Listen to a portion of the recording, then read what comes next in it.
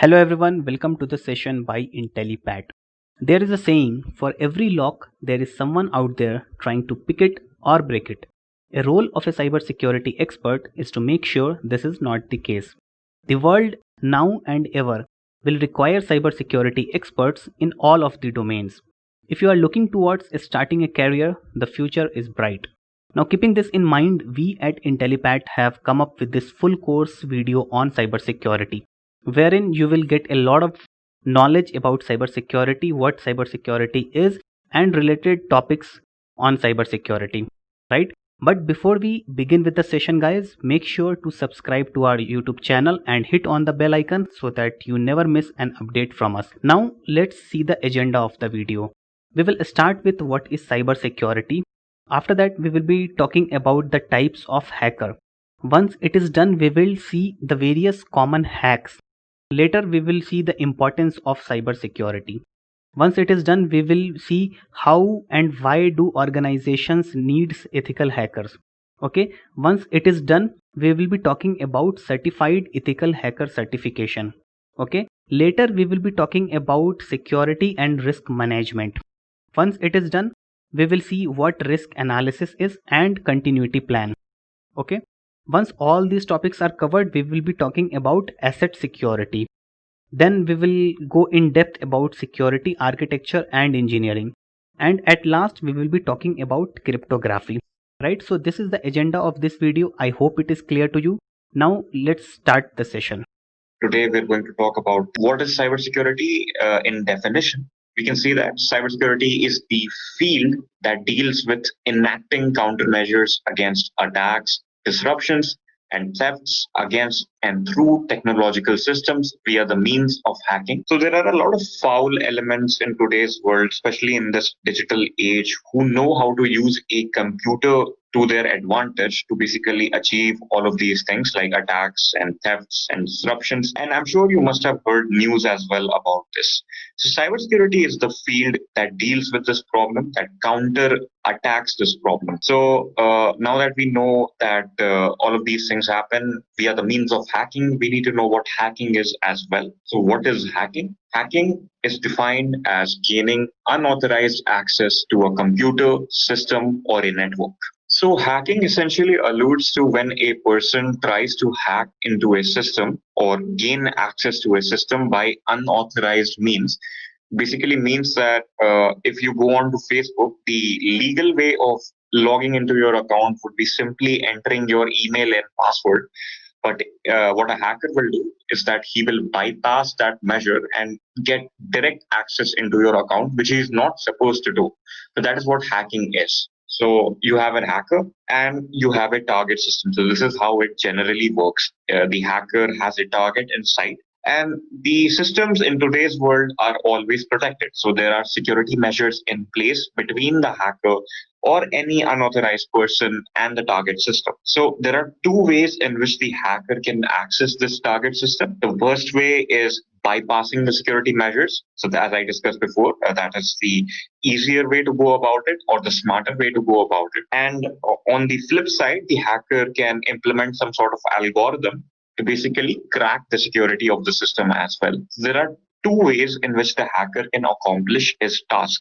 So let us take an example of one such cyber attack. So in 2012, the Shamoon computer virus, also known as the W32 disk track virus, because it affected W32 Windows NET systems, was used against Saudi Arabia's national oil companies. So a group named the Cutting Sword of Justice claimed responsibility for this attack, and it affected about 35,000 Saudi Aramco workstations. Now, Saudi Aramco is the petroleum company in Saudi Arabia. And this caused the company to spend more than a week restoring their services. So because of the sheer loss that was incurred by this organization due to this attack, this was termed as the biggest hack in history. Right.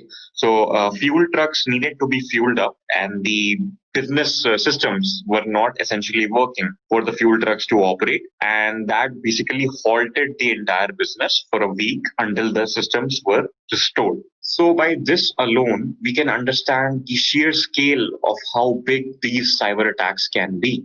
So there are a few types of hackers. So earlier we discussed in the Shamoon attack, a hacker that can be an anarchist group. There are other forms of hackers as well. So there is the black hat hacker, and there's a white hat hacker, and there's the gray hat hacker. So the black hat hacker is the hacker with malicious intent. Now, this hacker can be a thief. He can be hacking into systems for money. He can be hacking into systems to steal your personal information and sell it online. And he could be hacking just to have fun, basically, disrupt your day-to-day activities, disrupt your systems, or take your system on ransom. So this is basically what a black hat hacker is, a hacker with malicious intent. Now, polar opposite to that, you have the white hat hacker. Now, this hacker hacks with permission. So this hacker is usually a hacker that is working for an organization that does not want to be hacked. So the organization hires this hacker, tells him to basically hack into their own systems and find out the flaws and vulnerabilities in their system. So that is what the white hat hacker will do. And then there's the combination of the gray hat hacker and the white hat hacker. Now, the black hat hacker has malicious intent. The gray hat hacker most times will not have malicious intent. The gray hat hacker essentially does everything that the white hat hacker does, but without permission. Now, this could result in two things. What would happen is the gray hat hacker can take all of the findings that he has found to an organization and say that you have these flaws and vulnerabilities, you can fix them, and the organization can pay the gray hat hacker, or the organization can file a case against the gray hat hacker because of accessing their systems without the organization's permission. Now, naturally, the black hat hacker is absolutely illegal. The white hat hacker is legal because you're doing all of this with permission. And the gray hat hacker is obviously in the gray area itself because sometimes it could be legal and sometimes it could be illegal, but it's generally recommended to always go for the white hat hacker profession because it's the legal one. So please make sure you keep these things in mind whenever you're getting into the field of cybersecurity. So what is ethical hacking? Right now, just now we discussed what a white hat hacker is. Now, white hat hacking is a profession in itself and it's called ethical hacking. So ethical hacking is the authorized and legal process of finding out vulnerabilities, threats, exploits in a system or computer network through penetration testing, right? So penetration testing essentially refers to when you try all kinds of hacks and exploits onto a target system and find out in what ways you can access a system that is not supposed to be accessed by those means. So you're a white hat hacker and you've taken up the job of an ethical hacker in the cybersecurity domain in an organization. So you will hack a system with permission, and whatever you find, whatever your results are, whatever you're able to hack and whatever you're not able to hack, you'll log up a report for that, and then you'll send that report to your employer. So all of this information is then sent to the employer. Now it's up to the employer to apply the necessary security patches in order for these hacks to be basically ineffective against the target system. So next up, we can discuss some common hacks that are prevalent in today's world. So firstly, malware. So malware is the most common type of hack, and everybody I'm sure who's watching right now has come across this particular entity at one point or the other. These are essentially termed as viruses. For starters, these could be of 3 types or 4 types depending on the threat level that it carries. So we have Trojan horses. So Trojan horses pretend to be something else in our computer systems. They disguise themselves as something else, and they could be doing something like accessing key information about our computer, sending it online to some hackers. They could be doing that. They could be monitoring our system. Other than that, they could simply be installing ad scripts onto your web browser. So whenever you open up your web browser, I'm sure some of you have noticed the installation of some toolbars that were not supposed to be there. So these are essentially the tasks of the malware. You must have also seen some viruses that auto-replicate themselves and take up a lot of space in your system, and then you have to format your system entirely. So all of this comes under malware. And then you have phishing. So phishing is a sort of hack that basically alludes to taking the user's information, the login credentials of that user, for starters, for say their social media accounts or their bank accounts. So basically, what the hacker will do is he'll send you a link for a dummy website with all of these space areas, these input areas for your email ID or your username or your banking credentials. And if you're vulnerable enough to actually believe that link, and you don't actually verify the link, what that link is in your URL, if it's the correct one or not, you might enter those details, and what will happen is your details will essentially go directly to the hacker. And if the hacker is smart enough, what he'll do is he'll actually make the effort to redirect you to the correct page, so you never suspect what has happened in the first place. So that is what phishing is. And then we have SQL injection. Now, MySQL databases earlier and even a little bit today are very susceptible to hacks, because once the hacker gets direct access to your database, he can simply run a select script to get the information that he needs. Now, this could be about passwords. Say, if your database contains usernames and passwords, and the hacker is able to get the correct SQL statement into that database and is able to query your database with those credentials, he can get that information. And same goes for sales data or customers' private information as well. And then you have cross-site scripting. Now, you may have noticed, if you went on websites that are not HTTPS secured or certified, you might have noticed some pop-ups that suddenly spring up onto your web browser when you click on a certain link or a download button. Now, these are cross-site scripting hacks.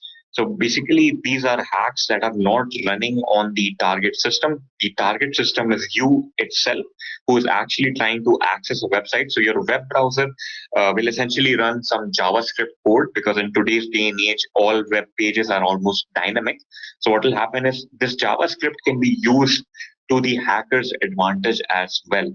So what the hacker will do is that he will write some malicious code in that JavaScript, and then your browser, in order to run the website, will run that code, and then your web browser or your system can get hacked due to that result. So it's always safer to basically browse websites that are certified and HTTPS secured. Then we have a high level of hack, which is called denial of service attack.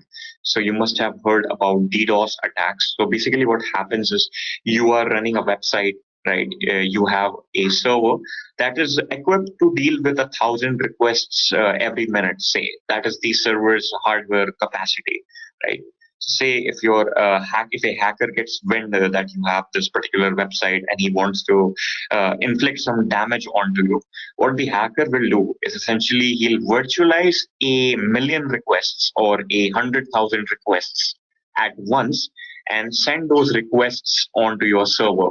Now, your server, if it's not properly equipped to deal with these DDoS attacks, what the server will do is that the server will try to process all of these requests at once.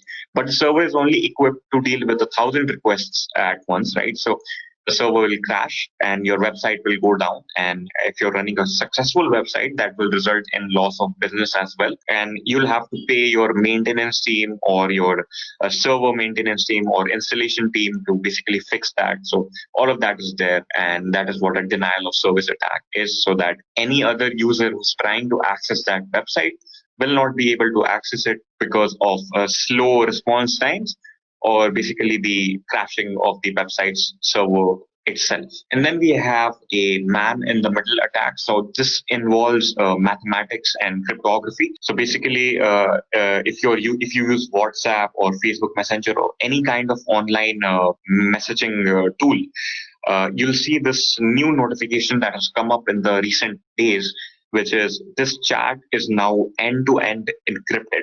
right?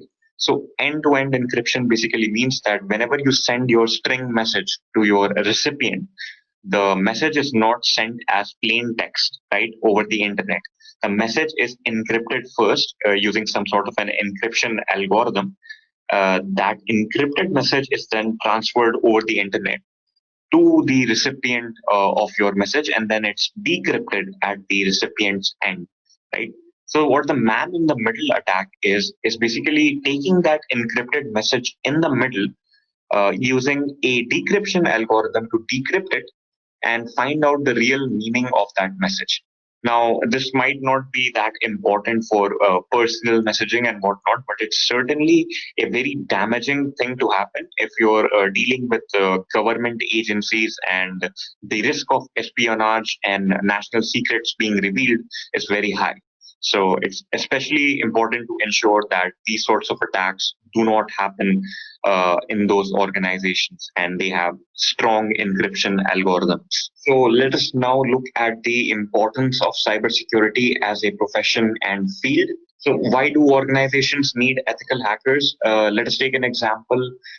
In short, the summary of this, and the source is Bloomberg Law, $7.5 million had to be paid by Google because of a vulnerability in their systems. Some information about their users were leaked. So information of up to 500,000 users were leaked and exposed due to the software glitches that the Google Plus website had. It is now defunct, but earlier it was existing there. You must have heard about Google Plus. So informations about those users were leaked, and the users basically sued against Google, and the settlement was about $7.5 billion. So you can see how costly it would get for organizations if they do not maintain cybersecurity in the services that they provide. So it's essential that these glitches do not exist, and an ethical hacker will do exactly that. The ethical hacker will test the databases, will test the website and the services, and ensure that these exploits do not exist. So hiring ethical hackers can save millions, if not billions of dollars for these organizations. And these ethical hackers can keep businesses securely afloat with the user privacy of that particular service under complete lockdown. So how to get a job as an ethical hacker? Right now, we've discussed all the basic terminologies and what the entire backspace is, the background is for this particular profession. How to get a job? So the best way to go about it is getting a certification. So you may be extremely skilled, you may be an amateur, but the best way to get an ethical hacking job is to get an industry accepted certification, a certification that is endorsed and accepted by the majority of companies all around the world when they're hiring for this particular profession. So a certification will essentially ensure to your employer that you have already been tested as a candidate. So you've already done your homework, you already know about the profession, you already know how to do your job tasks. And that naturally decreases your training cost. The employer doesn't have to train you in anything particularly. And then you can essentially get your job easier and get a competitive edge over other candidates. So how to get a job as an ethical hacker? What certification should you go for? And certification that I would recommend to you is the Certified Ethical Hacker certification. So what is this certification? Let us get into that. So essentially, the CEH certification, the short for Certified Ethical Hacker, is an industry accepted accolade by the EC Council. Now, the EC Council is an organization which issues these certifications. So similar to the CEH certifications, it issues other certifications as well. So by demonstrating the knowledge of hacking skills to access or assess security and vulnerabilities in a target system in a lawful and legitimate manner. So definitely you're getting a certification for ethical hacking. So you obviously have to be lawful. You cannot be a gray hat hacker in order to get this certification and get a job in it. You need to be legal and legitimate in your ways. So once you've gotten the certification, what does it certify? What can the employer be assured about? right? So the employer can be sure that the candidate knows how to approach the target with a mindset of a skilled hacker, right? So it's important whenever you're penetration testing or testing the flaws of a system that you know the best ways to hack into a system, right? Because a hacker will use the maximum means possible to him in order to get into a system. So you need to be one step ahead of the hacker in order to hack your system first and know how the hacker can hack into your system and not let it happen in the first place.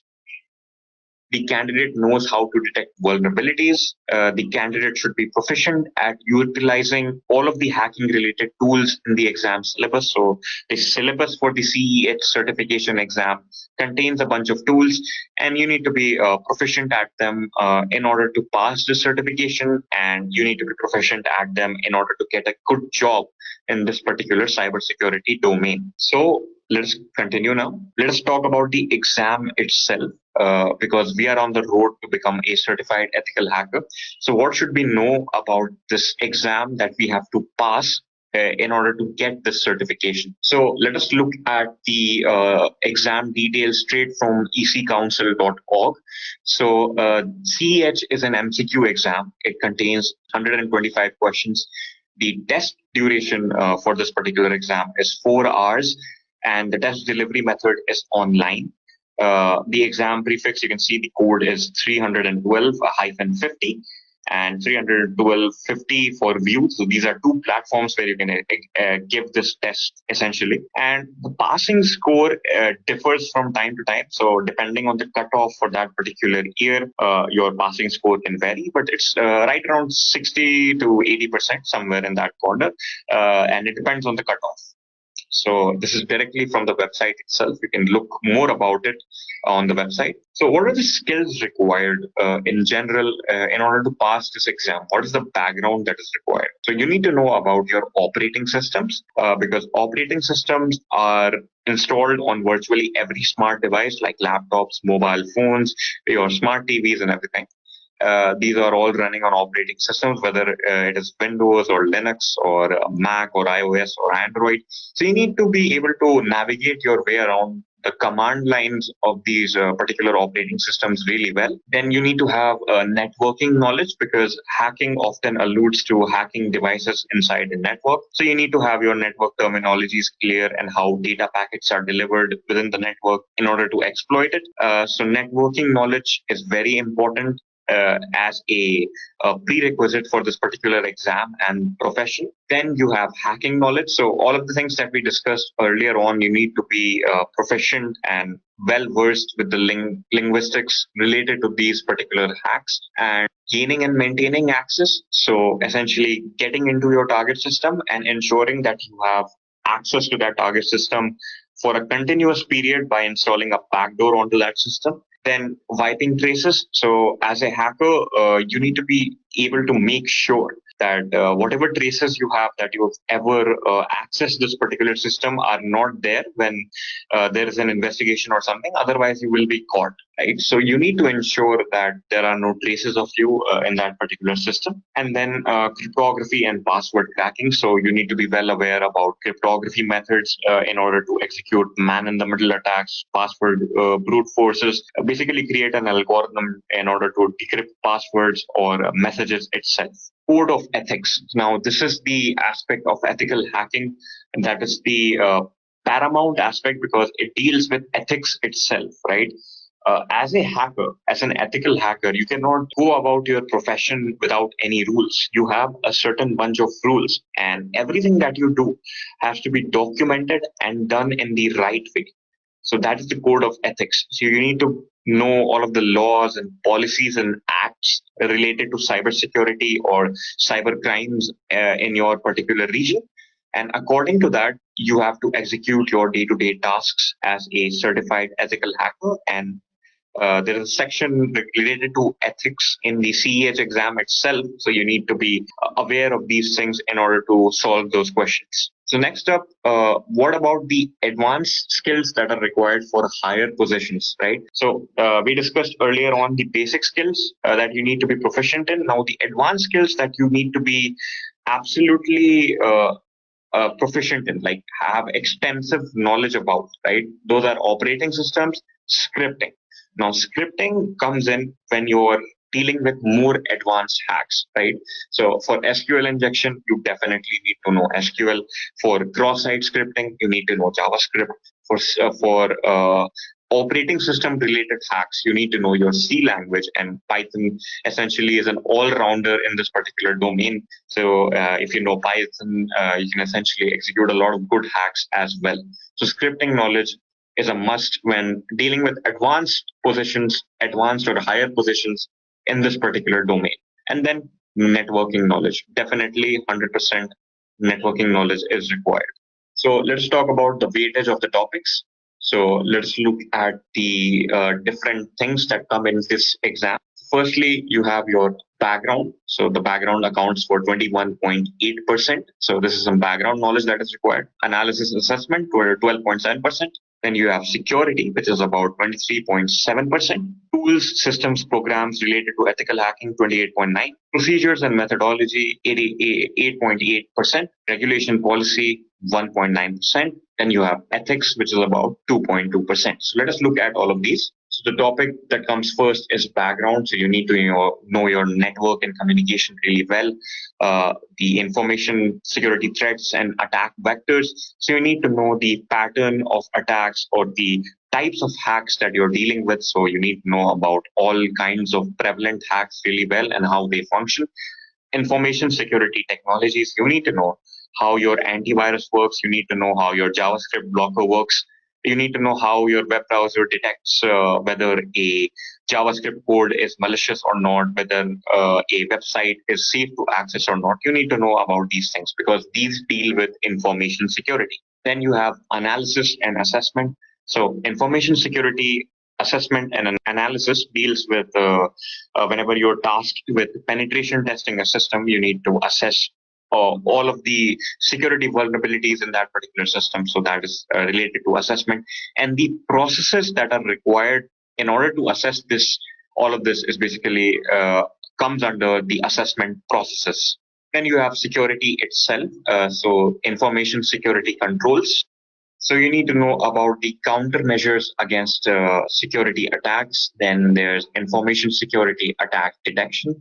So in order to do that, you need to know if your system is under attack. So the methodologies that deal with detecting this particular attack is called information security attack detection. Then you have information security attack prevention. So measures that are put in place to deter information security attacks are called information security attack prevention. So an example for that would be a firewall. Then you have tools, systems, and programs. So these essentially deal with the specific tools that are used on a day-to-day basis in the cybersecurity domain in order to deter these attacks. So these deal with information security systems. So essentially, whatever security measures are built inside operating systems itself and other software components, information security programs. So within those operating systems, you can install some programs as well in order to basically protect your system or detect any attacks or viruses in your system. So an example for that would be Malwarebytes and information security tools. So these tools essentially provide you with a dashboard to monitor and maintain the security measures on your system. Then you have procedures and methodology. So now we deal with a more complex science and study of dealing with the different types of attacks that can happen, right? So there are procedures that are to be followed. These exact procedures can help us deter most of the attacks. So we have to study these procedures. And there's also assessing the software's feasibility itself. So say you have an antivirus software, which is an information security tool, essentially. You have that software. And you need to assess the feasibility of that software against modern hacks, right? So in that case, you will use these predefined methodologies in order to basically understand if the tool is usable or not for your particular organization. So, what is regulation and policy? So, as we discussed before, the code of ethics. So, this regulation and policy essentially refers to that itself. You need to be aware about the information security laws, acts, and policies in whichever region you are, and for whichever region's organization you're working for. And then finally, ethics. So, all of the laws, policies, and acts aside, there are ethics of your own as well. So you need to have that clear in your head, because sometimes, even if the law says one thing, your company might be doing something that is on the wrong and might be expecting you to assist them in their wrongdoings. So, despite being employed by the company, you are not supposed to do that as a certified ethical hacker. So, some things you should know for yourself as well. And these also are included as questions in your ethical hacking exam. So, what is the average income of a certified ethical hacker? Now that we know everything about this profession and how you can go about it, the certifications that you require, the posts that would be available for you in the beginning would be certified ethical hacker, and the income for that would be $75,000 in the US and 7 lakhs per annum in India, and in the UK it's about 46,000 pounds. So this is the average itself. So this is not the starting salary of an ethical hacker or the maximum salary of an ethical hacker. This is what you get at an average. So the more proficient you become at your trade, the more advanced skills you learn as you move further in your career. This could increase to up to $150,000 in the US to about $300,000 to $400,000 as well. So that depends on the seniority of your position and the experience that you have in your particular field and the organization that you're working for, at the scale of that organization, essentially. When I say CISSP, it talks about data security. It talks about data security. So when we talk about data security, the data security can be, it is based on the triangle of C, I, and A. So when I say data security means if you want to secure your data, you should, you should always take care the CIA. Here C stands for confidentiality, I stands for integrity, A stands for availability. The data security means you should always, if you want to secure your data, you should always think about these three quadrants of your triangle. When I say three quadrant, you should, focus towards these three things in order to secure data in your organization. When I say confidentiality, confidentiality means your data should be remain confidential. When I say confidential, means your unauthorized user should not get access to your data. That's the definition of the confidentiality. What do we mean unauthorized user? Unauthorized user means those users who are not intended user to get a or access to your data. Okay? Confidentiality can be breached two ways, intentionally or unintentionally. Okay? When I say confidentiality is breached by intentionally, let's say I am a data custodian for my data. Means I am an administrator to secure my data. If I not take certain measures, if I not take care my data properly, then it would be a intentional, breaching of my confidentiality. When I say it would say unintentional, means I have taken certain measures, I have taken appropriate measures in order to secure the data, but still my data confidentiality has been breached. Okay? Because the hackers are always smarter than the administrator or the data custodian, isn't it? There are so many threats available for to breach the confidentiality. There are so many ways confidentiality can be breached.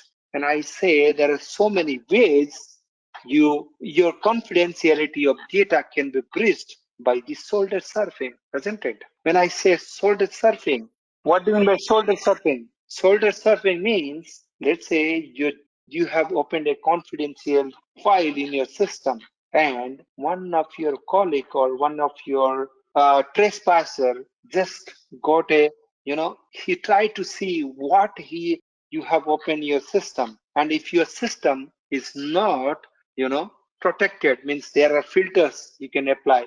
If somebody wants to see through the, through over your shoulder, he will not able to do it, because that will prevent, isn't it?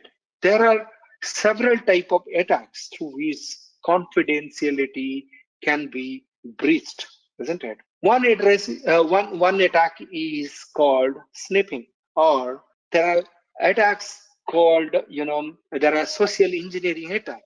So what do you mean a social engineering attack? Social engineering attacks means, let's say, I know Santi has worked with the boss. Just now she told me here in the firm.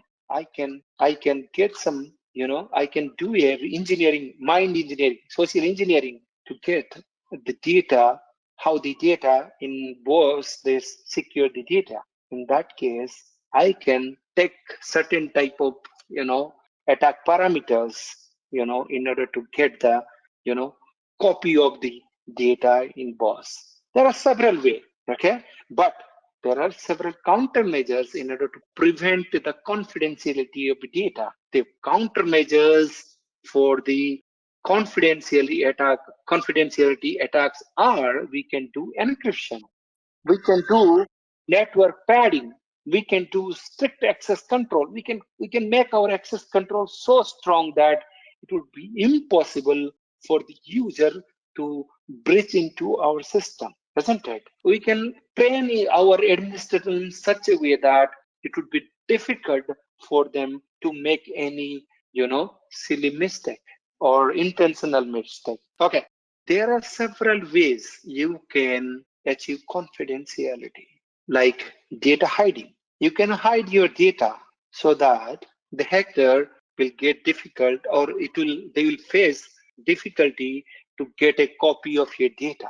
In that case, you can achieve your confidentiality. When I say data hiding, after data hiding, you should take certain measures for the countermeasure. You should protect your hiding areas. Otherwise, it will give a birth of a concept called security through obscurity. Security through obscurity. I'm writing this particular thing. If you want to search in books, you can find it. When I say security through obscurity, that means you will always feel that whatever you have done, it is appropriate. But hackers are always smarter than you, isn't it? That's why you are seeing, if you will open the newspaper or if you'll go to the any social media to search like how many data breaches happened this year, you can find so many data breaches or so many company got hacked by the hackers, isn't it? So you should hide your data, and you should take certain measures, like the hiding area should be, properly secured, so that it will not be a data security through obscurity. There is like another concept called seclusions. Seclusions, let me write this seclusion meaning. Seclusion is this. Seclusion means you can put your data, confidential data, out of path. Means, let's say you have a exit path to internet, and you have a ingress path to your company. You should not keep your confidential data in that particular path. You should keep the confidential path, confidential data in such a way that if hacker will breach your normal ingress and egress point of your company, they will not get the confidential data so easily. There is another concept you can implement in your company so that you can achieve confidentiality, that is called isolation. You can put your data into a isolated area so that the disclosure would be difficult. Is it correct? Okay. Now let me take you through the integrity, the second pillar of the CIA triad or the triangle. Integrity means unauthorized user should not modify your data. There are three standard golden rules of integrity. There are three golden rules of integrity. One, authorized user should not make any changes. Second, unauthorized user should not make any changes. And third one is data should maintain internal and external consistencies.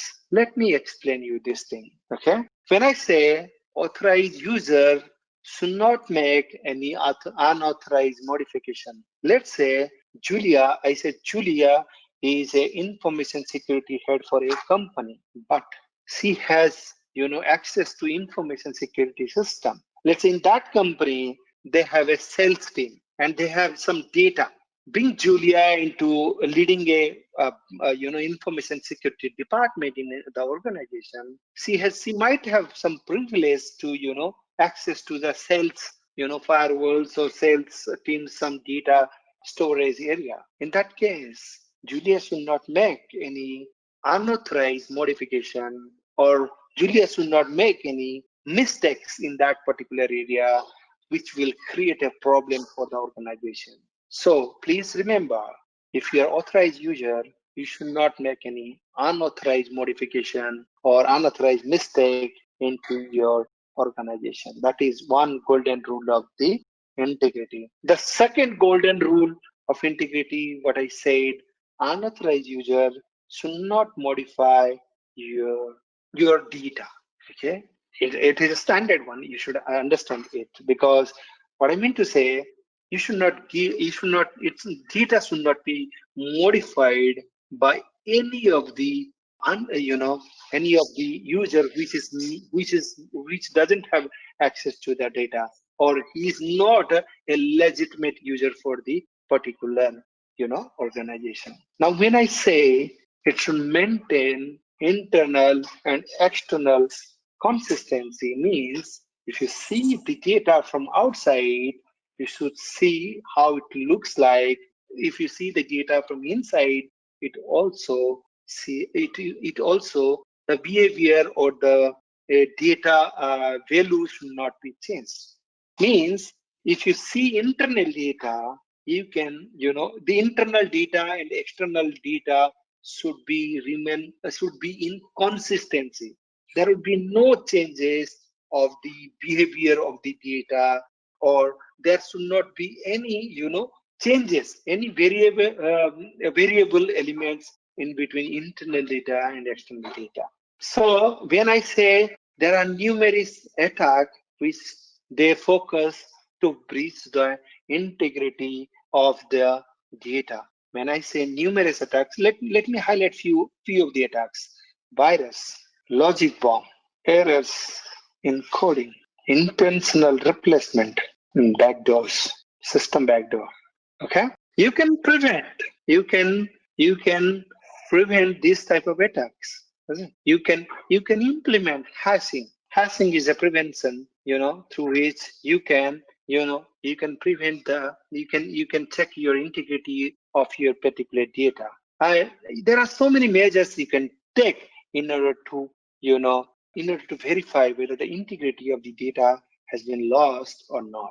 When I said integrity has been violated, integrity violation could happen by intentional and unintentional way also. When I say intentional way, like same like which I said in confidentiality, if you have not taken the right measures, then your integrity could be breached.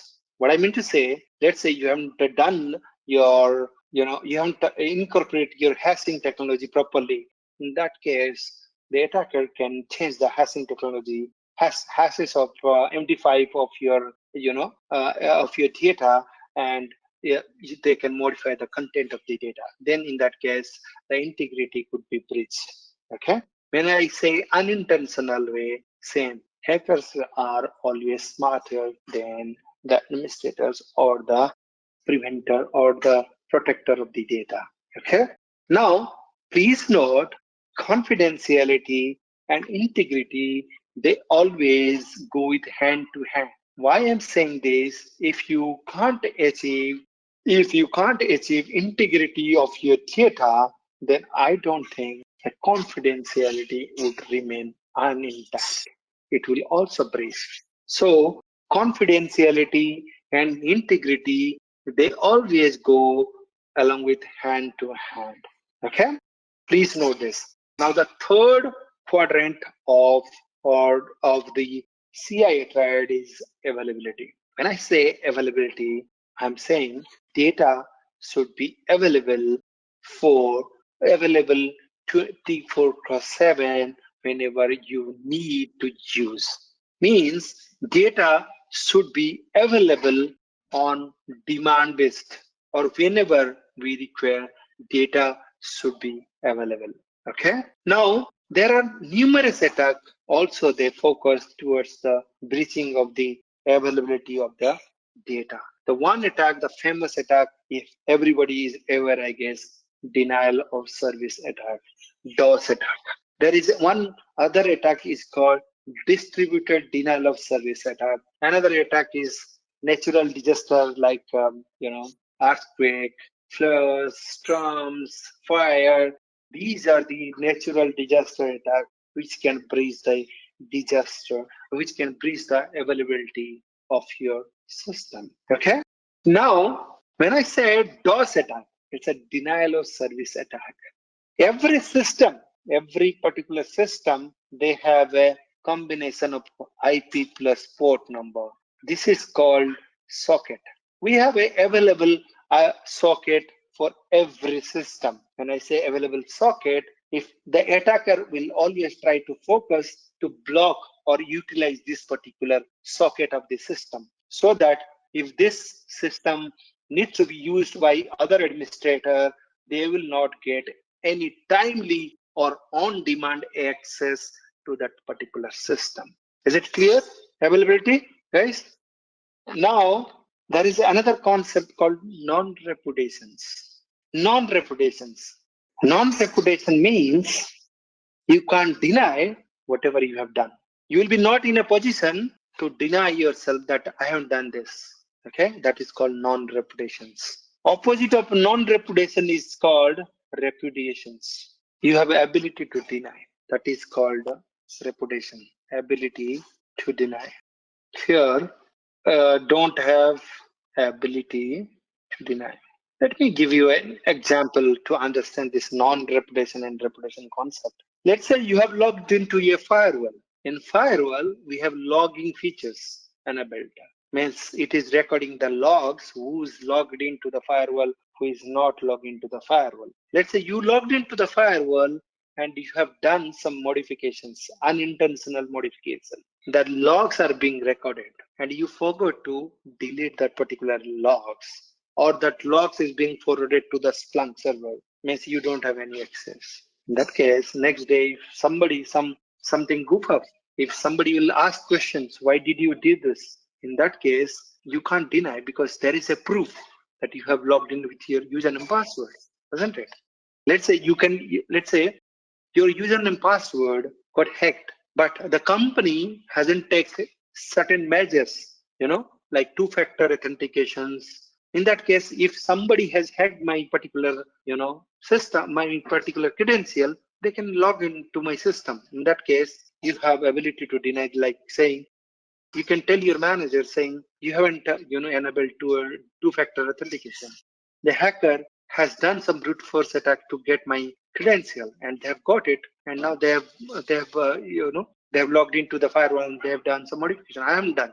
You can check, like it was never came from my system. You can check the IP address, from which IP address the hacker or I have been the user logged into the particular firewall in order to do any modifications. In that case, you can be saved, isn't it? So is it clear non-reputation and reputation concept? Okay. Now there are some other security concept which which go along with CIA in order to provide security, data security to the organization. That concept is called AAA service. When I say AAA, A stands for authentication, A stands for authorization, and A stands for counting. Okay, actually, this is AAA service, but we say IEEE. Okay, I means identifications. Okay, and A means authentications, A means authorizations, and last A means auditing. And then one more concept is there called accounting. Okay, so when Santi asked me a question like, we have a proof that you have done that. That means you have recorded a log, isn't it? That means you have done the auditing, proper auditing in your system. That means you have proper recording of a log in place in your organization. Now, when I say identifications, identification means basically it's your username. Basically, your username to log into any system. It's basically when you try to log into your system, it is the username, the first entry you put in order to log in. I can give you another example of the identification. Like you can swiping your smart card, wearing your proximity device, saying a phrase, speaking a phrase. Okay, these are your identification or process ID of a Linux system. Every process in a Linux has a process ID. Process ID is just the identification of your system. Okay, when I say identification, it's a mandatory thing in order to log into any system. If you don't have identification, then you don't have power to log into particular system. Now next one is authentications. Along with the identification, you need to provide you need to provide your password. Combination of your identification and password you will put so that you will able to log into particular system. So when I say combination means you should put your password along with your username to log in to particular system. And when I say authentication is a mandatory thing so that you will able to log into particular system. When you logged into a particular system, then you have there is a concept called default to none. There is a concept called none. You don't have any power to do any modification to any of your company or any of your system. What I mean to say, you join to, let's say you are hired to a new organization. And when you are hired to a new organization, you have been your username and the password has been created by the administrator.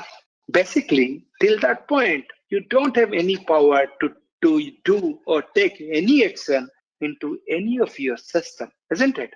The next one is authorization. Authorization is decide what you can do when you log into a particular system. When I say it will authentication, particularly, it will decide what action you can take into your system.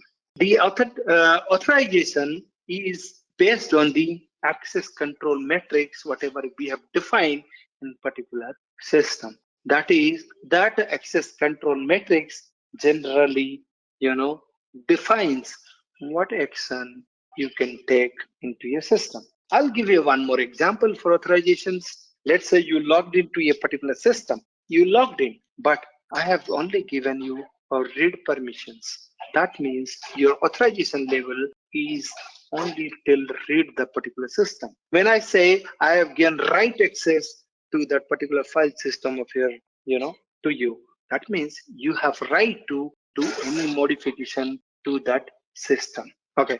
Next one is auditing. Auditing means monitoring. As I have already given one example, auditing means recording the logs, recording your events, what you are trying to do in your system. And this auditing would be helped to make you countable. If you have done auditing properly, then you can accountable. You can hold somebody accountable for his particular work. The example I have given, non-reputations. Non-repudiation is always dependent to your auditing and accountability. If you haven't done your auditing, monitoring properly, then you can't achieve non-repudiation in your environment. Okay. The next concept is protection mechanism. You can, along with this particular CIA plus IEEE, you can apply some protection mechanism in your organization in order to protect your data. Let me write some of the protection mechanism concept quickly. Layering, abstraction, encryptions, data hiding. Let me quickly tell you the concept of this data protection mechanism, what I have wrote here. When I say data protection mechanism, you can protect your data by applying those mechanisms as well. When I say layering, you should protect. Layering means defense in depth. Defense in depth. When I say defense in depth, you should not put your data with one security controls. Let's say this is confidential data. You should not put your one perimeter in order to breach your particular data. You should put layering. The layering means you should put your protection mechanism in linear fashion. Linear fashion means one after another. If somebody has breached this, he has to breach this one as well. If this two has breached, they have to breach this one in order to get a copy of your data. That is called layering or defense in depth. Now, next one is abstraction. Please note, abstraction provides efficiency. When I say abstraction provide efficiency, that means you can put your similar kind of data into a group. Abstraction means group. Similar kind of, let's say these are my sensitive data. You can group them and you can put in such a way that you should put your control in such a way that the data should not be breached so easily. Okay. Now encryption. Encryption means changing the meaning of the original meaning of the data. You should imply or you should configure encryption in order to prevent your you should embed it, or you should incorporate encryption in your environment in order to prevent or protect your data in your organization. The last one is data hiding. The data hiding is another concept, like I said, security through obscurity. You should put your data in such a way that the hacker will struggle to get a copy of the data. So that data hiding, you should also prevent your hiding area, so that the hacker will face so much of difficulty to get that particular data. Now we should start about goal, mission, objective of a company. What is my goal? What is my mission? What is my objective of an organization? When I say the goals, mean it provide a overall context for what the organization wants to achieve in particular time period. When I say organization is trying to achieve, basically, what is my goal? My goal is to be 5 billion company in 5 years down the line. Okay. When I say I need to be a 5 billion company, then I have to think about, like, if I will be not 5 billion in 5 years, I will be not able to survive. So mission, the second concept is mission. Mission means it is a statement of the organization purpose for the reason of existence. That means if I will not reach 5 billion down the line, 5 years, my organization must not able to survive. That is called, okay, let me share some of the the now next one is objective. Objective means the objective are the maps used to reach the goal of the organization. What I mean to say, in order to reach in order to make 5 billion revenue, I will take certain measures in order to be a 5 billion company in market.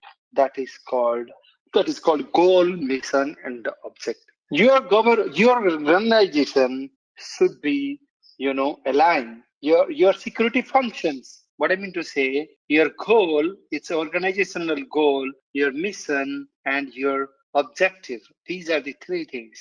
Now, these three things is from the organizational level. Okay, your security functions in an organization. There is a security function, different security department, right? This security function should align to this goal, mission, and objective of your company. So we should make our security policies, we should make our security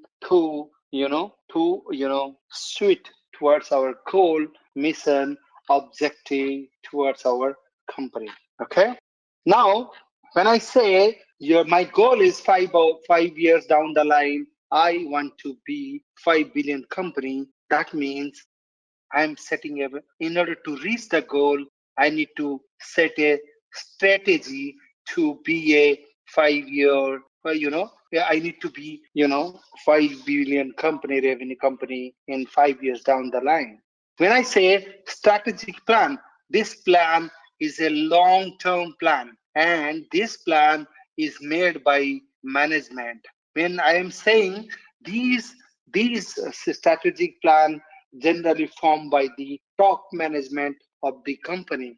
When they prepare a strategic plan to support organization goal and organization mission and objective, they will prepare in such a way that it will suit to their they should reach to that particular goal. When I say strategic plan, it is like the top level plan. The next plan is your tactical plan. Tactical plan means it is the mid-level plan.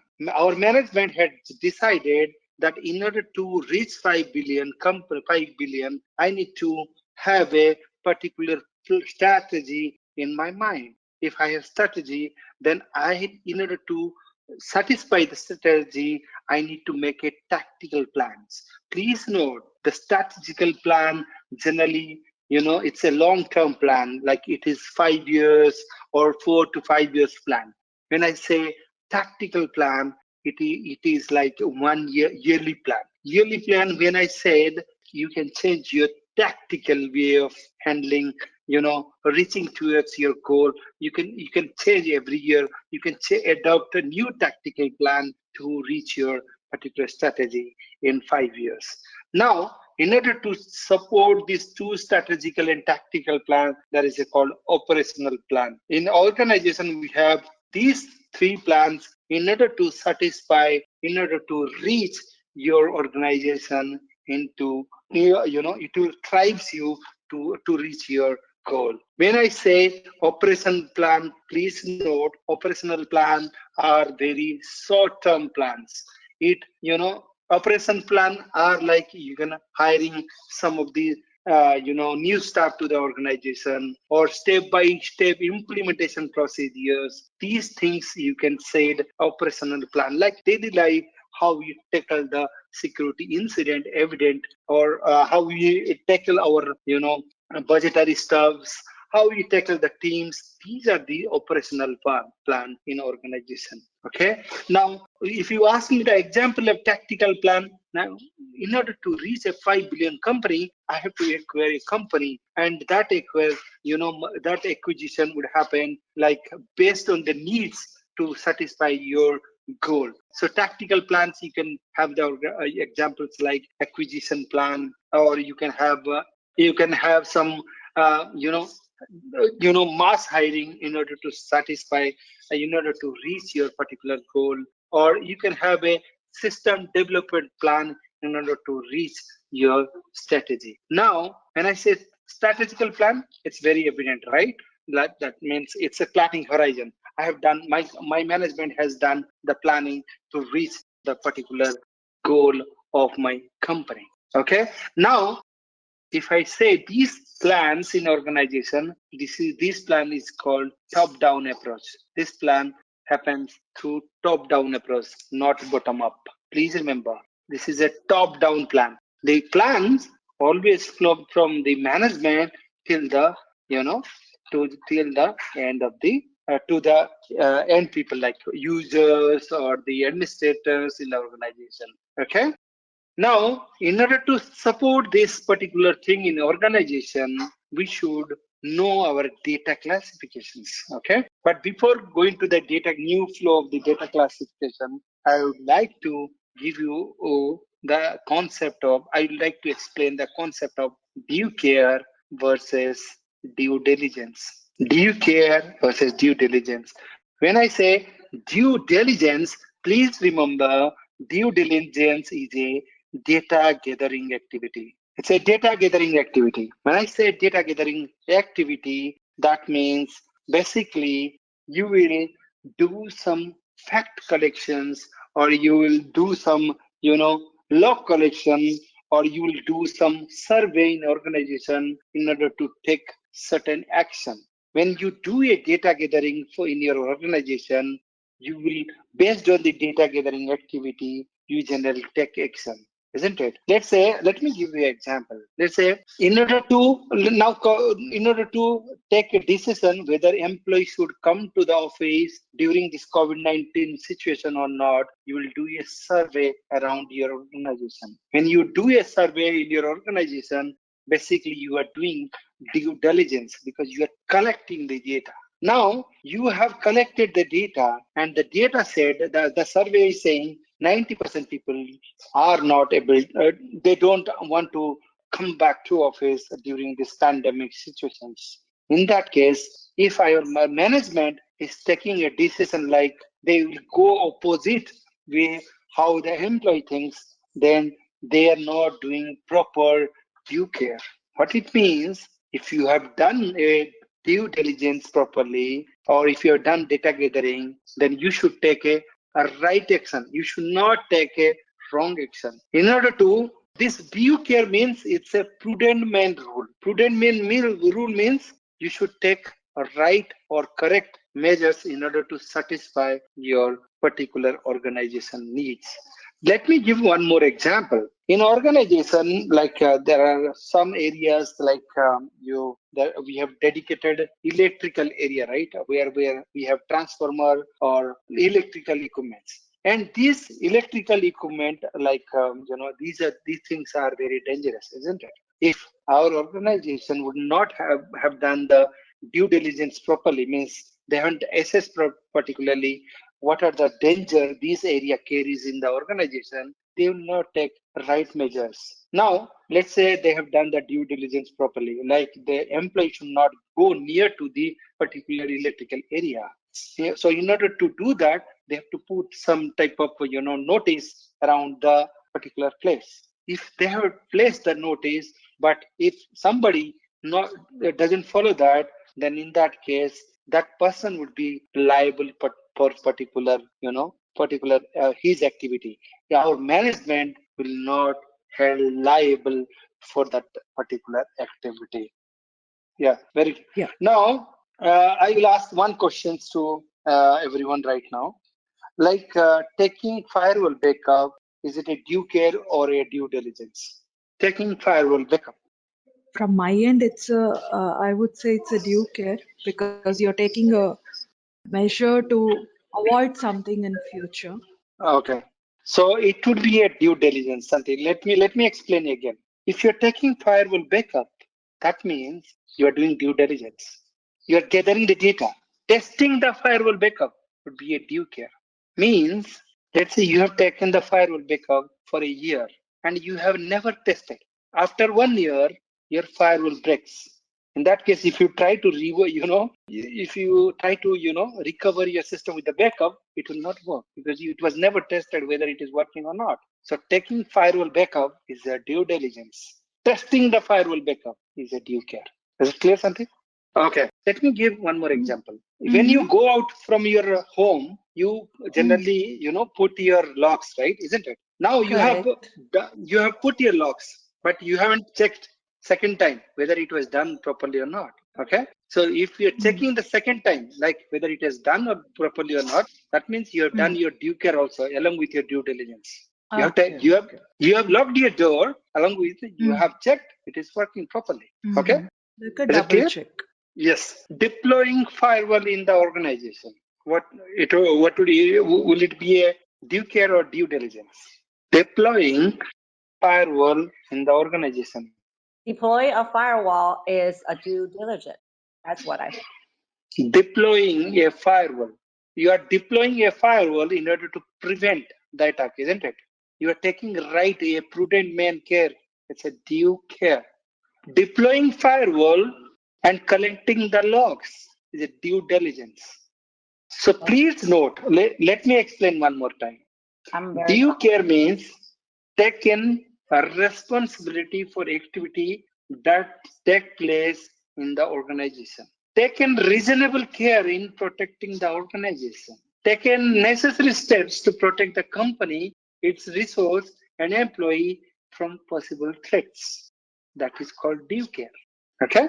If you are not doing your due care properly, then you are doing negligence to the organization. When I say doing negligence, then you might be, held responsible if somebody fire you in the court. Let me give you one more example of due care and due diligence again. Let's say there is a wet floor in your organization. There is some issue of the floor. It always keep wet. It is always wet. Your company knows, your management knows, or your facility manager knows that that floor is wet.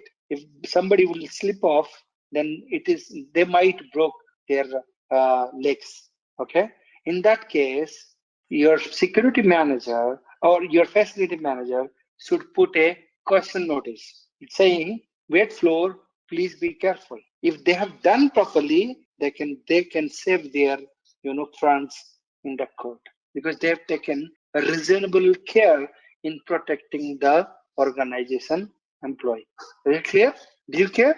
Yes. When I say due diligence, please know it's a data gathering activity. Now let me ask one more question. Training employee in security awareness or training employees in security awareness, is it a due care or due diligence? Now, training employees in security awareness. Basically, you are training the employee in your organization that you are taking reasonable measures. You are awareing. You are not doing any survey. You are not collecting any data. You are just making awareness among your employee. It's a due care. Okay? I have to study this a little harder afterwards. No. It's very easy. Try to think what I'm saying. Whenever I'll say, just think in this way. Whenever I'll ask a question for due care and due diligence, is it, towards collecting the data or gathering the data? If not, it will be due care. And other way of thinking is when I say you should take right measures, you should take reasonable measure to protect your organization. That is a due care. When I'm saying I'm giving training to my employees or I'm giving training to my personnel in organization so that they will be aware of latest threat. That means I'm creating awareness, isn't it? I'm creating awareness in mind of my employees so that they can well burst to the attacks what is going to happen to the organization. In that case, to be a due care. Is it clear? Okay, then what is due diligence again? Sorry. Due diligence means it is a data gathering activity. It's a data gathering activity. Data gathering means it's a data collecting activity, you can say. Okay? Basically, putting firewall and collecting the logs, taking backups. I'm gathering the data. Testing the backup. I am testing the backup. I'm taking a reasonable care so that the backup I should make sure myself this backup will work during the critical situation of the organization. Is it clear? Okay. Shall I ask one more question? Last question. Doing survey to find out whether I should give gift to the personnel or employee in our organization. Will it be a due care or due diligence? Even I would go with diligence. Yeah, it's a due diligence something. That means you have understood correctly. Okay. So please remember in this way, when I say it's collecting some information, that means it's a due diligence. When I'm saying I'm not collecting information, I'm asking whether you have taken right certain measures in order to protect the data or not. Okay, is it clear? Now let's go to next topic, is called, organizational process. In organization process, we should know our data. We should know our data, and we should know how critical is the data for the organization. When I say how critical is my data, that means I will think about, let's say I have 1 TB of data. If I know out of 1 TB data, only 10 MB data is critical for me, then I can only protect 10 MB data with high protection. I should be put all the protection mechanism like layering. I should put encryption. I should put all the security mechanism in order to prevent. But I should not think about all 990 MB data, isn't it? I should give minimum level of security because that data is not important for me. Is it understandable? Now, when I'm saying this data classifications, in order to know which data is important for me, for my organization, I will do data classifications. Classification means I will segregate data based on their sensitivity, based on the criticality. Now, what is the objective data classification? The objective is very simple, to put right controls. In order to put the right control, we should do the data classification. So what is the goal of data classification? In order to find out a right security control for the data. When I say a right controls of my data means I should not provide equal level of security to all data, all type of data in my organization. I should know which data is critical for me. I should know which data is important for me. When I say I need to know which data is important for me, then I have to do data classification.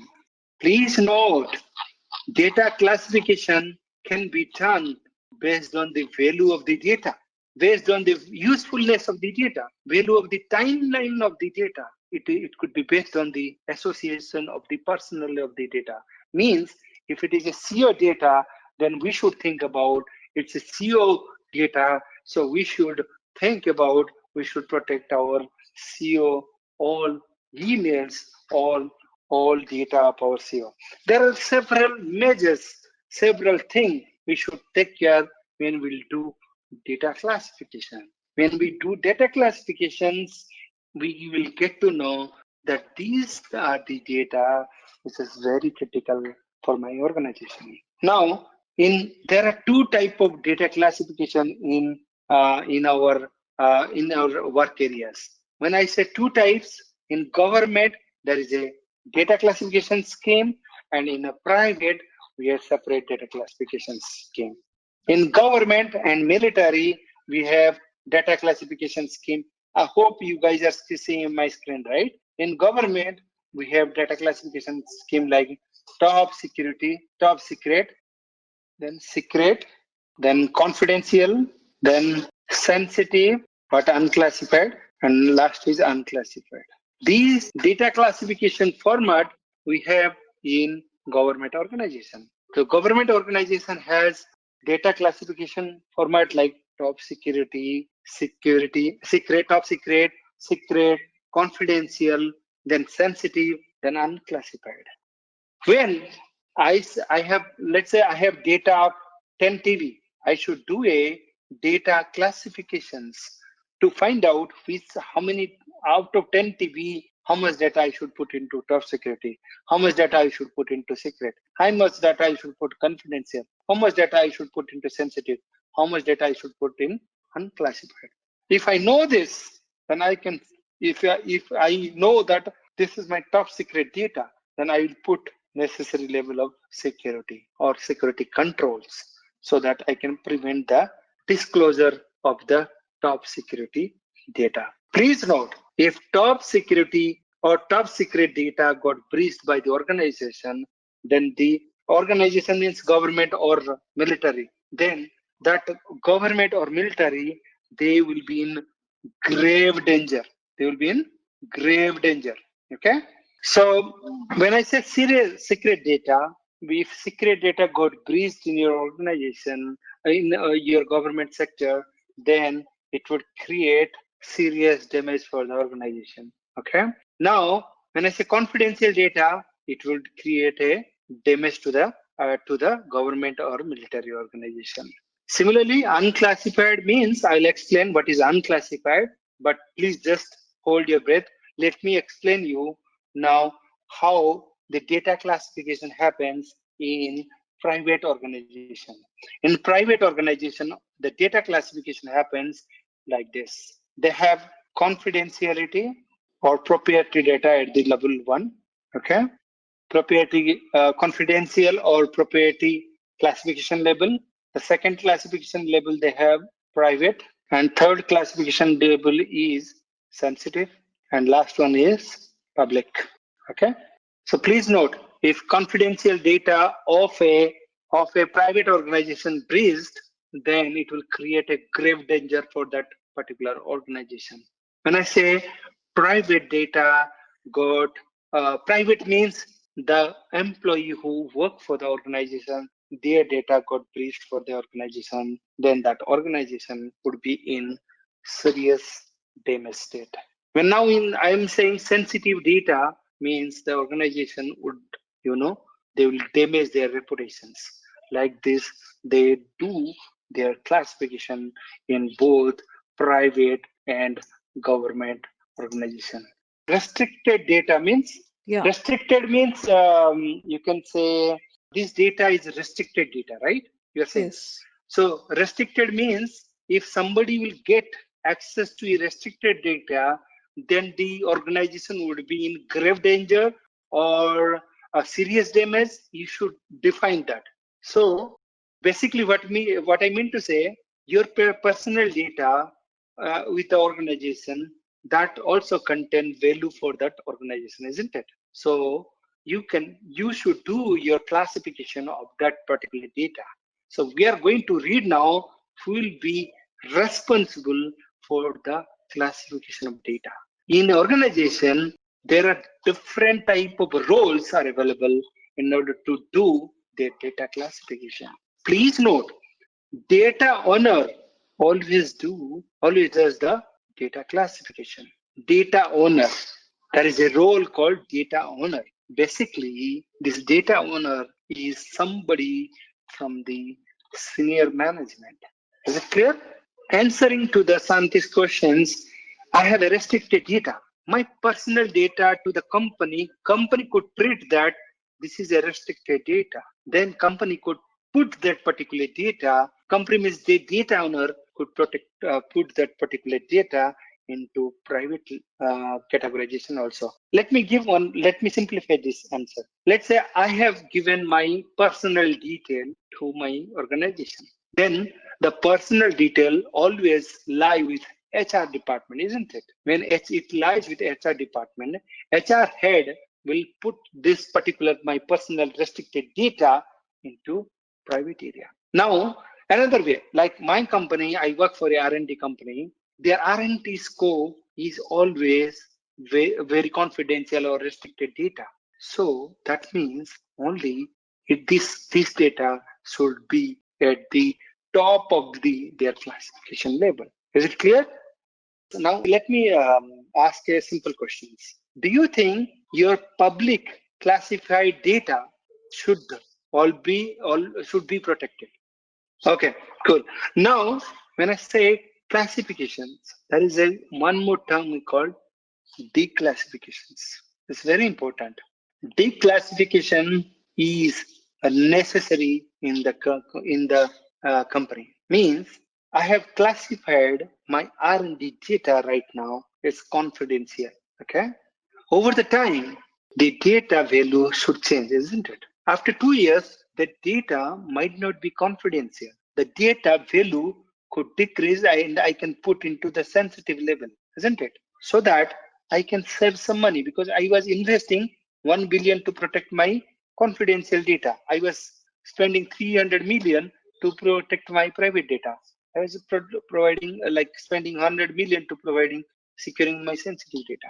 Are you able to follow me? So you should have declassification, means you should declassify your data, or you should review your classification scheme very frequently. You should review your classification of your data, okay, in order to save money. Okay, now let me tell you who does what in organization. There are different roles in the organization. There is a role called data owner. Data owner is somebody from the top management, is the person who is responsible for data classification. Please note, data owner is the ultimate responsible for the data protections. If your data got breached, then the ultimate responsible person would be the data owner. Okay? If your data owner haven't done proper due care, then he will be held responsible in case of data breach. A second point is their second role called data custodian. I have done the data classification in my organization. Now I can hand over, I'm from management, I have done the data classifications. I can hand over to a person who will maintain the data. And that person is called data custodian. Data owner hire data custodian who maintain the data, means it will take backup, it will take regular health checks of the system, it will validate the data integrity of the system, it will check whether the data is properly in certain shape or not. This data custodian hires somebody called data steward. Data steward, please note, he checks whether data is fit for use or not. Okay. Basically, data steward responsibility is to check whether data quality is maintained or not. It's a optional responsibility. Please note, it's an optional responsibility. It's not a mandatory responsibility. Data custodian also can do this particular data is fit for use or not. He can do, but he has he has authority to hire somebody. I'll give an example. Our management has done the data classifications, data owner. He has given to security team in order to maintain the data, like check regular logs whether a hacker is trying to attack me or not, take regular backup or not. Now my department hire a data analyst who will check whether the data integrity is maintained, whether the data is fit for use or not. Over the time, he will check the data is in good shape or not. Okay. Now another responsibility. So you understood this chain? I guess you are understanding. So next, if you are not stopping me, then I will continuously move on. Next responsibility is user, the end user, who use the data, isn't it? Like us in our organization. Now there is one more responsibility is called security professional, like the InfoSec team in organization, security professional, the InfoSec team in organization. What they do? Basically, they check is there any attacks or is there anything happening which will hamper the particular data integrity or something. Please note, the InfoSec team could be also, data custodian as well. Okay. Now, let me tell you some concept. Okay. Now, I have, due care. I have understood due diligence. I have done classifications. I've done everything. Okay, isn't it? Now, if I will not take a necessary policy, do you think this thing would be maintained smoothly in the organization? I don't think so. We should make a security policy so that, we should formalize our security policy so that if somebody violates anything, then there will be consequences. So security policy is a broad statement produced by the senior management that detects the role of security within the organization. Is it correct? Is it clear to understand? Now, characteristic of security policy. Security policy should be non-technical. When you write security policy in your organization, or the management or the data owner or the top management, when they write the security policy, it should not be technical. It must be generic, non-technical, and easy to understand. Please note this point. It must integrate security into all business process and function. Santi, what do you think? Your business should drive the policy or your policy should drive the business? Your business should drive security policy. Your security policy should not drive the business because we are getting money from the business, isn't it? Please note the security policy must be reviewed and modified periodically or the company environment. When the company environment changes, the security policy must be modified or reviewed.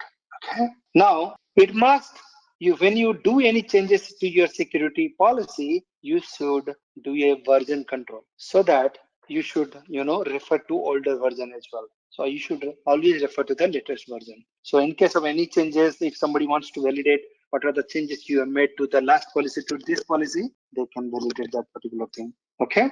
Now, type in organization, there are three type of security policy. They are like organizational specific security policy, issue specific security policy, and system specific security policy. Let me write it. When I say the security policy could be three types: organizational security policy, issue specific security policy, system specific security policy. When I say organization specific security policy, it focuses on issue relevant to every aspect of our organization. When I say issue specific security policy, it focuses a specific service, department, or function that is distinct from the organization as a whole. When I say system specific security policy, it focuses on individual system. Let me give you an overview. What do you mean by this organizational security policy? What do you mean by issue specific security policy? What do you mean by system specific security policy? When I say organizational specific security policy, it is a security policy.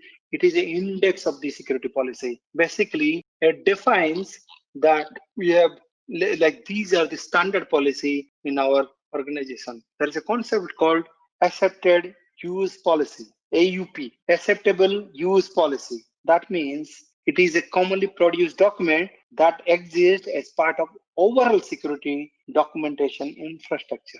Acceptable use policy defines like if you are getting a system from your company, how you should use that particular system. You should not use for any particular your personal stuff, or you should not use for particular that type of particular that system for any specific work related to your personal job. If you will violate acceptable use policy in your organization, there would be a penalty. There could be termination from the organization. So please, if in organization, the organization specific security policy should be, you should abide by the organization security policy. If you violate the organization specific security policy, then there will be a consequences. Every time there will be a consequences. Like I'll tell you one security policy. You should work at least 8 hours in a day. The work time would be 8 hours. If you're not maintaining 8 hours, you might get some notification from the management or from your management saying you are not maintaining what was the agreement when we hired you to the organization.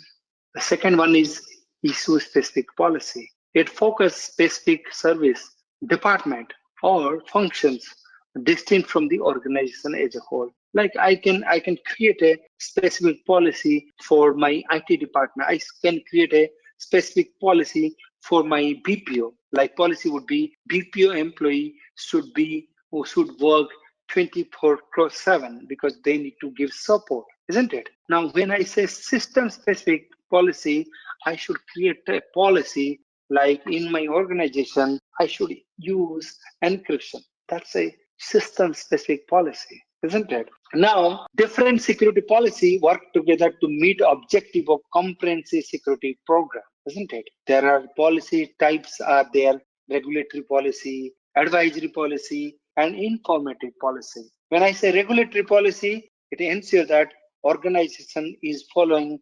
industry-specific regulation or standard. Examples of regulatory policies are HIPAA, PCI DSS, etc. These are the standard policy. Let's say you work for credit card company. The card company should follow the industry standard PCI DSS. When if you are working for any European, or if you are working for any European company, you should follow you should abide by the GDPR. Okay. Similarly, you should, if you are dealing with any private data of your organization, you should follow HIPAA. Yeah. Now, second one is advisory policy. When I say advisory policy strongly advise that employee or user on the type of behavior, like your behavior, like what should be your behavior in the organization. Advisory policy strongly advise the employee, saying what type of behavior and activities to be followed in the organization. Examples are policy for handling medical or personal data.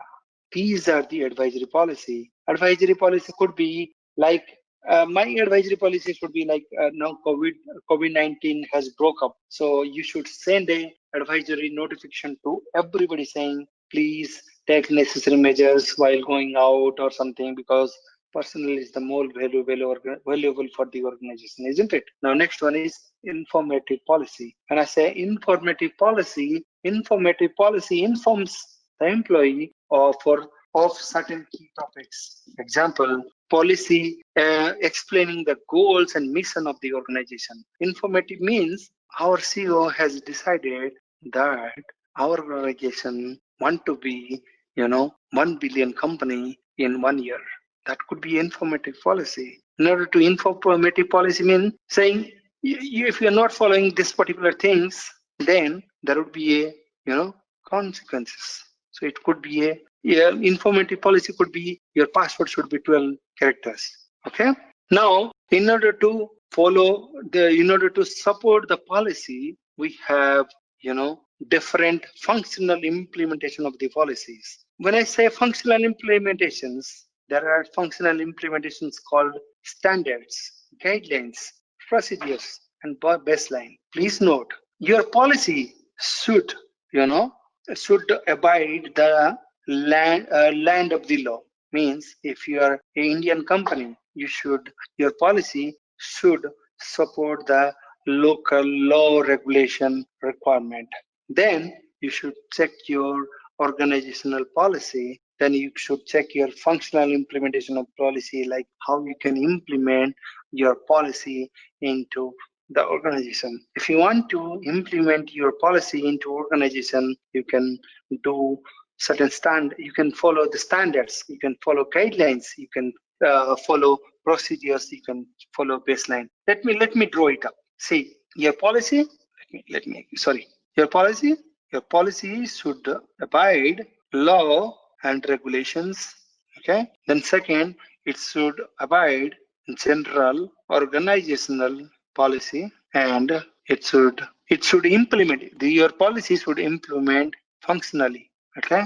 When I say functionally implementation, you should implement. You created a policy, but if you will not implement your policy functionally, then it is useless, isn't it? In order to implement the functional policy functionally, you should do standards. You should do standards. You should do guidelines. You should follow procedures. You should follow baseline.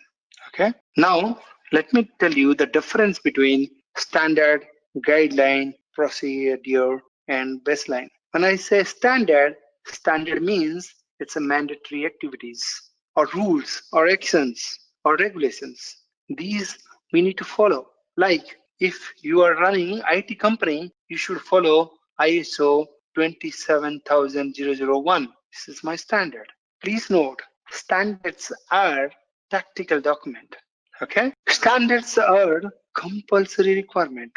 If you're running an IT organization, you should follow ISO 27001. So standards are compulsory requirement. Okay. Now coming back to the procedure. Procedure is nothing but it is the step-by-step task. It is a step-by-step procedure complete or achieve certain objective or certain task. Okay. So like you can example of the procedure is writing a run book to achieve critical activity. That is a procedures. Okay. Now, when I say procedures, you can say it could be like procedures are. I can give you an example. In order to upgrade your firewall, you should follow like take the backup, then you should do take the backup, then you should move the backup to a different into a separate folder, then you should start implement upgrading the standby firewall, then a primary firewall, then again do the post check, pre-check properly. These are the like procedure we should follow. Now when I say baseline, the last one, baseline, please note it is the reference point. Means this is the minimum level of security that every system must meet. Okay, it's a reference point. Means let's say my company has decided that my baseline for my all computer should be Windows 7. That should be the minimum, isn't it? If it is not Windows 7, then that company should not be that particular system should not be admissible for work in organization. Then that's my baseline. Okay, is it clear? Now guidelines. Guidelines refer as a guidelines means let's say you want to reset your security, your password, your window login password. In that case, you will follow that. It is that particular steps in order to do the particular password reset. Your password should be 12 characters or 7 characters, one uppercase, one lowercase. So you should follow that particular guidelines in order to do the password reset. Now, let me give you some overview the personal security. Do you know in organization, personal is the more valuable things than any other stuff in the organization. Means the employee are the more valuable things in the organization. Okay. When I say personal are the more valuable thing, there is a other way of that also. They are the most dangerous thing for the company as well. Personals are the dangerous and more valuable things in the organization, isn't it? They are the more vulnerable person and they are also more valuable person. When I say vulnerable means they are the weakness for the organization, isn't it? And when I say they are more valuable person means if your employees are not secure, then your company is also not secure, isn't it? Now, let me take you through some of the by giving some example or take you through a scenario like how somebody hire in an organization. Okay, when you hire somebody in an organization, okay, like first what you do, you when you hire somebody, when you try to hire somebody through your operational requirement, you create a job description, isn't it? You create a job description, you float the job descriptions to the consultancy, or you float to the job description through your HR, and that job description goes to market, and they try to based on the job description, they will try to find out the suitable candidates from the market. When they get a suitable candidate, the candidate goes through several interview process, and they find out that once they once they clear the technical rounds of interview, the company offers the offer letters or enrollment letters, or you can say like they extend their contract to that particular employee that you can work for us. When company offers the offer letter to that particular employee, they go to the next step, and the next step is they particularly do a background verification, so that the company will make sure whomever they're hiring from the market, that person should not be a criminal. That person should not have any criminal background. That person behavior should be good, isn't it? That's why we do a background verification. For your information, I think Julia, correct me if I'm wrong. In US, when they do a background verification for a particular employee, they also do the drug test. They also do. They can. Yes, True? background check and drug tests are separate. So some employer do 3 tests: FBI, criminal record, drug test, and also background. And some employer only do 2, some employer only do 1. So it depends. Yeah. So the company is entitled, or the company is eligible to do the drug test for that particular employee. When they hire that particular person, then the next step, if your background check comes out clear, then the next thing, when the employee joined the company, the first day, along with the signing the offer letter, they sign something called NDA, non-disclosure agreement. Means that day you sign to a bond with the organization saying, I will not disclose any of the confidential data which I'll be tackling or dealing with the company. I'm not going to disclose that particular confidential data to the market. That is called NDA. Now there is an additional concept called NCA, non-compete agreement. When we sign an NCA, let's say I have been hired for a R&D organizations. So in R&D organization, let's say, let me give a automobile example. Let's say I have been hired by the Audi. Then Audi's competitors are there, like Mercedes-Benz. They have like BMW and Tesla. These are the competitors of them, isn't it? Let's say I have been hired by the Audi, and I'll be going to work for the R&D project, which would be the future of the Audi. That will decide the future of the Audi. But somewhat, I got the knowledge of that particular R&D division, and I can switch back to next company without. Okay.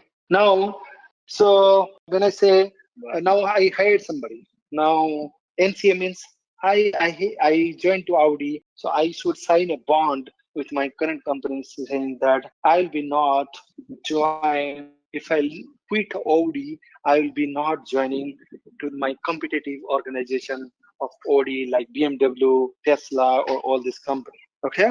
Now I have signed a NCA, but please remember, NCA can't stop me to change my job. NCA just create a deterrence in your mind saying, you have signed a bond. If you leave the organization, I'll drag you to the court. The company will create a deterrence. Deterrence means it will create a fear in your mind saying that you should not do this. If you do this, you will be in trouble. But if you change the organization and the company will drag you to the court, in that case, the company will not able to win if you have changed the company by saying that whatever the compensation you are getting by OD, it was not satisfying your daily liabilities. It was not enough to survive in current situation in the market. So please note, NCA is just create a deterrence in your mind. Okay. Now you joined a current company. You signed in the NCA. Now, when you join the company, our organization should have some important policies or important important stuff in order to make sure that you are hired to the organization, and later point in time you should not create any problem for the organizations. So they will incorporate some type of concept called separation of duties. Separation of duties means critical activity or sensitivity activity should not be done by a single person. It should be done more than 2 persons. Okay, that means, let's say critical activity, one person not do that particular activities. If single person is doing a critical activities, then that person create a dependency to the organization, isn't it? If I'm saying dependency for the organization, then it will be create a problem for the organization. Now, let's say I have divided the work through the more than 2 people. Okay. Now I create a I have divided the critical work between two different persons. Okay, so basically, I'm trying to avoid collusions. There's a term called collusions. Collusion means two or more people come together to collude against the organization. Let's say I have divided a critical activity between two people. Okay, I have divided among you and Julia. Okay, Julia sits in US and you sits in UK, India.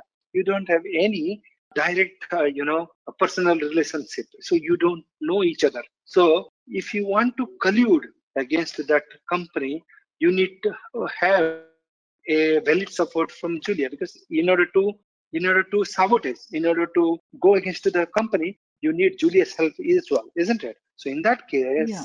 suppression duties prevent collusion, because you will always afraid. If I'll approach Julia, Julia could report to the management saying, Santi wanted to do some collusion, isn't it? So please note, Yeah. suppression duties avoid collisions. Okay. Now, job responsibilities. I should divide the job responsibility based on the head counts. Okay. Like I have a job responsibility. When I create the responsibility based on your need to know whether you wanted to know this particular task or not. You wanted to know particular information or not. I should create the responsibility based on the least privilege. I should give a minimum least privilege means minimum level of permissions I can give you to perform your task, Duties. your duties or task. Okay. Yeah. Now there another concept. Now these are things I did a separation of duties. I have allocated a responsibility. Now job rotations. Job rotation means it will benefit two ways. In JP Morgan's big companies, right? They have incorporate job rotation in the company. Job rotation means you are in a particular bank. You are working for a bank like JP Morgan. You are in a particular position for 6 months. Okay, they will come suddenly to you saying, Santi, you go for 2 weeks leave, or you can go to the different department, or you can take your personal leave and go for a holiday. So during this period of time, they will review your work. Okay, so the objective is they will find out whether you have done any fraud, or you have done again any modification, any theft, or any sabotage, or any misuse of information for the particular organization.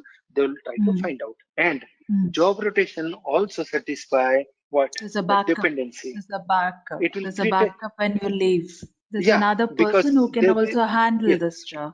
yeah, basically it will avoid the redundancy, isn't it? It will create a Correct. redundancy. Means Yes. the company will not dependent on you. It will create a Correct. redundancy of yours. Okay. Deepyan, just one doubt I have. There are few organizations who have this NDA clauses as part of the offer letter, right?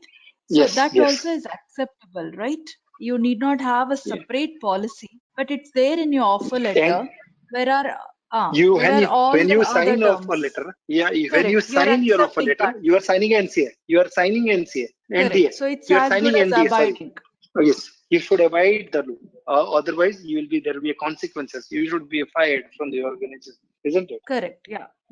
There are Okay. few organizations who have a separate form, and there are few Yeah. organizations who club it in the offer letter. Both are well and good, Yes. isn't it? Based on the Okay. requirement. Yes. Yes. True. Okay. Now there is Fine. one more concept is called cross training.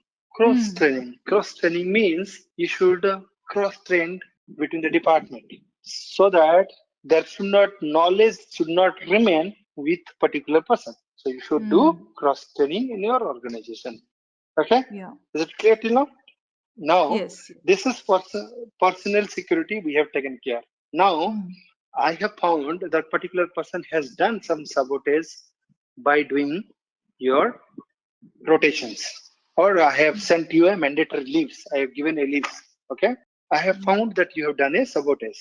Now I have to give you a pink letter. I have to fire you, isn't it? When you fire a particular person, you should take certain measures in the organization. You should not fire a particular employee at the beginning of the week or end of the week. That should be the standard, because you should give the opportunity to that person so that he should, find a new job during the week time. you should fire mid of the week, like Tuesday or Wednesday. You should not fire during weekends or beginning of the week. Okay, because beginning of the week, everybody will come to from the home. They will be in separate mode. You should not do that. When you are going to fire any employee in US, right? Earlier they used to fire through the email saying a pink slip, right? They used to give pink slip saying, "I'm giving a pink slip. You are no more required to the organization. You just send your, environment stuffs like your laptops, your company tablets, your smart cards, everything you courier." But the pink slip is no more valid. Why? Because you are being given the company assets, isn't it? Laptop, smart cards, isn't it? So you should not write the email saying you are not been required for our organization. So in that case, the company might be in trouble. So they should call the person and they should take the person into the meeting room and they should be discussed along with the personal manager, along with the HR, along with a security guard. Means why security guard is required? He can, manhandle. He can do a manhandle, isn't it? So in order to, so that so you should bring somebody so that security guard so that he can prevent the HR and the manager. Now, when you are in a meeting room with the personnel, you can ask him like, please submit your all belongings, whatever company is provided, you submit here. Then the security guard should escort that particular person till the gate, and he will make sure that that person should not return back inside the return back to the office gate or to the office gate. Means, let's say you fired somebody, that employee might be disgruntled, isn't it? Disgruntled employee, you know the meaning of Yes. They may get disturbed and you never know their state of mind at that point in time. Yes, absolutely. So that could create a problem for that organization. So you should take these certain measures when you are firing somebody. Right. Now, next concept. Now we have done with the personal security, how we can manage in an organization. Okay. Now, second one is vendor, consultant, and contractor agreements and controls. When in an organization, how you manage the vendors, because the personnel also came through the vendor, isn't it? We hire different vendor to come into our office. So in order to manage them, we should have equal NDA and NCA in order to manage them. Okay.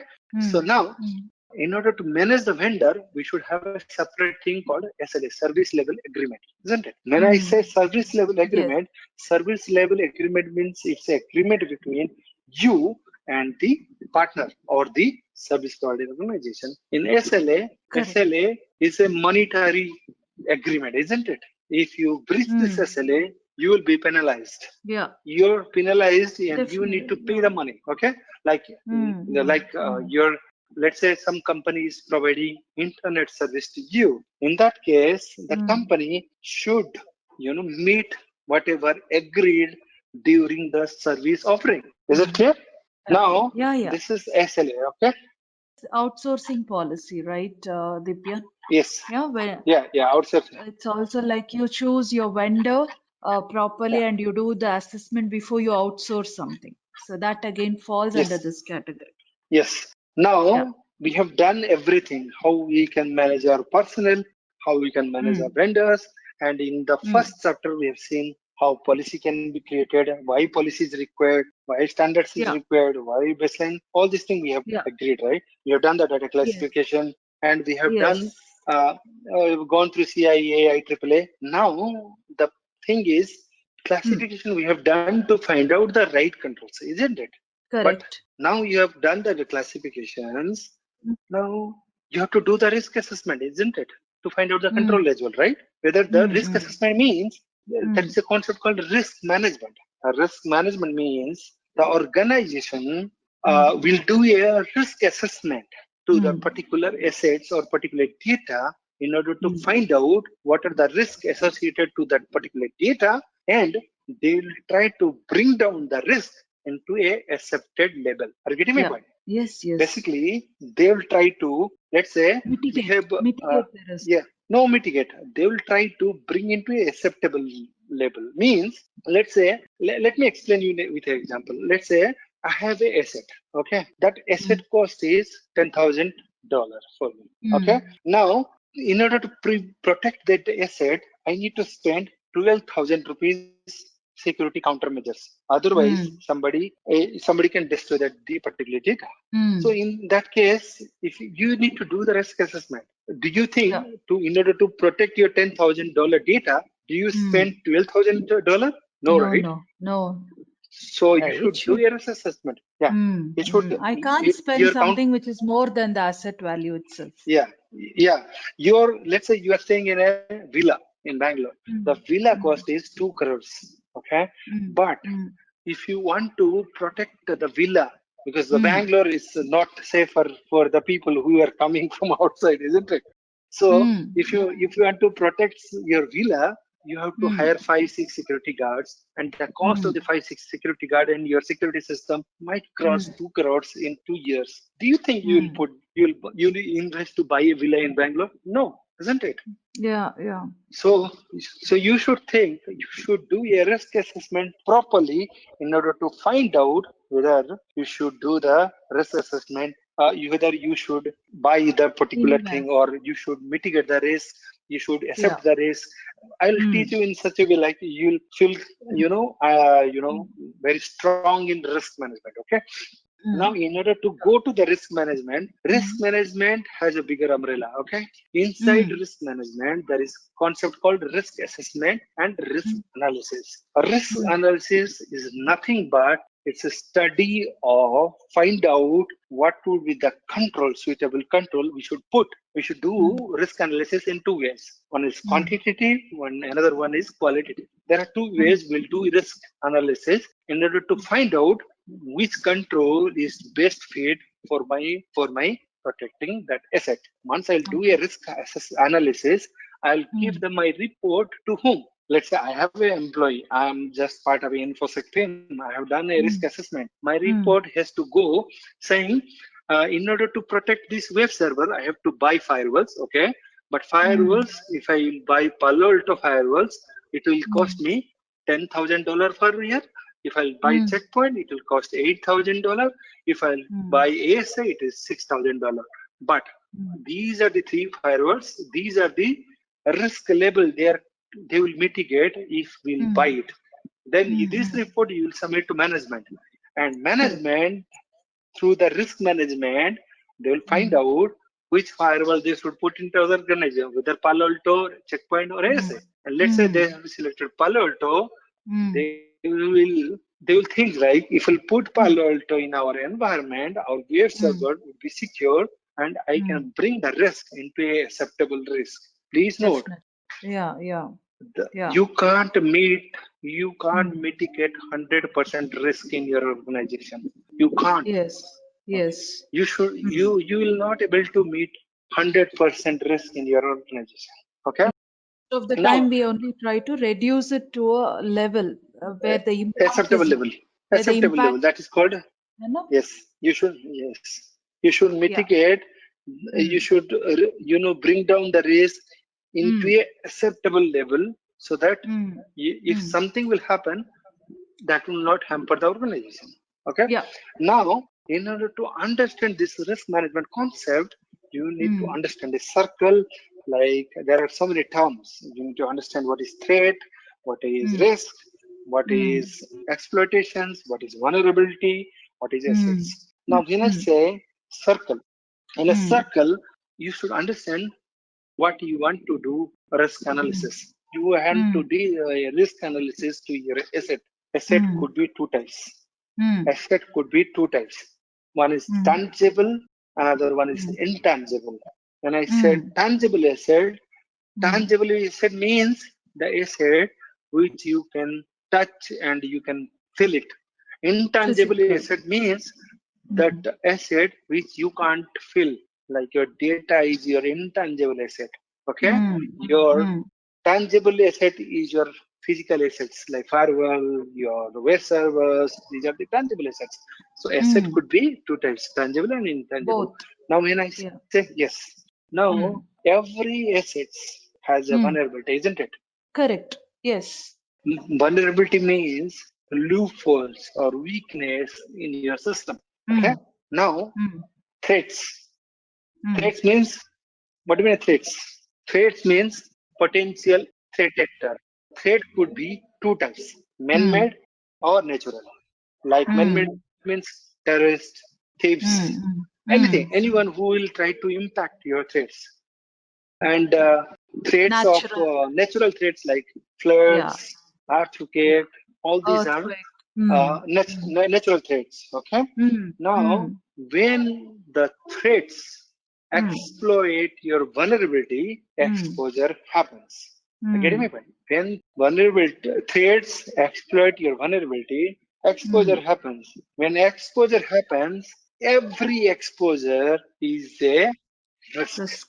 Every exposure, every time when the threat will exploit you, exploit your vulnerability, then you are exposed. Means you are in risk, one time of risk. So risk means it is a realized risk. Realized risk means you are being attacked by the threat one time. So in order to protect or prevent your risk, or in order to reduce your risk, what you will do? You will put countermeasures, isn't it? Yes. So assets, two types, tangible, intangible. Yes. Now vulnerability, every asset has a vulnerability.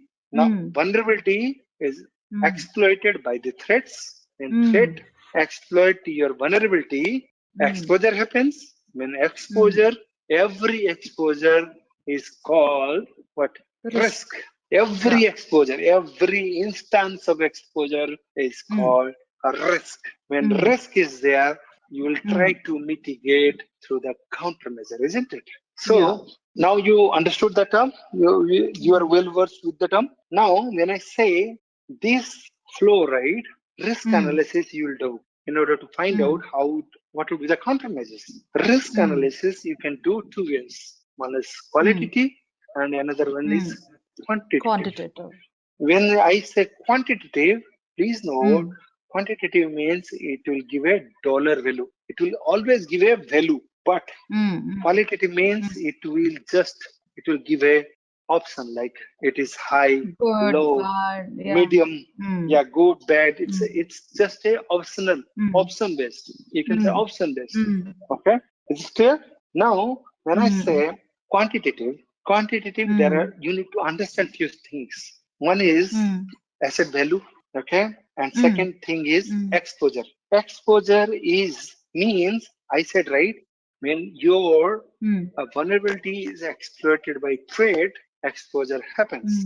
Exposure is always in percentage. Means, let's say your asset is 100 rupees. Now you have a vulnerability in that asset, and if that vulnerability of that asset would exploit, it will expose the asset by 2%. Okay, means 2% of 100 rupees would be exposed, or it would be lost, isn't it? 2 by 100, 0.02. 0.02 into 100 means you will lose 1 rupees or 2 rupees, isn't it? 2 rupees here.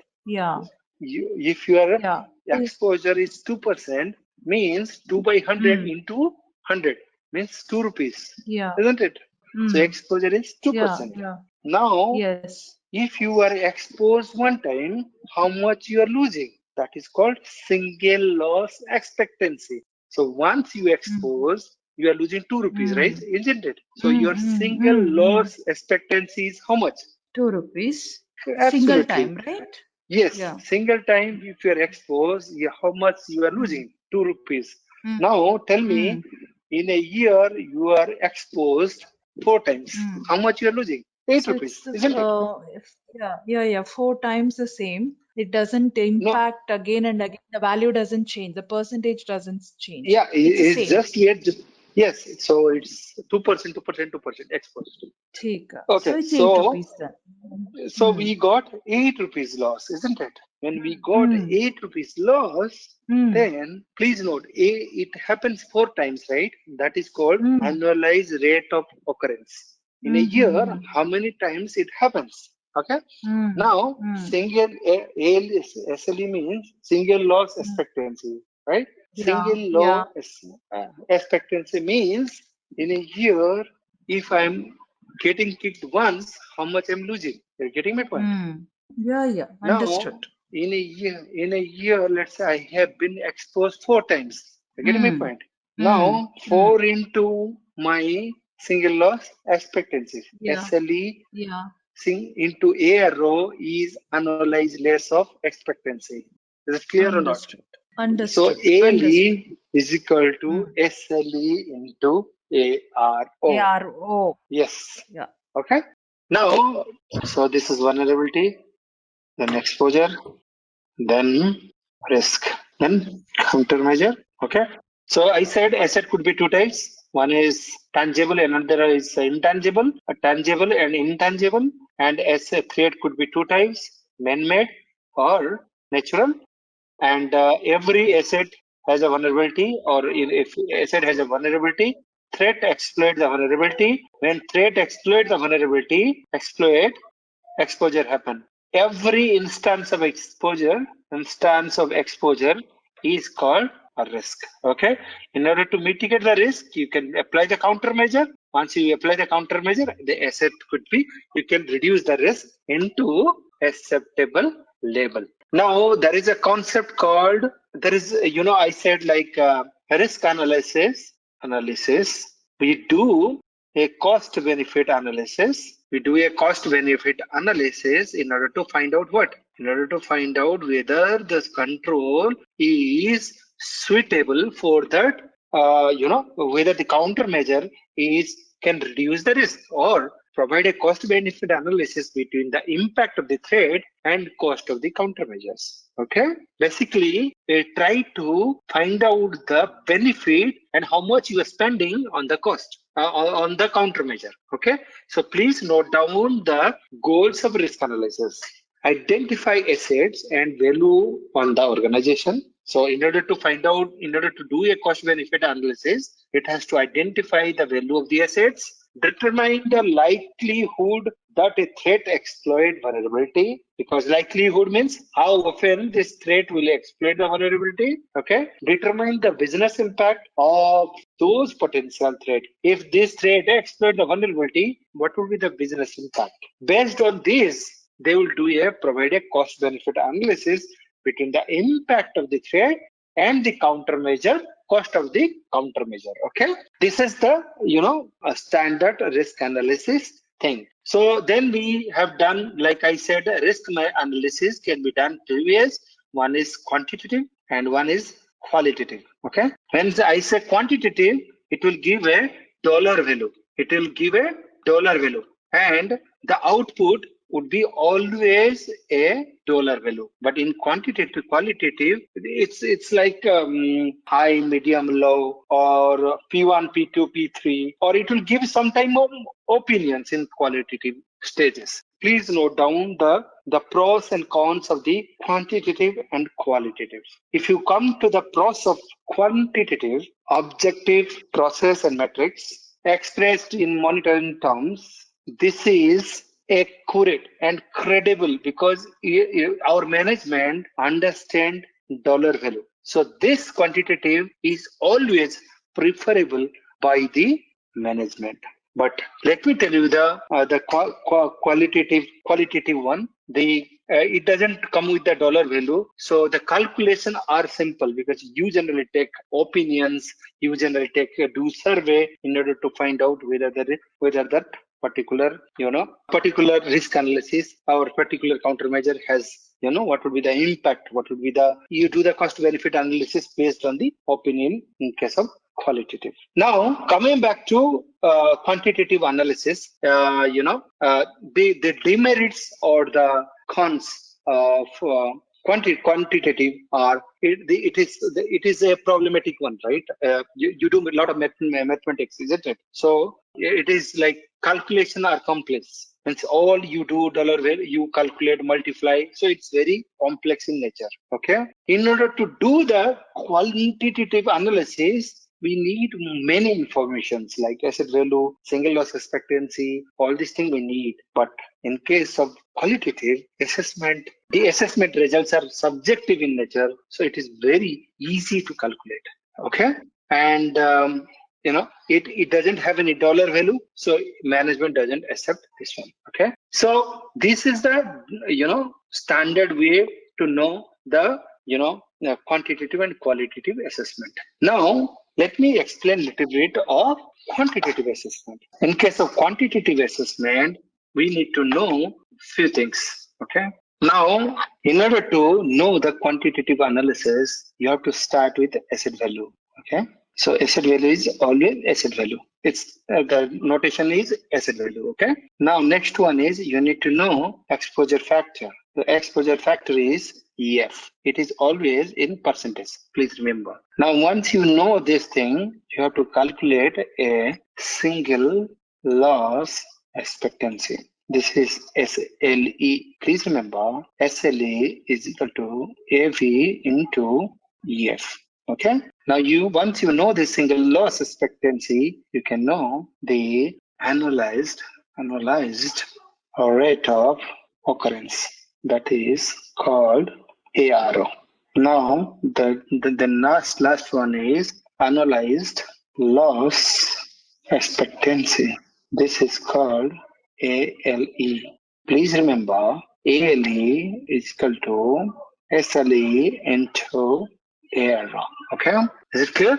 So once you do this, after finding out the analyzed cost loss expectancy, we do a cost / benefit analysis of the countermeasure. Okay, all good.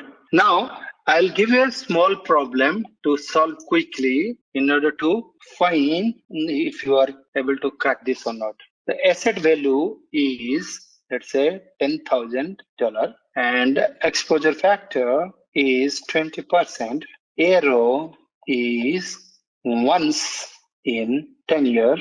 Please find out what is SLE and ALE quickly, please. SLE 2000, ALE 200. Okay. Okay. So it is very straightforward, like 10,000 into 20/100. So you can say like 2,000. Correct, Julia? And you can multiply. This is single loss expectancy. Say SLE into ARO. So you will do a multiplication into 2,200 into 0.1, right? 1/200. 1/10 years, right? 1/10. C is equal to 0.1, right? So it is 200. Is it 200? Yes, 200 is right. Okay. Now, how we can find out the value of the value of the countermeasures? There is another formula. Okay. Please note this. Like this is ALE, right? We calculated ALE here, right?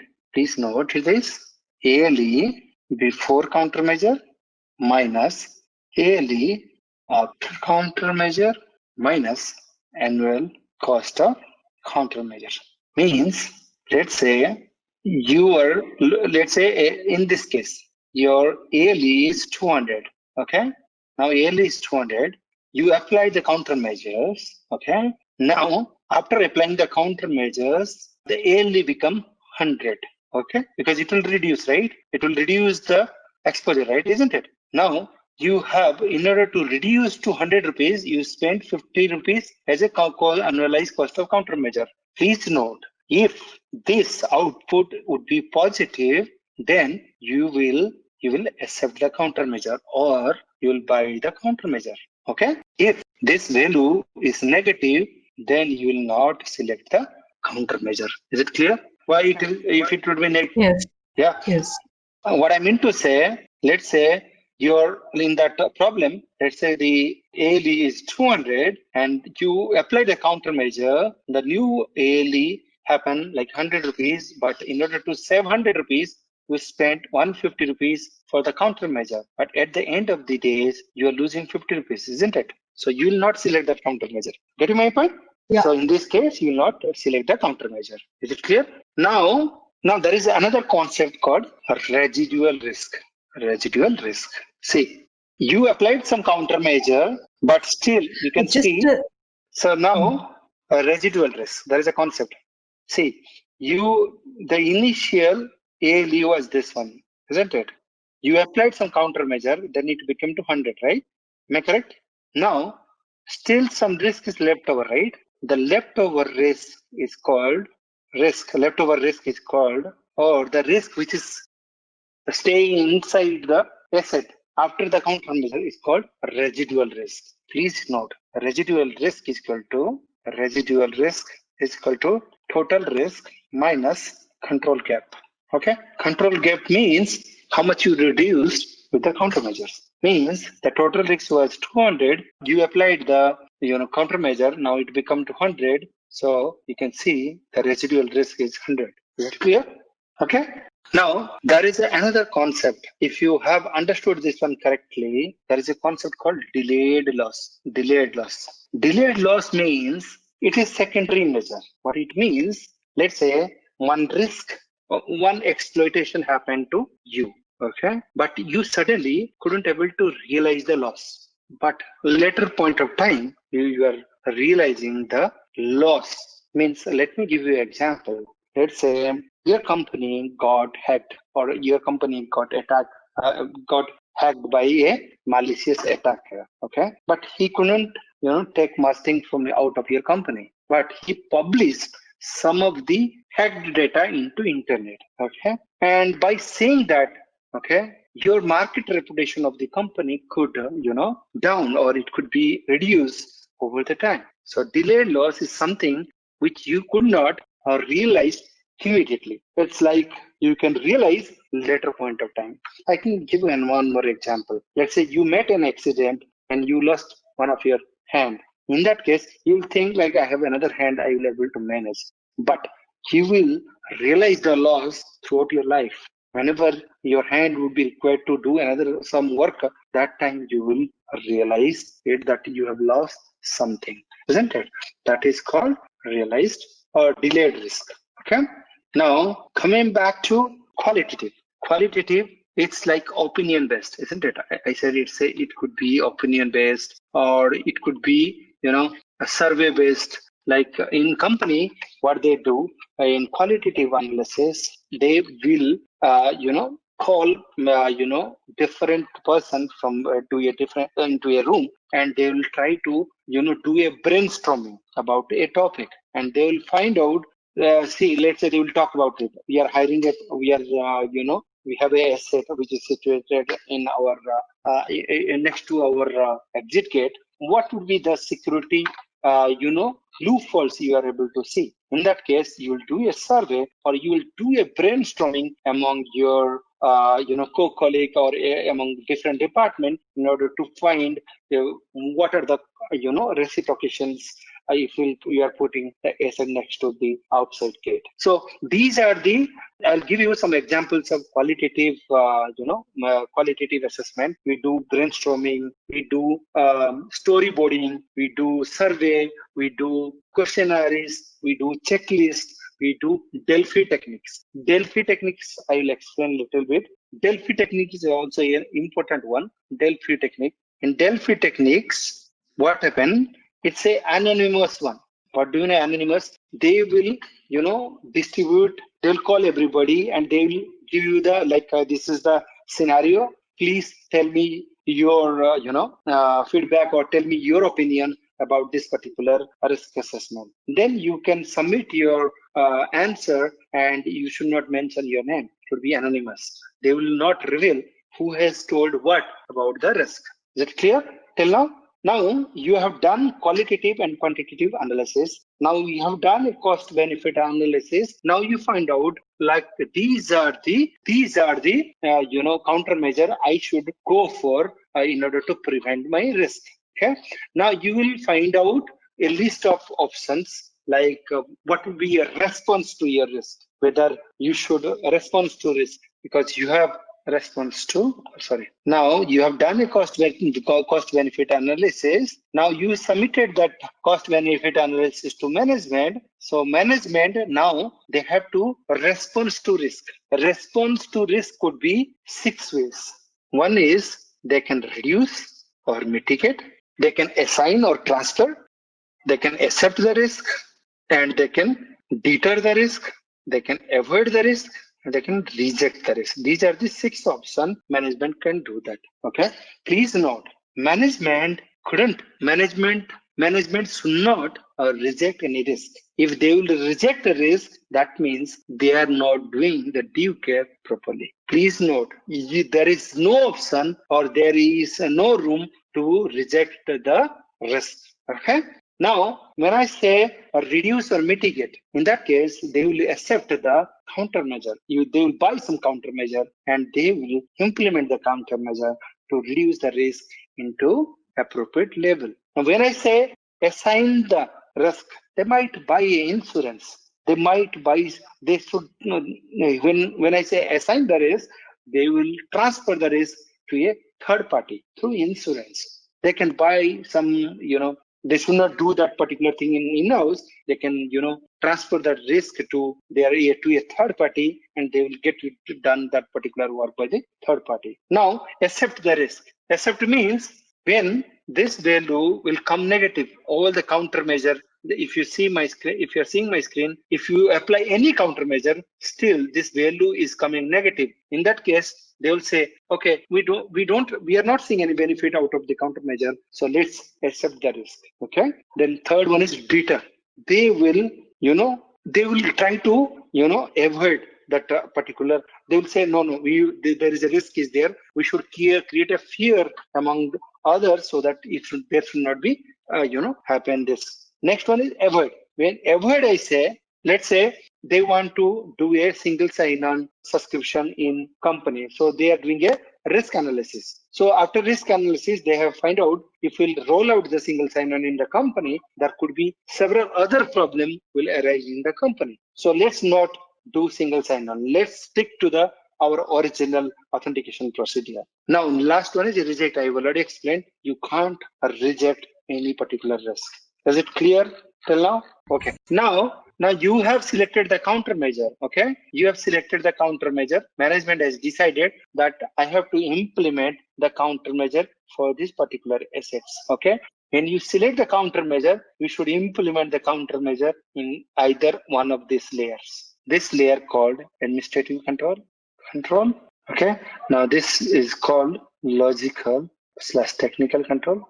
So after selecting the countermeasure, you can implement either here. When I say administrative control, let's say we have decided that we are doing a project, but we need to tell our employees, let's do some survey or let's do a training. So if they will, onboard a training process, they are implementing administrative control.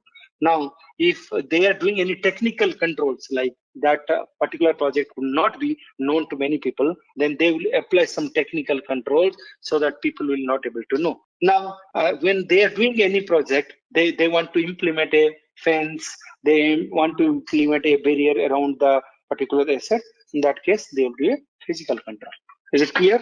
Okay. So the controls could be in 3 types. Okay. Please remember, technical controls are, please note down this thing. Technical controls are IDS, IPS, clipping labels, access control list, constant interface, encryptions, and biometric methods. And there are several technical controls in the organization. When I say administrative control, like I said, it could be survey, it could be reports and review, it could be personal control, it could be testing. Please note, testing is a administrative control. Please note this, administrative control is testing. Okay, because always testing is done by the management, and when management is done anything, that would come into administrative control. Okay. But Deepyan, sorry. Yes. When you say testing, you mean the testing that the developers Testing can be implement. anything. It Yeah, could be then anything. is it not a technical control? Because we are looking at No. it from a technical angle, right? Yes, but whose decision that we need to do a testing? It's part of the The project. management is That way, if you see, no.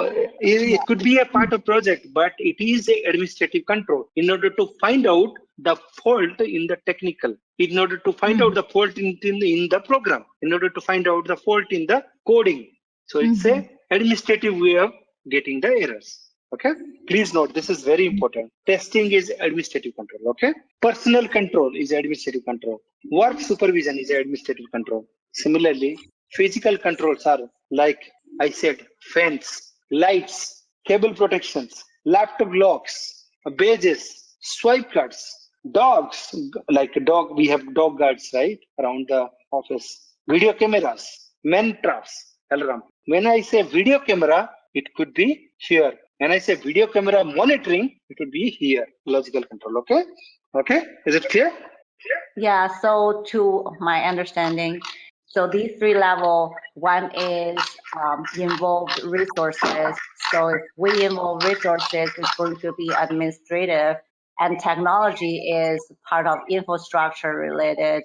And then physical means that's basically just physical related security. So if we can Absolutely. based on this category, it might be easier to understand. Okay. Now, there are certain type of controls we have. Okay. Control type. Please note. Control type. Next one. It could be deterrent. It could be preventive, detective. Now, fourth one would be corrective and corrective, then compensative. Okay. And that's it. And one more is there, I guess, a recovery control. And seventh one's directive. These are the controls available, type of control. When I say deterrent control, the control which create fears in the intruder's mind. When I say intruder minds, let's say we have a CCTV camera. When somebody wanted to get into our premises, if they will see like there is this office is monitored by CCTV camera, they in their mind there would be a deterrent would be created. So in that case, they will fear to get in. Okay. Preventive. There are some controls are preventive in nature, like our firewall is a preventive access control, like our fences, physical controls like fences are also in preventive in nature, detective in nature. Our IPS is a detective control. Our IDS is also a detective access control. I can tell you like a supervisions also one type of detective control. I can tell you, incident investigation is also one type of detective access control. Now corrective access control means somebody has somebody has hacked your system. Now you have to take necessary measure to rectify that system. Then in that case, that would be a corrective access control. Is there any doubt in corrective? Is corrective related to recover? No, that's why I asked. There is a difference between corrective and recovery. Recovery control are the extension of corrective. It is an extension of corrective access control. Okay. This is like bigger picture. This is smaller picture. Like what I meant to say, let's say your system, you have an antivirus in your system, but that antivirus is not sufficient to prevent the attacks. Okay. In that case, your system got attacked. Okay. But once your system got attacked, you can buy another antivirus to rectify your system so that it will work next time better way. Okay, that is corrective. But when recovery is just like you can see like it's like bigger picture, like disaster strikes to your environment. In that case, you will apply a recovery access control. You will apply recovery controls in order to get back to to the alternate side or get back to the business. So basically, you will enable a secondary side in case of recovery access control to return to your business. Is that clear? So directive access control is just it will give you a directions which way we should go. Okay. Similarly, compensating control is just a secondary in nature. Please note, compensating is a secondary access control. What do you mean compensating? Compensating means, let's say you have a control in place, but that control is not sufficient to prevent the hitter. In that case, you can buy a secondary control that would be called compensating control in order to mitigate your risk. Is it clear? All the control type? Okay. But I want to ask, what is log file? What type of control is log file? Log. If you This one. implement a log file, what type of control? Log file. Log file means you have implemented log file, or you are monitoring a log file. We implement a log file, yes. You implement means basically you are trying to detect it, because you implement a log file so that you can view the logs and you can find out what was the event occurred during your incident or something. Okay. Basically, in the organization we have log files, isn't it? In that log file, logs got stored into that file. So if you want to refer what happened in the past, you can go to the log file and it would act as a detective access control to find out what was happened previously. Okay. Now there is a concept called security control assessment. Please remember this is very important concept. Please, if you couldn't understand, just let me know. SCA. Okay. It is like just a formal evaluation of your security mechanism against the baseline, whatever the baseline we have set, or whatever the expectation from the security control. So basically, it will do evaluations. It's kind of audit we should do. Okay, good. Now next one, we will go to BCP. Okay. Now I wanted to ask, what do you mean by BCP? Business continuity planning. That's absolutely correct. But what it means? Assuming that your business is a critical one, yeah, and if you have to continue with your business further in the eventuality of a disaster occurring, yeah, then you need to have a business continuity plan in place, which helps you to handle that situation in a much more prepared manner. It helps you to recover from that kind of a situation.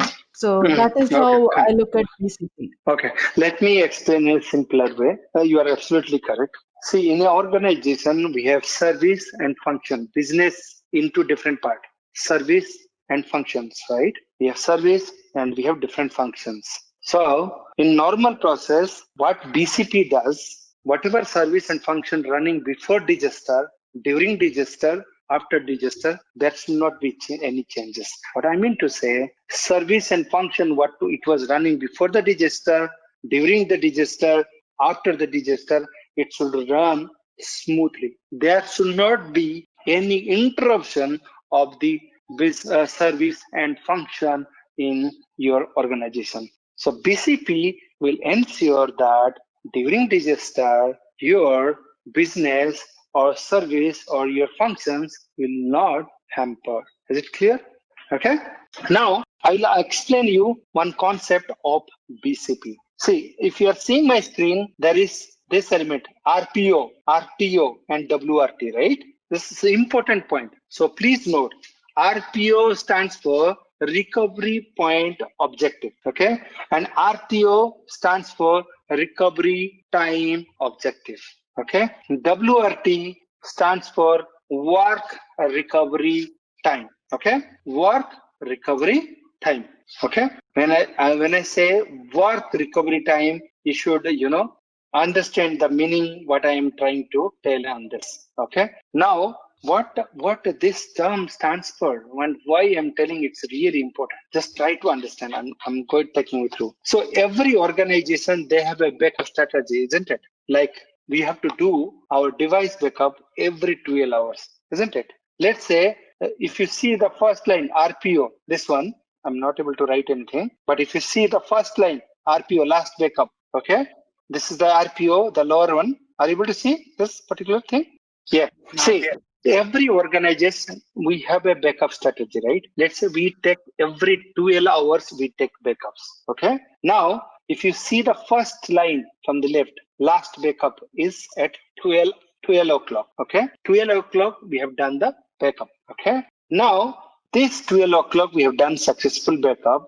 And if you see the arrow mark ends at, after 1 hour, isn't it? The arrow mark, and let's say the system unavailable at the top, if you can see that. Okay, guys, give me a moment. Let me share from my computer as well, so I can modify something there, because this picture I'm not able to modify or something. Okay, let me draw up here quickly. See, because I need to show you. This is 12 o'clock, and this is every 12 hours I do backup in my device. I do backup for my asset in every 12 hours. Okay. Now, 12 o'clock, the backup happens. This is 1, 2, 3, 4, 5, like this. Okay. Now, in this time, disaster strike. Now, at 1 o'clock, disaster strike.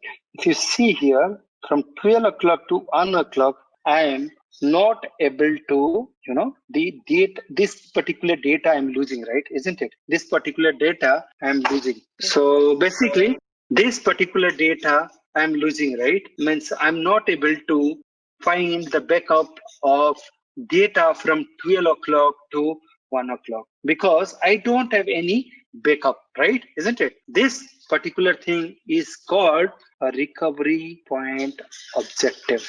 Okay, recovery point objective. Now I have realized the disaster has struck here. Now from this time to this time, I have started my recovery process. Means I will start to build up my system, because the disaster strike, my firewall is corrupted here. So I will take 2 hours to recover the system. When I said 2 hours, till this time, this is called recovery time objective. This recovery time objective, I have restored the system. Means my firewall is online, isn't it? Now, from this time to this time, I will take another 1 hour to recover my backup from 12 o'clock. Then this time is also a recovery time, isn't it? Please note, this RTO plus WRT is always less than to maximum tolerable downtime, MTD. Sorry, MTD.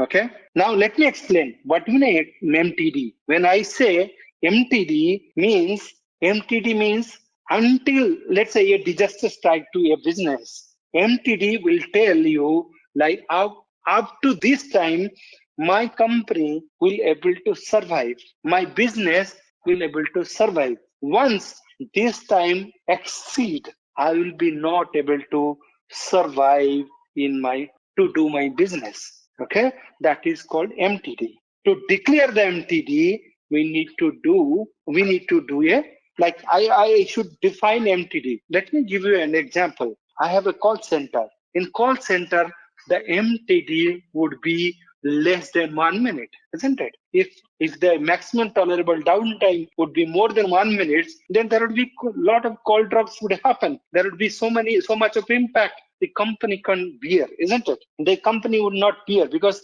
the clients or the customer, they will impose so much of fine towards this SLA breach, isn't it? So MTD for the bank is very less, like few seconds, isn't it? That's why in order to meet the MTD, we have HA concept, and we do our backup strategy in such a way that the MTD or the recovery strategy we form in organization in such a way that it should always less than to the maximum tolerable downtime. So please remember, your RTO plus WRT is always less than to MTO. Otherwise, the company will not able to survive. Okay. Hope this concept is clear. Now I just open the slides. Just one point in line with the discussion, which Yulia also pointed, is defining the RPO, my recovery point objective, from where I start recovering. Yeah, that becomes very crucial when we are defining MTD, right, Dipyan? Because I should say I'm going to recover from this point only. Yeah, That is RPO the means starting how point. much, RPO defines how much data you are losing, okay? But MTD defines how much time you should survive without serving the customer. You get my point? Like SLA defines, right? When you buy internet for your company, you do a agreement with the customer, with the client, with the service provider, saying you should, if your internet would be down for more than 5 minutes, then they will impose so much a fine. Like they will impose a fine which would be more than the cost of 1 year service. Okay. So in that case, do you think that service provider will able to survive if they will down more than 5 minutes? That business will never survive, isn't it? Okay. Is it clear? So what Now will their in that, strategy be?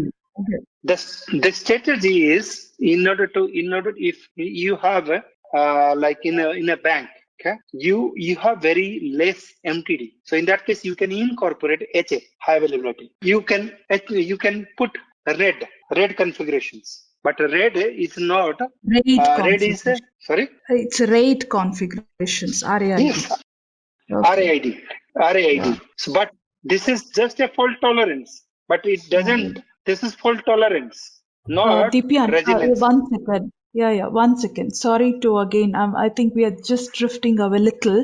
I'm asking my question back. For me to define my MTD, yeah, if you look at the diagram that you were explaining, my Yes, RPO has to be very clearly understood and agreed upon. I will yes, not of be able course. to recover this part of the data. That's the standing point there. Yes, you will not able to recover this particular data. You should have an agreement, isn't it? Yeah. But MTD is nothing to do with your RPO. What I mean to say, MTD means maximum tolerable downtime without serving to the customer. Like what I mean to say, let's say Amazon, okay, during peak hours, if their service would be down for more than 10 minutes, their reputation will goes down, isn't it? Their market share will go down. The Amazon will not be trustworthy for the customer later point of time, isn't it? But Yeah. let's say the system crashed for 5 minutes, they lost the backup of 5 minutes. It hardly matters for them, isn't it? So is MTD has anything with service level agreement? So where we have service level agreement on the contract. Yes. It is directly proportionate, isn't it? MTD and SLA is directly proportionate. Like I said, my SLA is just 5 minutes. So you should think about your maximum tolerable downtime is just 5 minutes. Okay, is it clear? Now, if you have understood correctly, let me go back to the BCP topic again. When I say BCP, I'll draw up the whatever I said the definition of BCP. See, this is B4, business, has service and functions. SIM during register, business, service and functions. Sorry, I'm not able to do proper drawing due to this pen. After this is business, service and function. What I mean to say, BCP will ensure that business continuity before, during and after disaster strike would remain smooth. There would be no change. That they will make sure. Okay. Now there is another concept called disaster recovery planning. What is disaster recovery planning? What is the objective of disaster recovery planning? So let's say the disaster strikes here. Okay. This disaster recovery team will ensure, let's say this primary site got corrupted or the primary site got destroyed. This disaster recovery planning will kick in and they will move this particular business into standby side and they'll try to restore the service and function so that it will work as smooth it was before the disaster kick in. Is it clear? As per CISSP IC square, BCP process has 4 main steps. Please note: project scope and planning, business impact assessment, continuity planning, and approval and implementation. Let me write it down. I think that Santi also said yesterday I should write. As per IC square, there are 4 pages: project, scope and planning, business, impact, assessment. Please note this is very important. BIA, continuity planning, and last one is approval and implementations. Okay, these are the four main steps as per the BCP process. Now, when I say project scope and planning, what it means? It means we have to find out what would be the scope in BCP process. As I said, BCP objective and goal is to run the business during the disaster, before the disaster, after the disaster in a consistent manner, isn't it? So in order to find out which business would be part of BCP, they will do a business organizational analysis, isn't it? When they will do this project scope and planning, they will find out in this first step, there are four major steps. One is business organizational analysis. When I say business organizational analysis means, write down. When I say business organizational analysis, it will find out or identify the department and individual who have stake in BCP process. Examples are, let's say, senior management, HR, operation teams, IT, facility. It should find out whose team has a stake in the business organizational analysis. When I say I find out what are the critical business I need to serve through my BCP, then I have to do second step is BCP team selections. In BCP team selections, I will find out a representative from all the respective department who has stake in the BCP process. Okay. Now next one is resource requirement. In research requirement, in that case, see this in order to do this complete BCP process or in order to continue this project, we need resource. We need to plan in such a way that we will get additional resource so that it can support. So please note, in research requirement, we access resources required during different phases like BCP development, BCP testing, training, and maintenance of BCP implementations. Now, the fourth one, the last one, legal and regulatory requirements. When I say legal and regulatory requirement, it will apply to your organization or industry. What I mean to say, let's say your organization is at India in New Delhi. This New Delhi is having different land of law. So we should, when we create a BCP process, we should always think about what is the law of the land. So we should think about if we'll create the BCP process, will it impact the company from the local law and regulations or not? Please note, you can include any legal counselor or you can hire somebody who can help you in this particular step in order to see what is the law of the land at the local area. Is it clear till now? It's completely theory, like there is nothing we can, explain you, because generally what he's trying to say, if you want to do in business or project scope and planning, like whenever any project you kick in the organization, we first define the scope, right?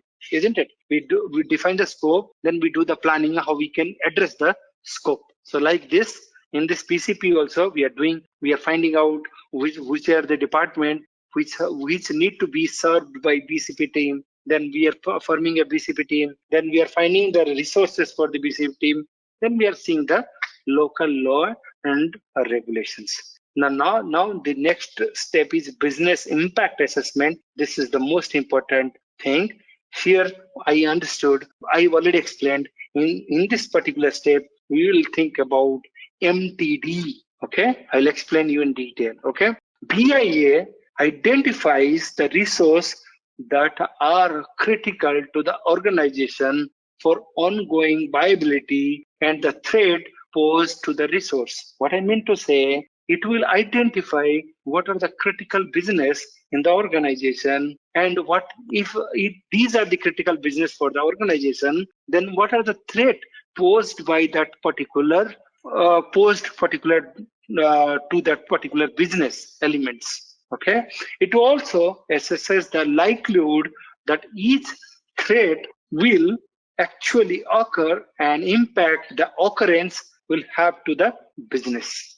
So basic objective of BIA is to find out the resource which is critical to the organization from the threat point of view. Okay, like in this BIA, it will find out these are the critical business entities, and this critical business entity has posed what are the threats. Okay, so BIA can be done in two ways. If you are talking about find out the likelihood of each threat will exploit or impact your business, you need to find out in two ways. Same, quantitative and qualitative. Same way, we need to find out like formulas, whatever formula we have used for SLE and ALE, and here it would be like, you will find out the opinions, or you will find out you will find out through Delphi technique, you will find out some type of output. Okay, so BIA involves the following things. Please note, it identifies the priorities, right? It will identify the business which is very important for the company. Okay, so when you want to identify the business which is critical for your organization, you will think about asset value. By seeing the asset value, you can identify, you can prioritize which is critical asset for the organization, isn't it? Now, second, it will try to find MTD, maximum tolerable downtime, the maximum length of time a business function can be inoperable without causing irreparable harm to the business.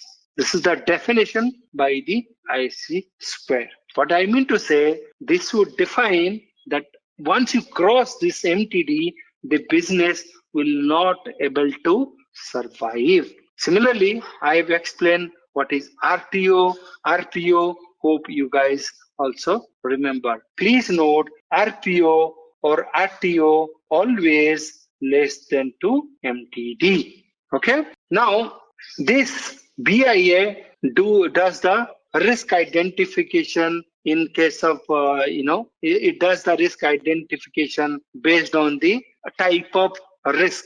Risk come from BIA done the risk identification in two ways. One is whether it is a natural risk or it is a man-made risk.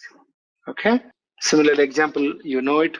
What is natural risk? Like you can say hurricanes, earthquake, or volcanoes. These are the natural risks. Similarly, man-made risk are like fire, theft, terrorism, isn't it? Now, it will find out the next thing that is called likelihood assessment. Likelihood assessment, in which term you will find out the likelihood assessment. By knowing, if you know the arrow, you can assess that how frequently you are going to get the hit by the disaster, isn't it? Now, after knowing these two things, it can do a impact assessment.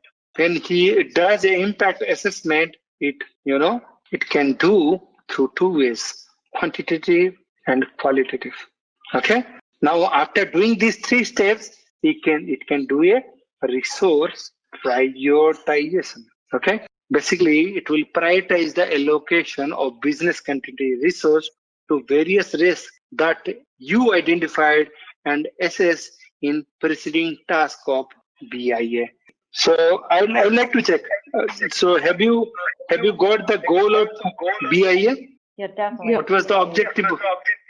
Yeah, it's important. But what I don't understand is why we do scope first, BIA later. I thought BIA and scope should do it together, or at least. No, as per the IC step, if you see, these are the steps.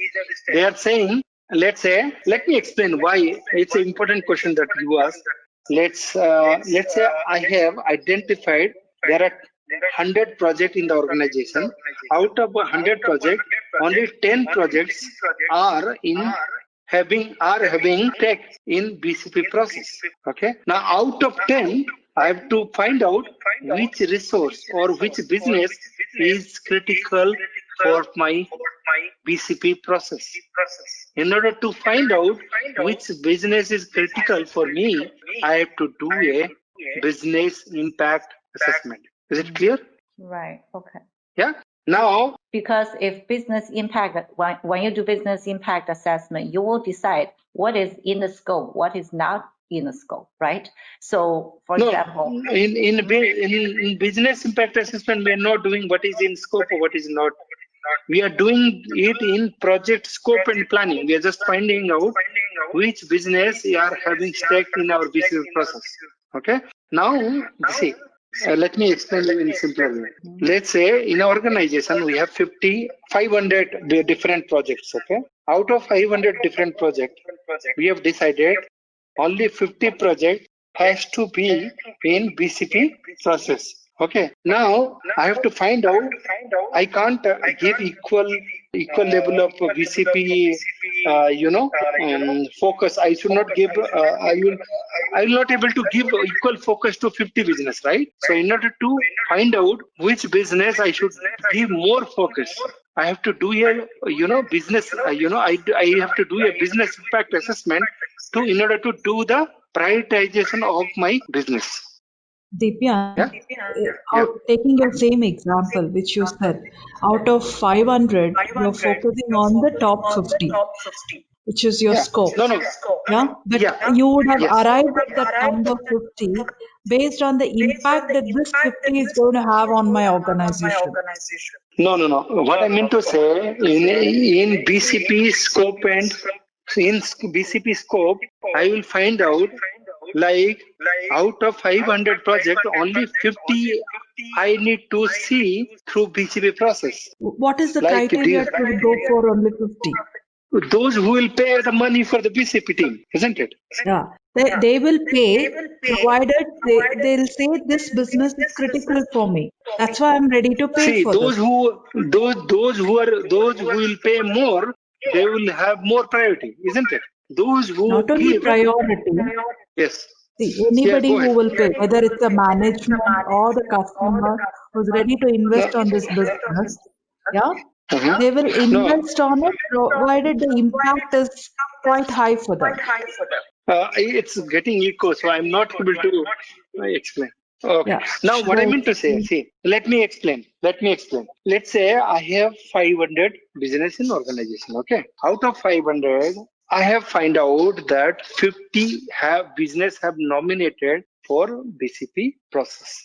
Okay. I have identified that these are the 50 business which is critical, or this 50 business has sponsored for BCP stack, isn't it? Now, out of 50, I have to see, I cannot give equal number of priority all business. First, I will think about which business is critical for my organization. So in order to find out, in order to prioritize which business is critical for my organization, then I have to do a BIA. Please note, see, if I'll give equal number priority to everyone during disaster, it would be a trouble, isn't it? Everybody will say, my business is very critical. Can you please check my business area? Why my business is impacted? Similarly, everybody will come in the same time saying, check my business. Why it is impacted? You said it is in BCP, it should not be impacted, but it is impacted, isn't it? Let me go back to the first business organizational analysis. In business organizational analysis, we have in project scope and planning, we have a subtopic called business organizational analysis. In business organizational analysis, we identify all the department, all the individuals who have stake in BCP process. What I mean to say, let's say I have 500 projects across my company. In across 500, I will find out. Let's say I find out 50 has a stake in my business, BCP. But this 50, in out of 50, I need to see which business will have more critical. Like IT, our IT networking team is more critical, isn't it? If network is down for some time, it will create a disaster for the organization. So I should give more priority to the BCP team, to the network team, isn't it? This is what IC Square is saying, not me. Okay. Now, please note, during this business scope and planning, we should include senior management into BCP process. Why we need senior management into BCP? What would be your answer? Maybe you need budget. Absolutely. You need money, and you need to also find out the person who can, control everyone. Like 50 business, I said that it is 50 business tech in BCP. Now everybody will come during disaster saying, my business is getting impacted. Can you please check? Okay. So in that case, if they will see a senior management is present in BCP team, they will properly behave towards BCP team, isn't it? Now, continuity planning. What do you mean continuity plan? If you see, so continuity planning means they will develop the strategy how the BCP can continue, can run. Okay, so there are several phases into the continuity planning. In continuity planning, it focus on developing and implementing continuity strategy to minimize the impact realized risk during that BIA process. Okay. Now there are several, business continuity strategy we apply in our company. Number one, strategy development. Then second one is provisioning and processes. Third one is plan approval. Fourth one is plan implementation. Fifth one is training and education. Let me take you quickly this one. Okay. When I say strategy development, this phase bridges the gap between BIA and continuity planning phase of the BCP development. The BCP team must now prioritize the list of concerns raised by the quantitative and qualitative, because we have done the BI. In BIA, we have done quantitative and qualitative analysis. We have identified which resource are prioritized resource for us. So we'll develop a strategy in order to in order to bridge the gap, whatever we have identified during the BIA process. Now, second one is provisioning and process. When I say provisioning and process, I am talking about three things: people and building/facilities, and third one is infrastructure. When I'm talking about people, please note, people are the most important or most valuable asset for the organization. If a disaster strike, the people should be moved out should be taken out from the company at most, at the first stage. After the people, once you make sure that people are secure, they're out from the organization, then you should think about your facility. You should think about your different devices or assets.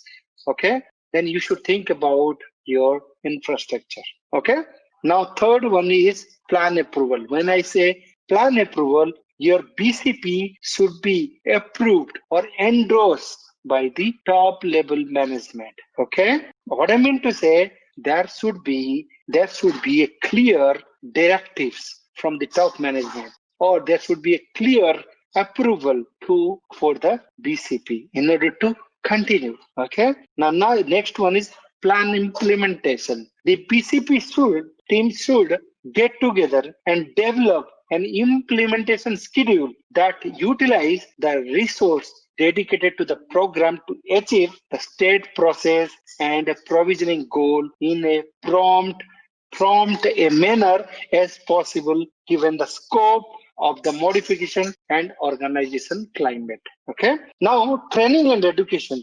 Training and education means everyone in the organization should receive at least a plan overview of briefing. Means they should get a training about BCP. Like if you remember, every organization, they conduct fire drills. They conduct, some type of, rapid, testing process. They will make sure that everybody is responding well to the disaster. Okay. Now, next one, the last one is BCP documentations. So documentations is very important in BCP. You should document, otherwise it is, it is not worthy to have BCP process in the organization. So if you document the BCP process, it ensures that BCP personnel have a written continuity document to reference in the event of any emergency. What it means to say, you should have a written step-by-step procedure or any historical BCP records which will suggest you, like, let's say, I'll give you an example. In 2012, tsunami hits to Japan, and Japan during the tsunami impact, they have taken these certain measures in order to escape, or in order to save the business to be impacted hugely. Okay, so documentation plays significant role in BCP. Okay, there are different documentations. There are different documentation in BCP. Please note, this is very important. BCP documentations, there are different type of. One is statement of importance. Second one is statement of priorities. Third one is statement of organizational responsibility.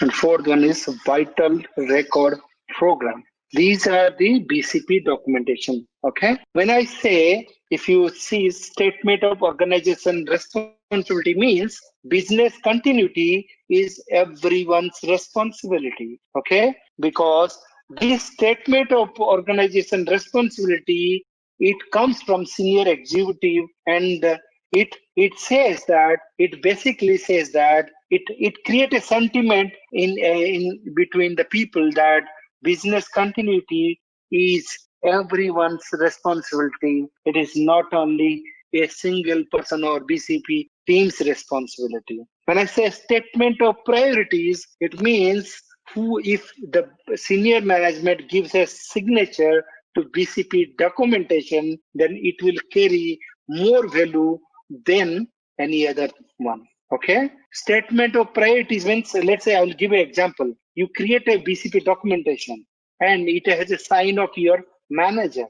Whoever under that manager, they might follow that. And those who are not under that manager, they might not follow that. So in order to make it prioritize a document, it has to have a signature from the top management so that everybody will follow that particular documentations. Okay. Now, statement of importance. It reflects the criticality of the BCP to the organization continuity viability. So this statement of importance, they said how important is BCP for the organization continuity viability. So they will define this BCP is required. If BCP fails, then the organization might fail in future as well. Now, last one is vital record programming. Vital record programming means this is a documentation that should outline a vital record program for the organization. This document states where critical business record will be stored and procures for making and storing backup copies of the records. Basically, this will tell where we should store our vital record or the necessary important record in a BCP in our organization. Is it clear? We have completed the BCP with this. Yeah, this is just like a theory. You can write like what say importance. Like I said, right? It is like statement of organization responsibility. You can write in such a way like business BCP is everybody's responsibility, not a single person responsibility. When I say statement of importance, it will define how business continuity is very vital for the organization. When I say statement of priorities, when somebody from the senior management, they sign the the BCP documentation, it carries a lot of values, isn't it? Like this, you should, when I say vital record program, you should think about where we should store our BCP documentation in the organization. Is it clear? Threat modeling. What do you mean by threat? It's a kind of a risk, right? It's a weakness that is there in the solution. It's not a risk. Threat is a potential intruder, isn't it? Threat could be man-made or natural, isn't it? Threat result risk when it exploits the vulnerability and it create a exposure, isn't it? So what do you mean threat modeling? Threat modeling generally it means, let's say you are developing a software. In that software, you need to do a threat modeling. What do you mean by threat modeling? Threat modeling means you will identify, you will categorize, and you analyze the threats to that particular software which you are going to create or which you are going to develop. You should do the threat modeling at the initial or the beginning or during the design phase of software development. If you have not done your threat modeling properly, then you are not addressing the threat in a proactive way. If you have done the threat modeling properly, that means you have addressed your threats in a proactive way. Please note, if you haven't done that, you can do the threat modeling in a reactive way also. But please note, proactive way of threat modeling is very efficient than the reactive way of threat modeling. Okay? When I say threat modeling is a process through which you identify the threat, then you categorize the threat, then you analyze it. Okay? Then you do a proactive measure during design and development, or you take a reactive measure when a product has been deployed. Is it clear or not? You should understand threat modeling, otherwise it would be very difficult in CISSP exam. Because threat modeling is the, you should always see your threat in a in a different approach. You should identify your threat, otherwise it is difficult, when you do any software development or when you do any project development in your organization. Now, Microsoft, when they develop any software, they do a approach of threat modeling that is called SD3 plus C. When I say SD3 plus C, it means software by development, software by design, and software by deployment. Means they takes care the threats during all these particular stages. All these stages, they address the threat. Okay. Now coming back to threat modeling. When I say threat modeling flows in three ways. First, you need to identify threat. Then you have to, once you identify threat, then you have to bucketize, means you have to categorize threat. Once you categorize threat, then you will analyze. In order to identify threat, you should follow three approaches. The approach are, let me write it, otherwise it will be difficult for you guys. Okay. There I said threat modeling goes through this way.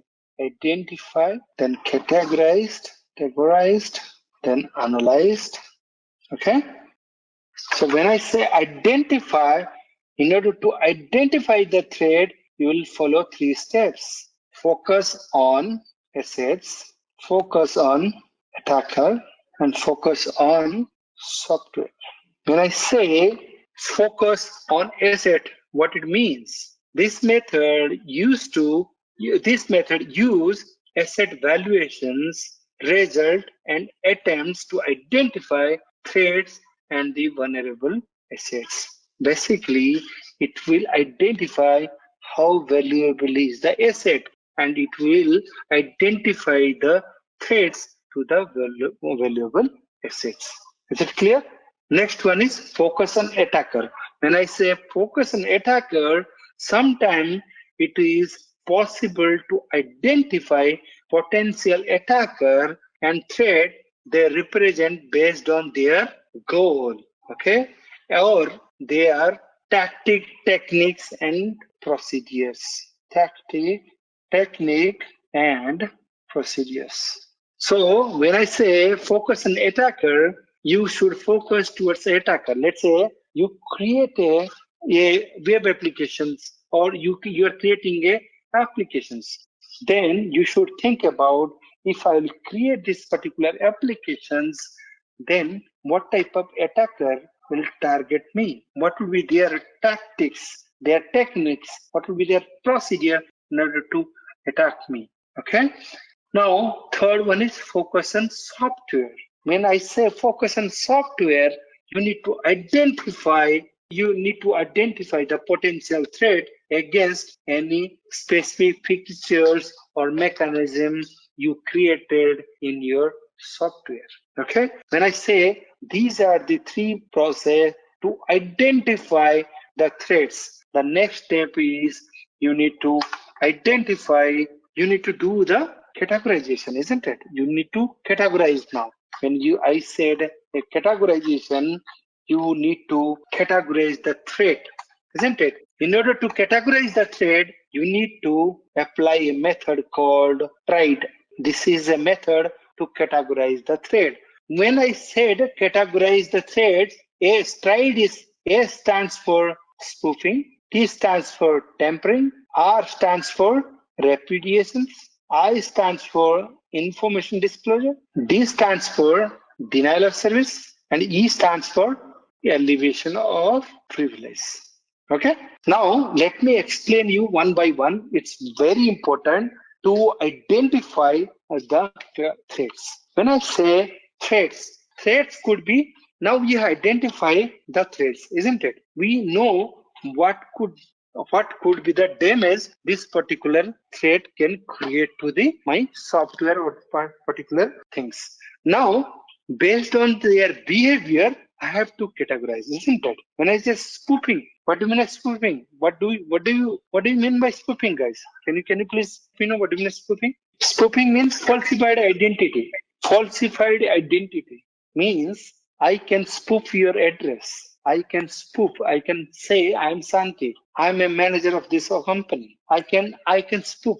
Spoofing generally means falsified identity. Spoofing can be used against IP, MAC address, username, system name, wireless network device, or SSID, email address. You can spoof any of this. You can falsify, saying, I can falsify your email address. I can call to your organization saying, I'm Santi. Could you please give her laptop whatever she has forgot to take? I can do a spoofing. Based on the threat's behavior, I can identify what type of attack, what could be the damage it can create to my assets.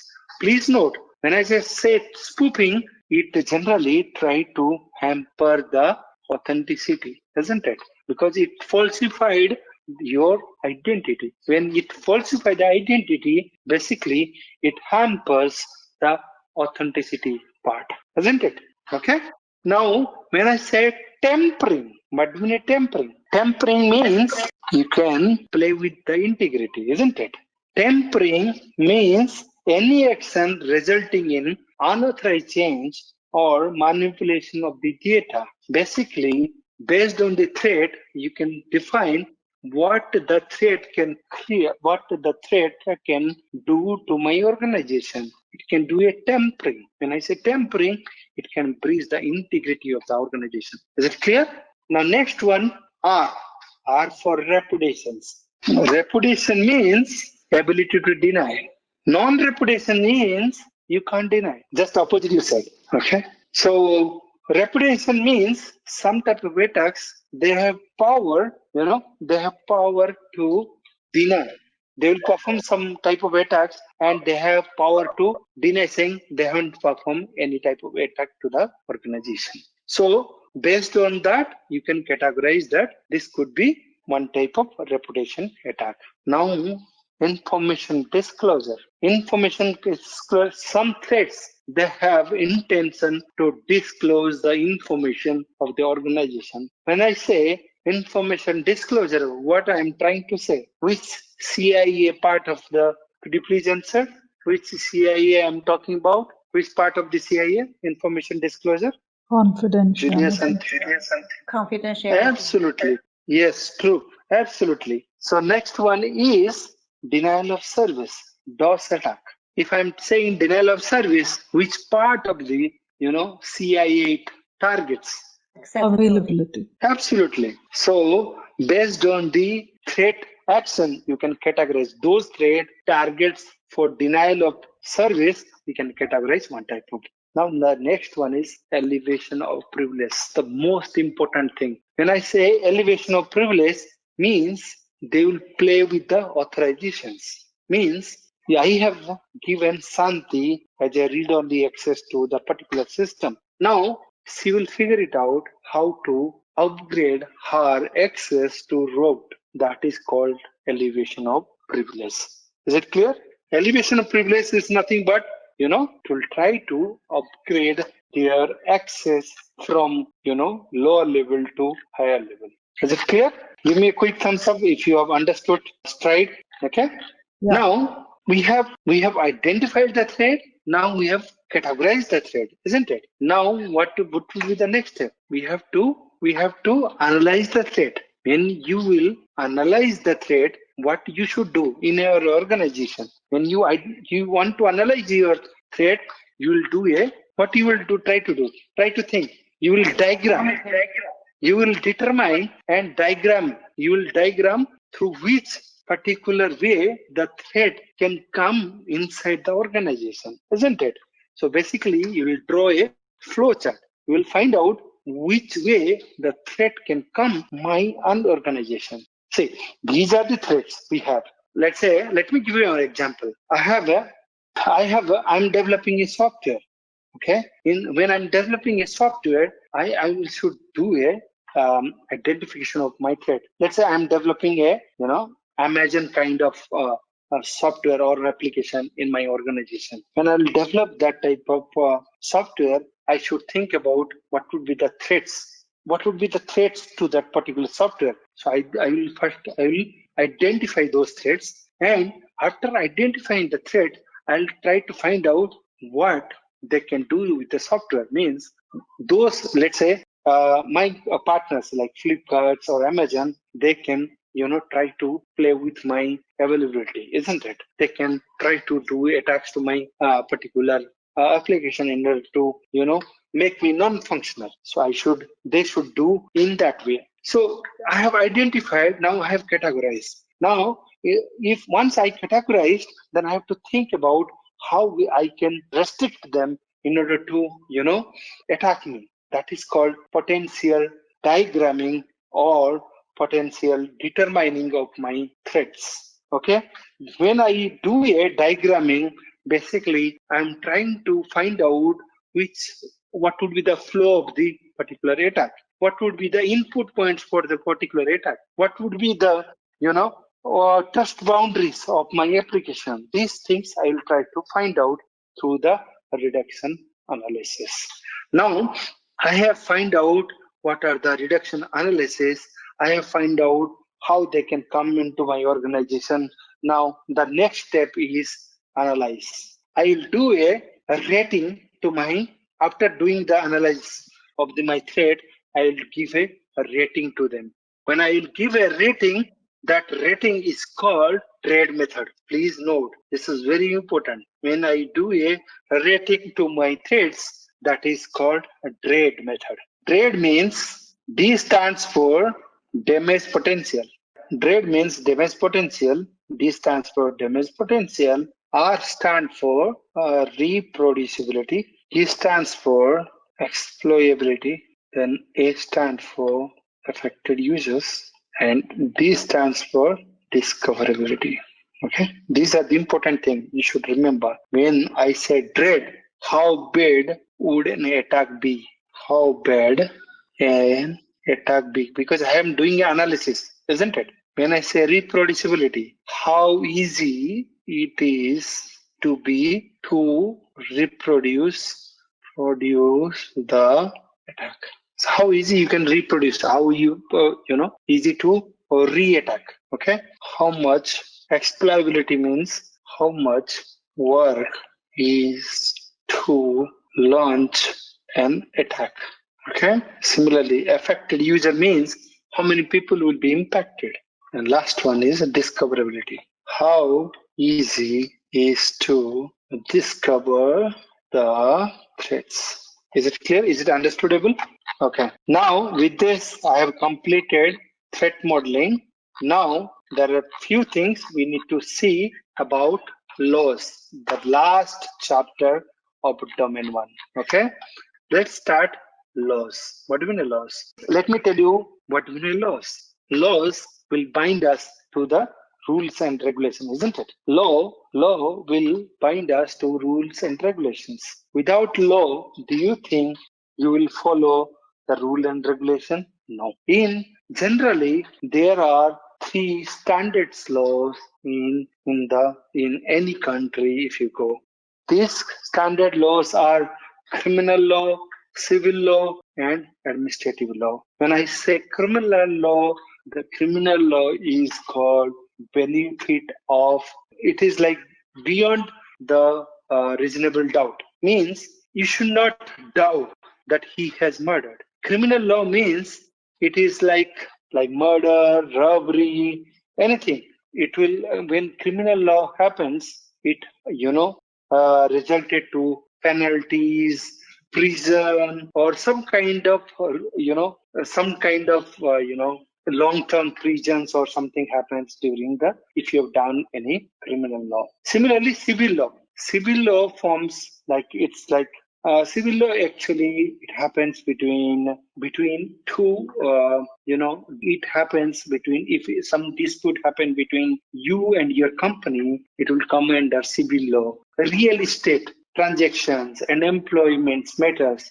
These things comes under civil law as well, isn't it? Now, third one is administrative law. Law and legal principle created by administrative agency to address number of areas including international trade, manufacturing, environments, and immigration. Those things are coming under administrative laws. These are the standard laws we have in generally in any country if you go. But we have computer laws as well. Computer laws are Computer Fraud and Abuse Act, Computer Security Act 1987, then FISMA, Federal Information Security Management Act. These laws, please, I would recommend just go through the book and you will find out what exactly these laws are trying to say. Because there is nothing I can explain through the laws because it's very straightforward.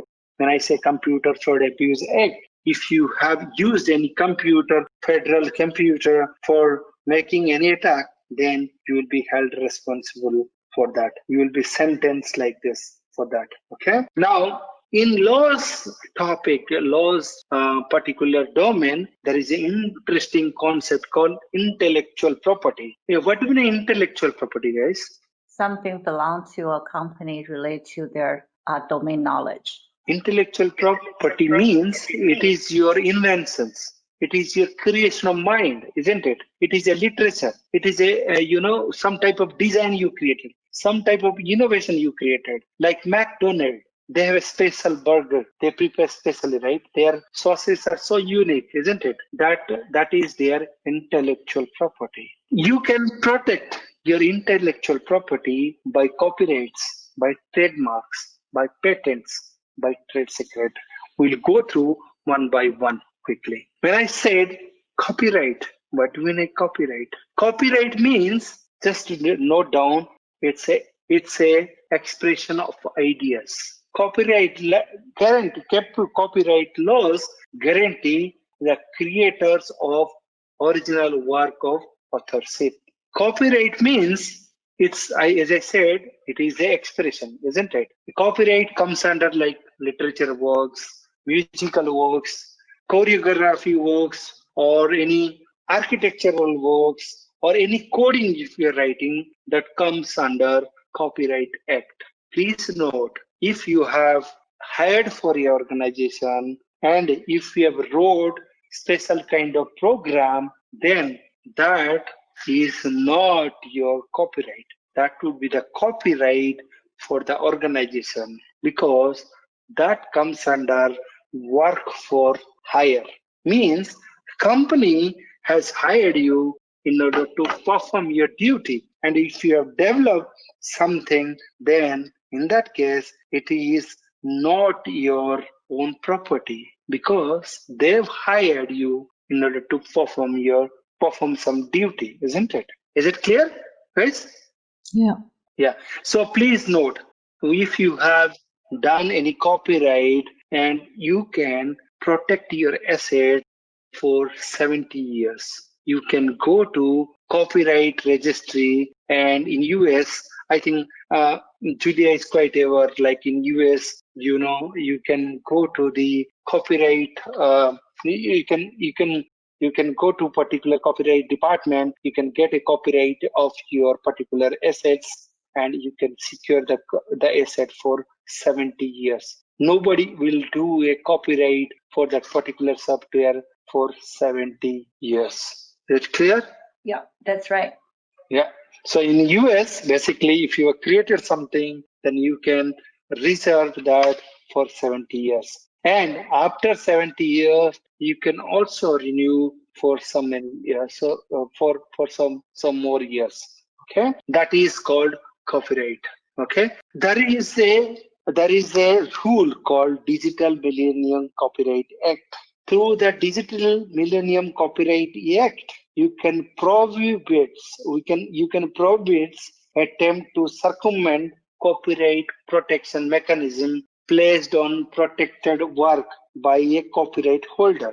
You can prevent copy prevention for CD and DVD through the Digital Millennium Copyright Act. Okay. Now next one is trademark.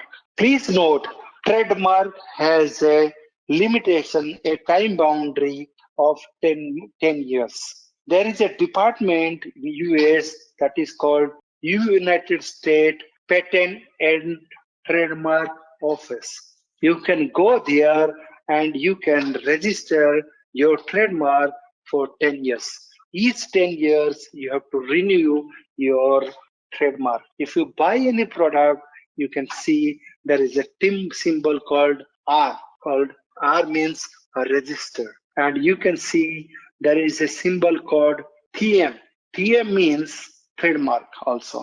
Okay, you can see in both the way that your particular product is trademark and it is been issued a license by the US PTO. Okay.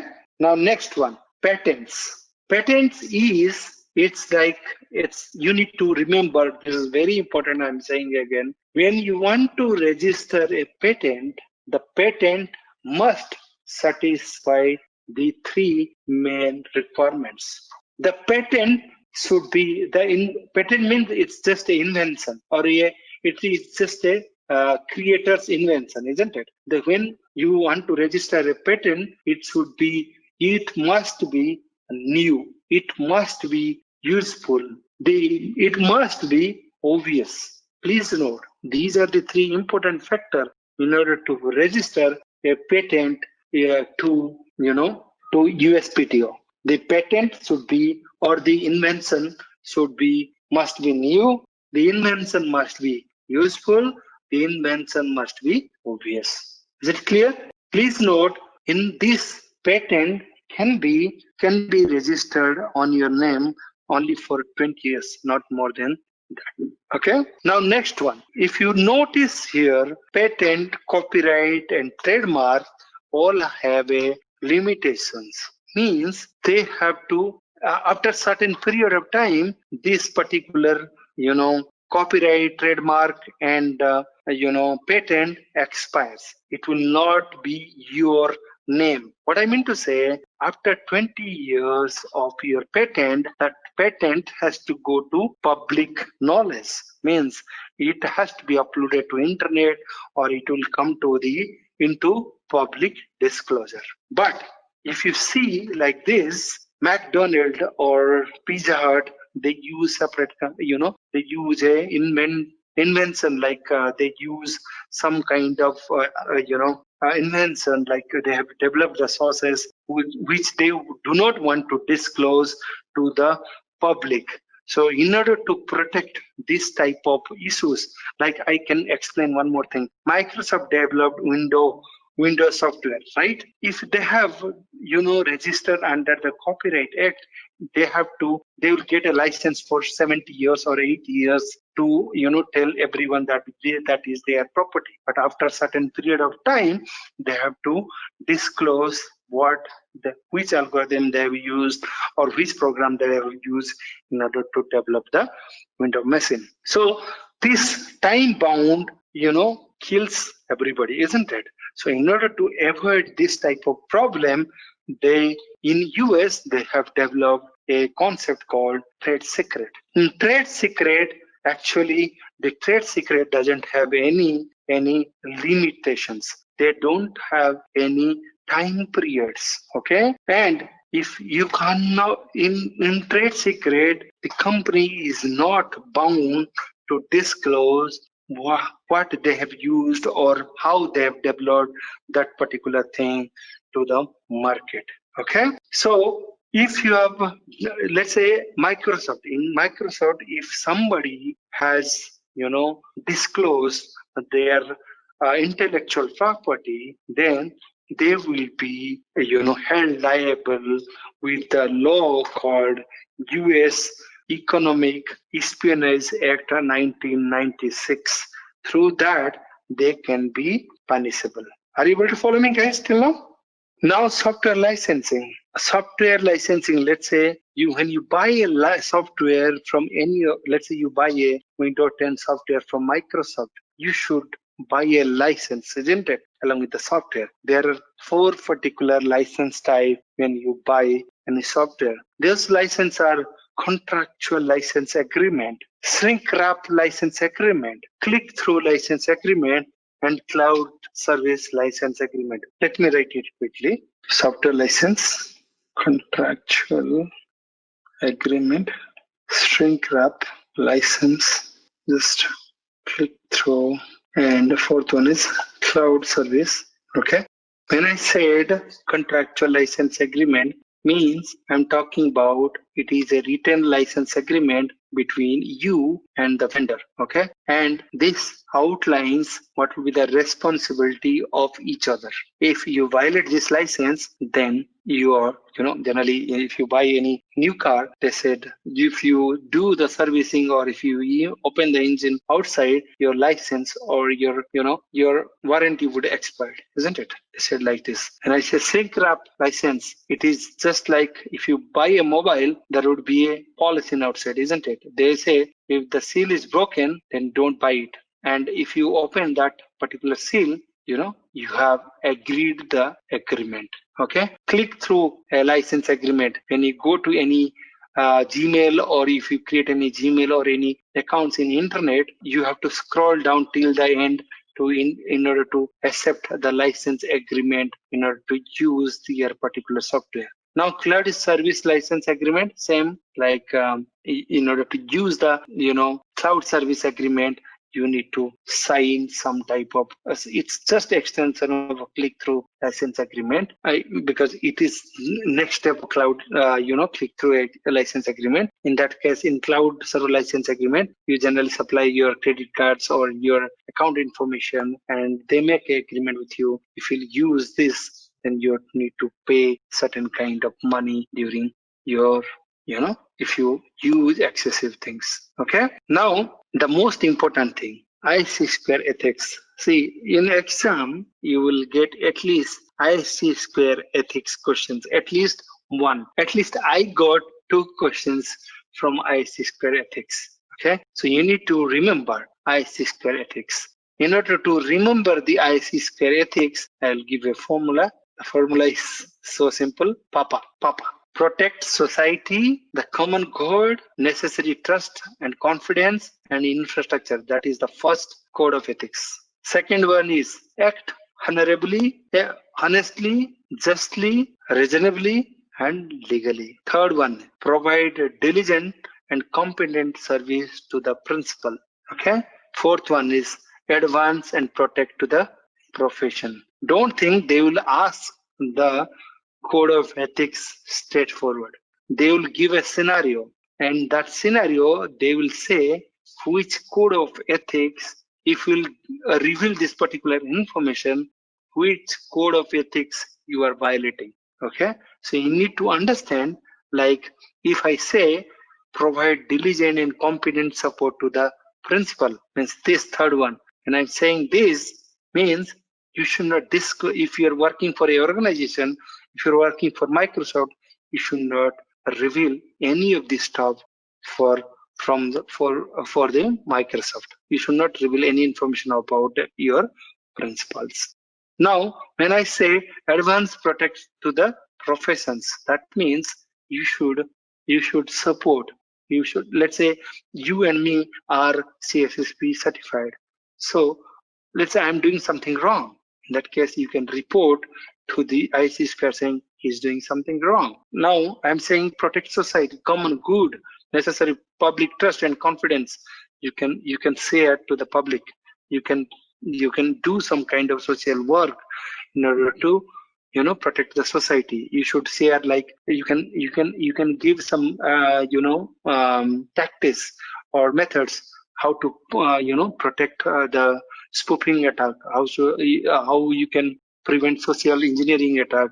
You can tell and you can ask the people not to fall into social engineering attack. Like this, you should remember code of ethics. It is very, very important. But there are two code of ethics preambles also.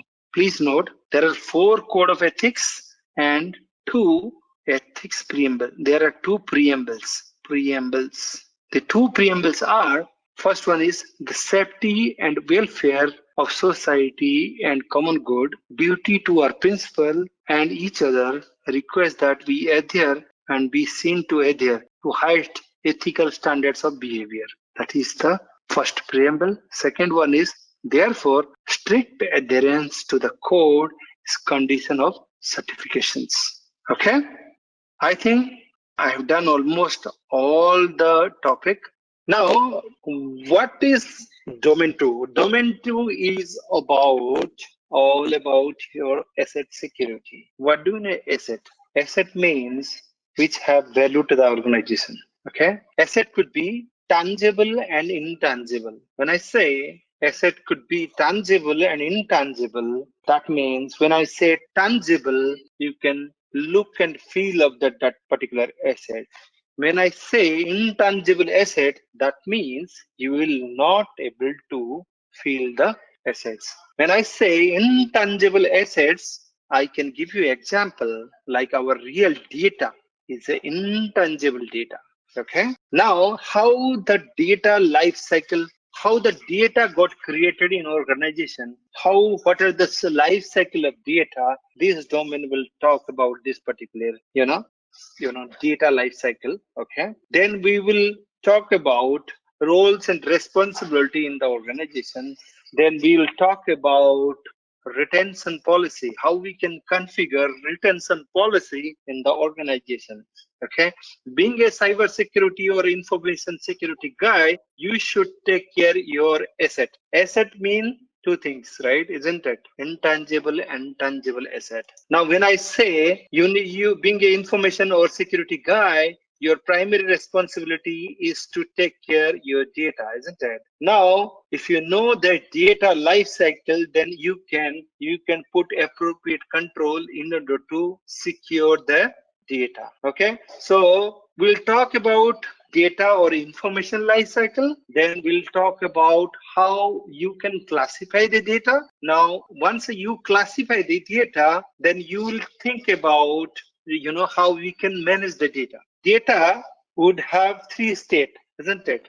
I said data has 3 state, means data can be stay in 3 ways, or data has 3 definite states: data in storage, data in motion, and data in use. Okay, so we need to, if you are seeing the asset security for perspective, you need to think how you can secure the data along the 3 definite states of the data.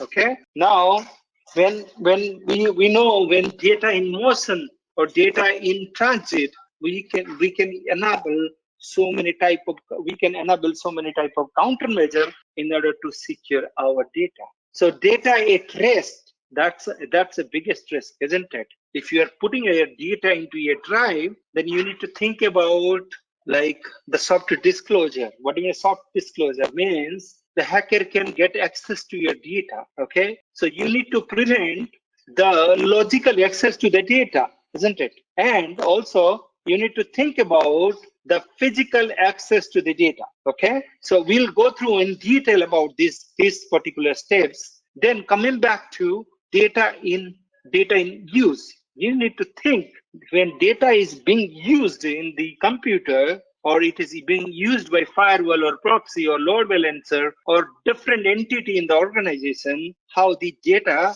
is getting appropriate security. So we'll talk about that particular aspect as well. Then we'll talk about how you can destroy the data.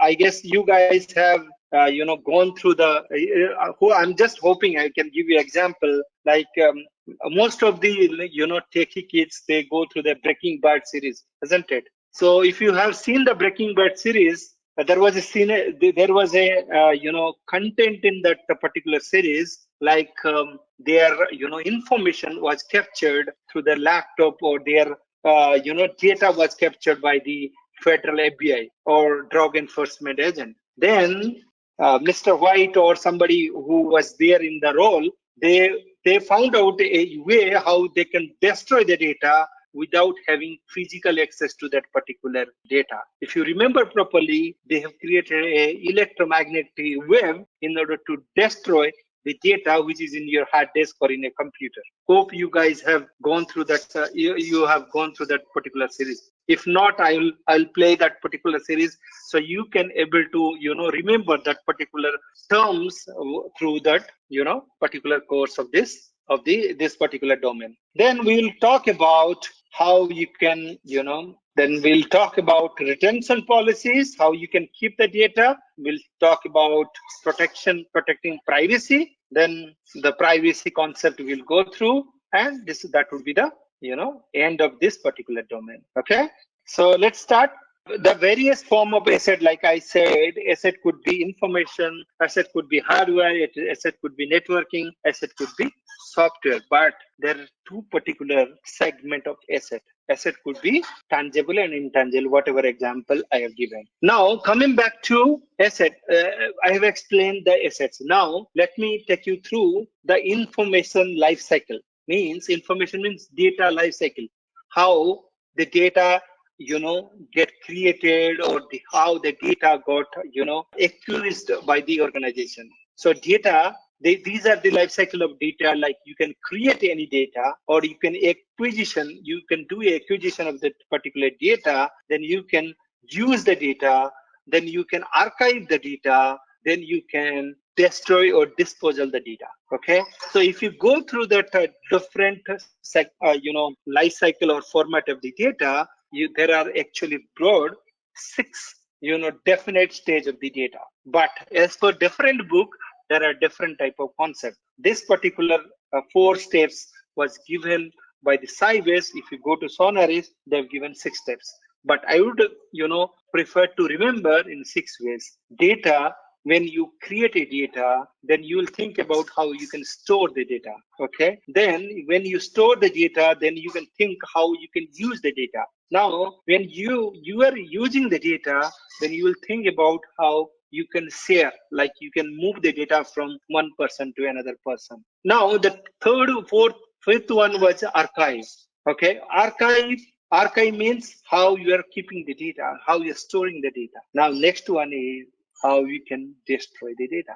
Now I can ask one question. So what do you mean by, what is the difference between store and archive, or backup and archive? What is the difference between backup and archive, or storing and archive? Julia, Kwabena, any idea? I think store means store current data. Archive means archive data for history purposes for a long period of time.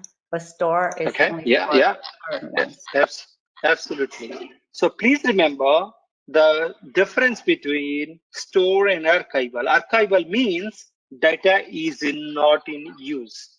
Data is not in use means you have archived for future perspective. Let me give you an example. If you will not keep your data for any specific period, or if you're not following the data retention policy given by the law of the land, then you might be not doing your due care properly. Every state, every government has a different data retention policy in the organization or in the particular continent. Every government, they have a data retention policy. Now, when you create a data retention policy or data archive, by seeing the data retention policy, you will archive your data, right? Every government, let's say India government, they have a data retention policy of 3 years. In US, it might be 5 years. So by seeing the data retention policy, you can create your data archival, okay? Because let me give you an example why this data archival is very significantly necessary. Okay, let's say in government we have a rule, or law of the land says you should keep your data for 3 years, but you are not following the government instruction. They will not come and check everything, like whether you are keeping your data for 3 years or not. But let's say there was a dispute happened in your organization and you want to prove yourself that you haven't done anything wrong. Your organization has not done any particular thing wrongly, then the court might ask you, show me the data which you have kept, because we have this law of land says we have a data retention policy for 3 years. If you have kept your data for 3 years, then you can show the code. But if you don't have any proof, like you don't have data to show the code, then in that case you can't prove that you have done particular thing. If you remember correctly, I said non-repudiation and repudiation concept. You can infer non-repudiation and the repudiation case of this particular concept, data retention. So what is the difference between backup versus archival? When I say backup, data is in use. When I say archival, data is not in use. Is it clear? So now, privacy. There is a term called PHI versus PII. PHI stands for, I guess, Julia, you are in US, right? Yes. You would have, PHI and yes. Protected health information is PHI, and PII is, and you can tell me, but you know PHI, what is PII? What is your understanding on PII? PII is personally identifiable information. How you can identify personal based on the identification. When I say PHI, it's your health information. When I say PII, I'm talking about personal identifiable information.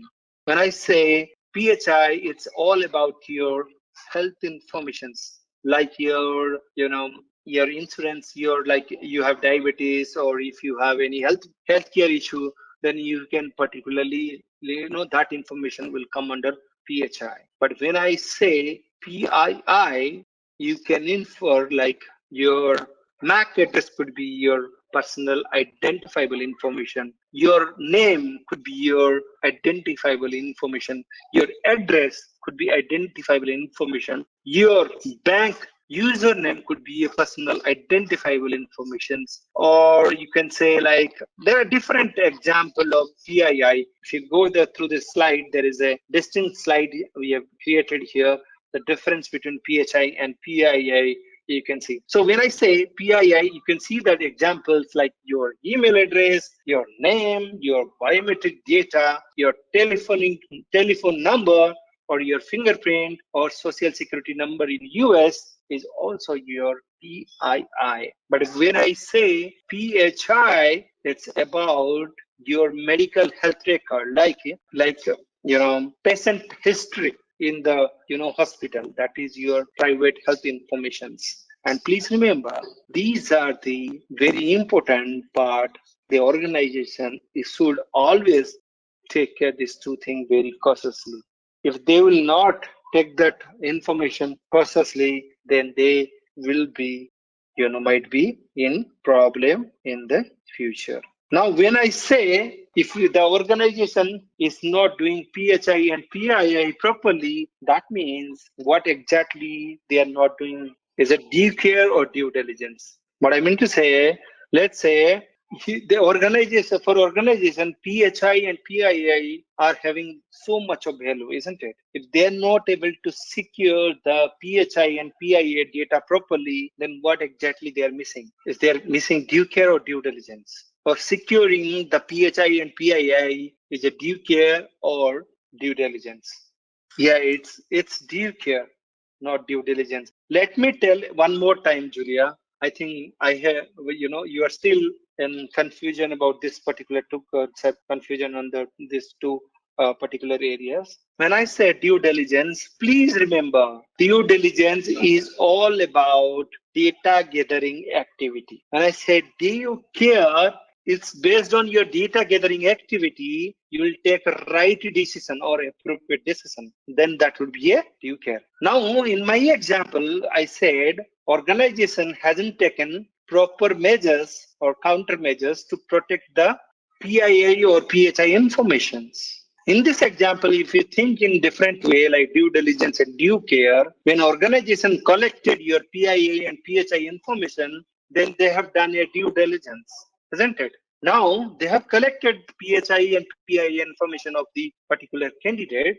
Now they have to think about how they can secure it, isn't it? If they are not able to do the security properly, they are missing due care.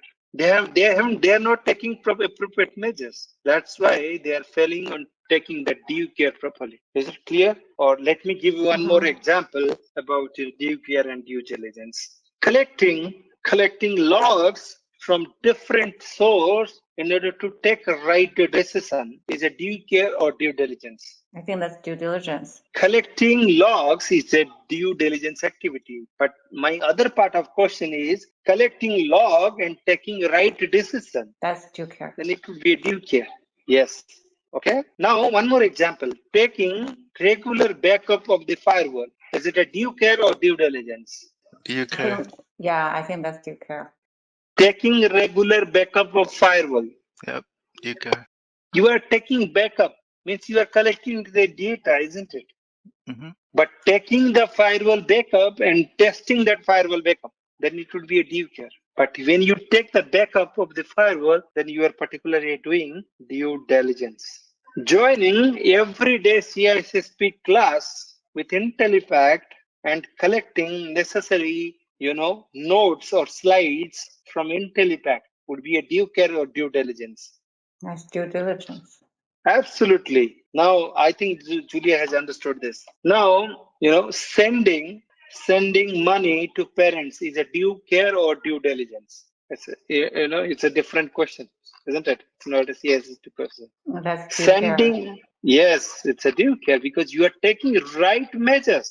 Is it clear or not? Now we have seen like how you can classify the informations, or how the data got created in the organization. Now once data got created, what will be the next step? We need to think about data classification part, isn't it? So when we do data classification, who does the data classification? I have already given the a bit of description about who does the data classification, and based on what are the measures they do the data classification. Who is responsible in the organization to the data classification? Can I have the answer, please, quickly? A data owner. Absolutely. Data owner is responsible for data classifications. When I say classifying the data, what is the ultimate goal of the data classification? What do you remember? Why do we need data classification in the organization? So that you can have the appropriate security controls for the information. Absolutely. Yeah, yes, you're correct, Kavina. So when you classify the data appropriately, then you can choose the right control for that particular data. When I say right control, let's say we have so much of data in the organization. We can't give, equal security to all the data. Okay. In order to protect the data proper way, you need to classify the data into appropriate groups or classifications. When we do classifications, we can find out which data is more appropriate or which data is critical for the organization. When I find out the data is very critical for the organization, I will able to do data classification properly. When I able to do the data classification properly, then I can do the right controls. When I explained about the data classification part, I have said like there is a concept called declassifications.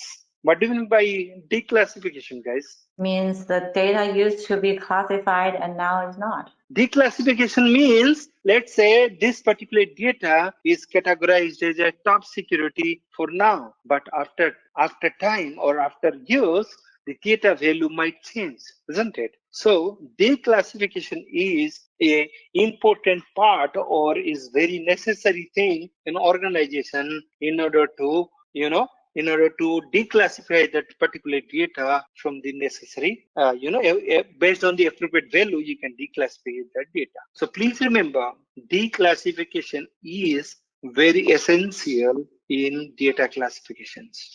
Okay.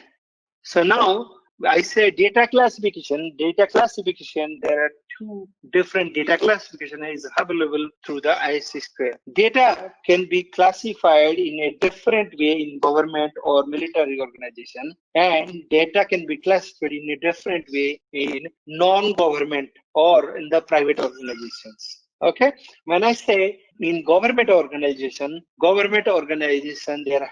have different classification mechanism like top security, secret, then confidential, then unclassified, or no damage. Right? Similarly, in private organization, we have different classification scheme. Classification in private organization, we have classification scheme like confidential, then we have private, then we have sensitive, then we have public. Now let me explain. When I say in government organization top secret data, if top secret data got breached, then the government would be in exceptional or grave dangers. Okay. Now when I say the serious data has been breached, that means that particular that particular government would be in serious damage.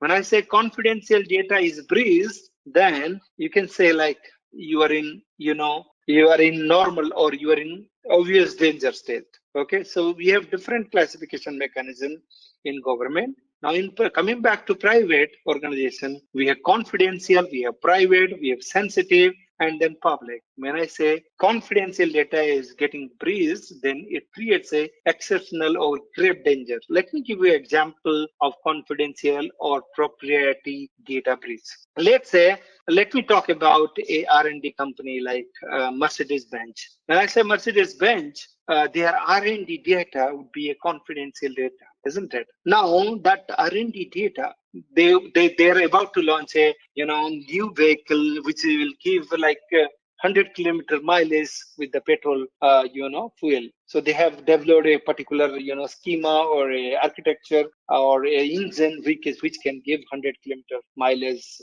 They pour 1 liter of petrol. Okay, that particular diagram or that particular concept got leaked. In that case, Mercedes-Benz would be exceptionally grave danger because that particular concept has been gone to the wrong person or the competitors. Then their movement or their growth can be stopped, isn't it? Okay. Now, when I say private data for the private organization, it's about the employee or the personnel they work in that particular organization, their data. like PHI and PIA data. The PHI and PIA data of personnel is collected by the organization. Now the organization should think in such a way that they can keep that PHI and PIA data in a very secure manner. Please remember, if they are not keeping the personal identifiable data or personal health information, then the company would be in serious danger. Okay, serious damage. If hope you remember, like there is a company called HCL in India. I heard it through the newspaper. They have there was a incident happened with them, like some of the people, some of the employees' salary information was leaked. In that case, they were in a serious damage because private information of the employees or personnel were leaked. So they were in serious damage. Now, say similarly, sensitive damage. Sensitive means the data which is having value or the data which is sensitive in nature, then it would be created damage for that particular organization. Okay. Now, public means no damage, but you should give the priority or the security to your public data. I believe I have explained all this particular concept thoroughly when we have gone through the classifications part. Okay. Now, when these are the criteria, if you're seeing my screen, these are the criteria for the classification, like how we can classify the particular data. You can classify the data based on the usefulness of the data, the value of the data, age of the data, how old is the data, how much, like let's say this is fresh, recent data. You should keep the data, you should give the priority of the fresh data. Okay. Similarly, these are the classification criteria. You can do the classification of the data. Please remember, classification is very important for the CISSP perspective, because you should understand thoroughly the classification, how the organization does the classifications. So I'll ask a particular question for the classification. So you need to find out which one is odd, which one is particularly odd to remove, like which is not useful for data classifications. Let me give you the example. Okay, value of the data. It's fresh data. Also number 2, quantity of the data and usefulness of the data, which would be not used to classify the data. There will be quantity. Yes, quantity would not be an aspect to classify the data. If it is confidential data, it doesn't matter with the quantity. So your quantity will not decide how you can classify the data. Okay, is it clear? Okay. So there is a important concept you need to understand: sensitivity versus criticality. When I say sensitivity, then it directly affects the trust and reputation of the organization. But when I say criticality, it will directly affect the availability of vital business functions. What do you mean by sensitivity? Sensitive means it's very sensitive for the organization. Means the loss of this sensitive data, could, reveal to a unauthorized person. So when the sensitive data is revealed to a unauthorized person, then it will directly hit the reputation of the organization. What I mean to say, let's say your company was given, like you are dealing with European clients' data, private data. In that case, you are not handling that European people's data properly, then particularly your reputation as a company will lost. Like if you've seen, I hope you guys have remember, like Henderson. There was a company called Henderson. Like it used to be Big Five in US, but there is a company called Henderson. They have done something wrong with the auditing in US, and they have lost the reputation in US. That's why they have changed the company name from Henderson to Accenture. The current company in the market, Accenture, was having the previous name was Henderson. I hope Julia and Fabina, you guys are aware about this particular stuff and how their particular market reputation has gone down.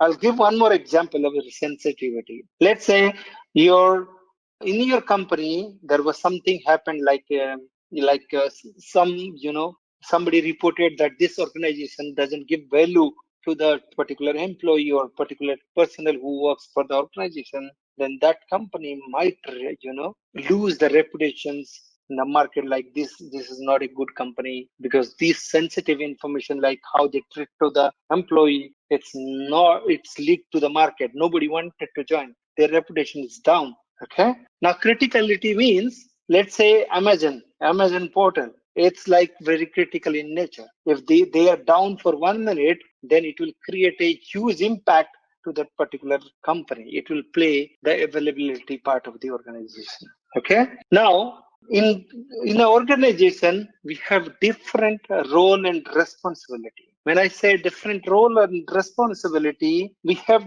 based on the nature of work, we define the role and responsibility in the organization. There are different roles, like the roles called data owner. Data owner, or they are also called information owner in the organization. They are the individual or a group who has created or acquired or purchased the information directly responsible for it. Means they are just a creator of the data, you can say.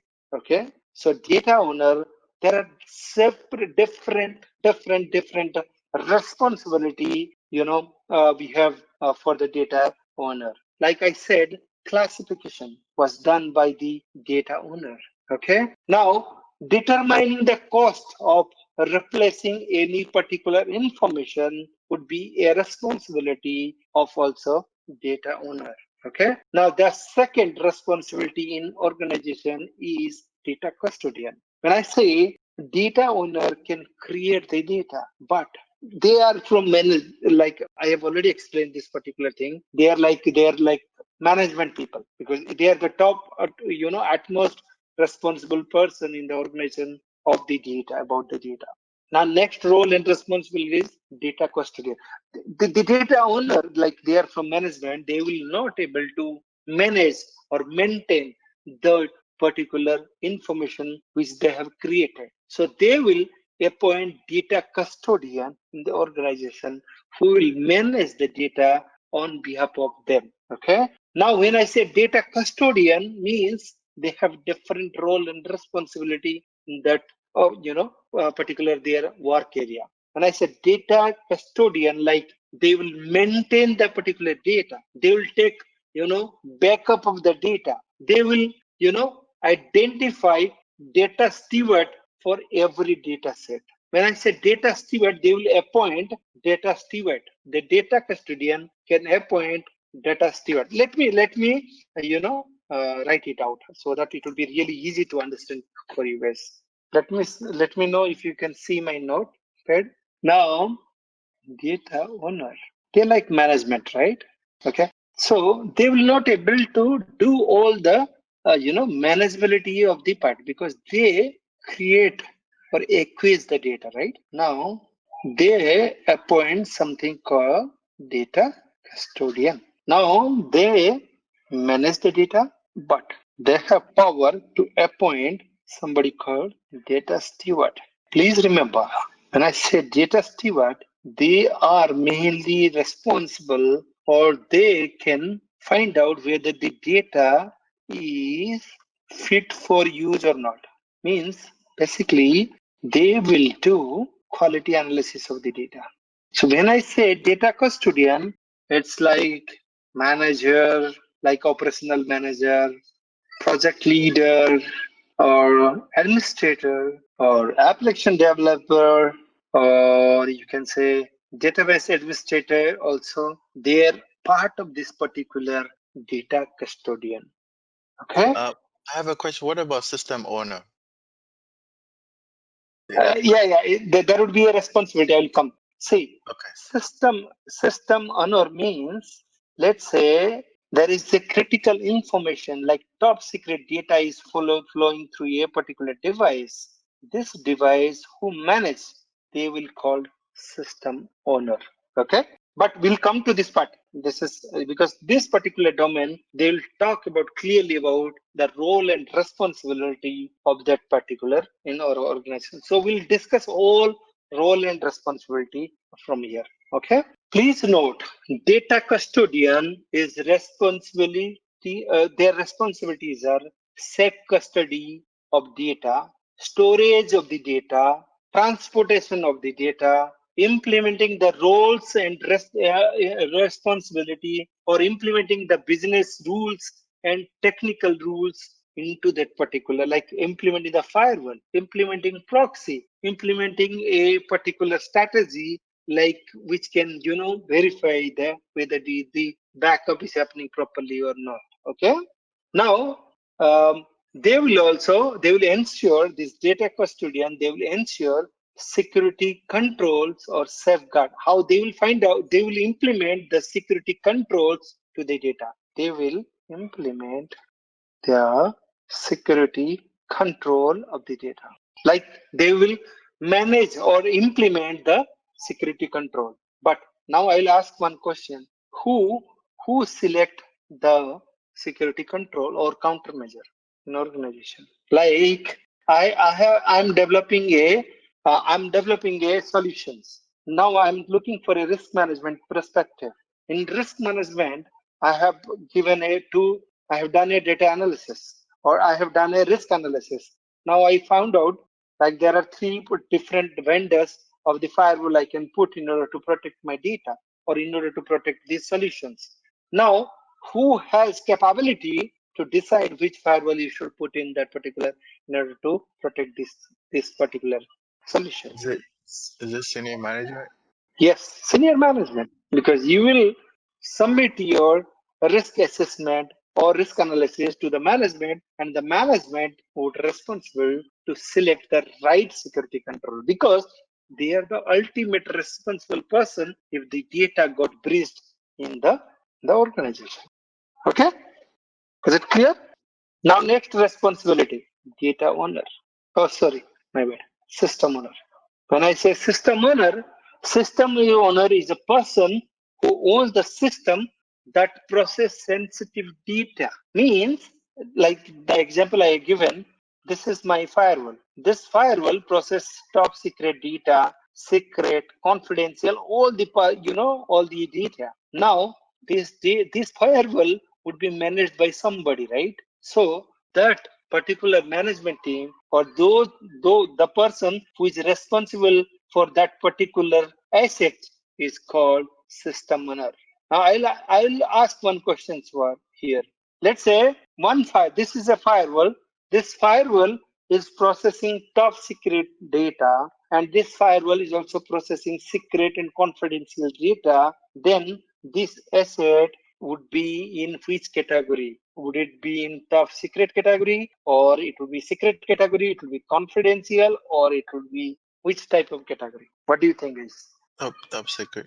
Yes. Now I'll ask because it doesn't matter if you are if a firewall is processing top secret data and it is also processing all the lower category data, then that firewall would be in top security or top secret label. Is it clear? Okay, now I will give one more questions. The data owner is on leave. Okay, data owner is on leave. Now some data got created automatically by the tools, but the data owner is on leave. Okay, now the data custodian is managing that particular data, but data is not yet classified with the data owner. In that case, the data owner will give what would be the value or what type of protection the data custodian will give that particular data. Until the data is categorized by the data owner, data custodian will give what type of protection to the data. I think should be higher security level, right?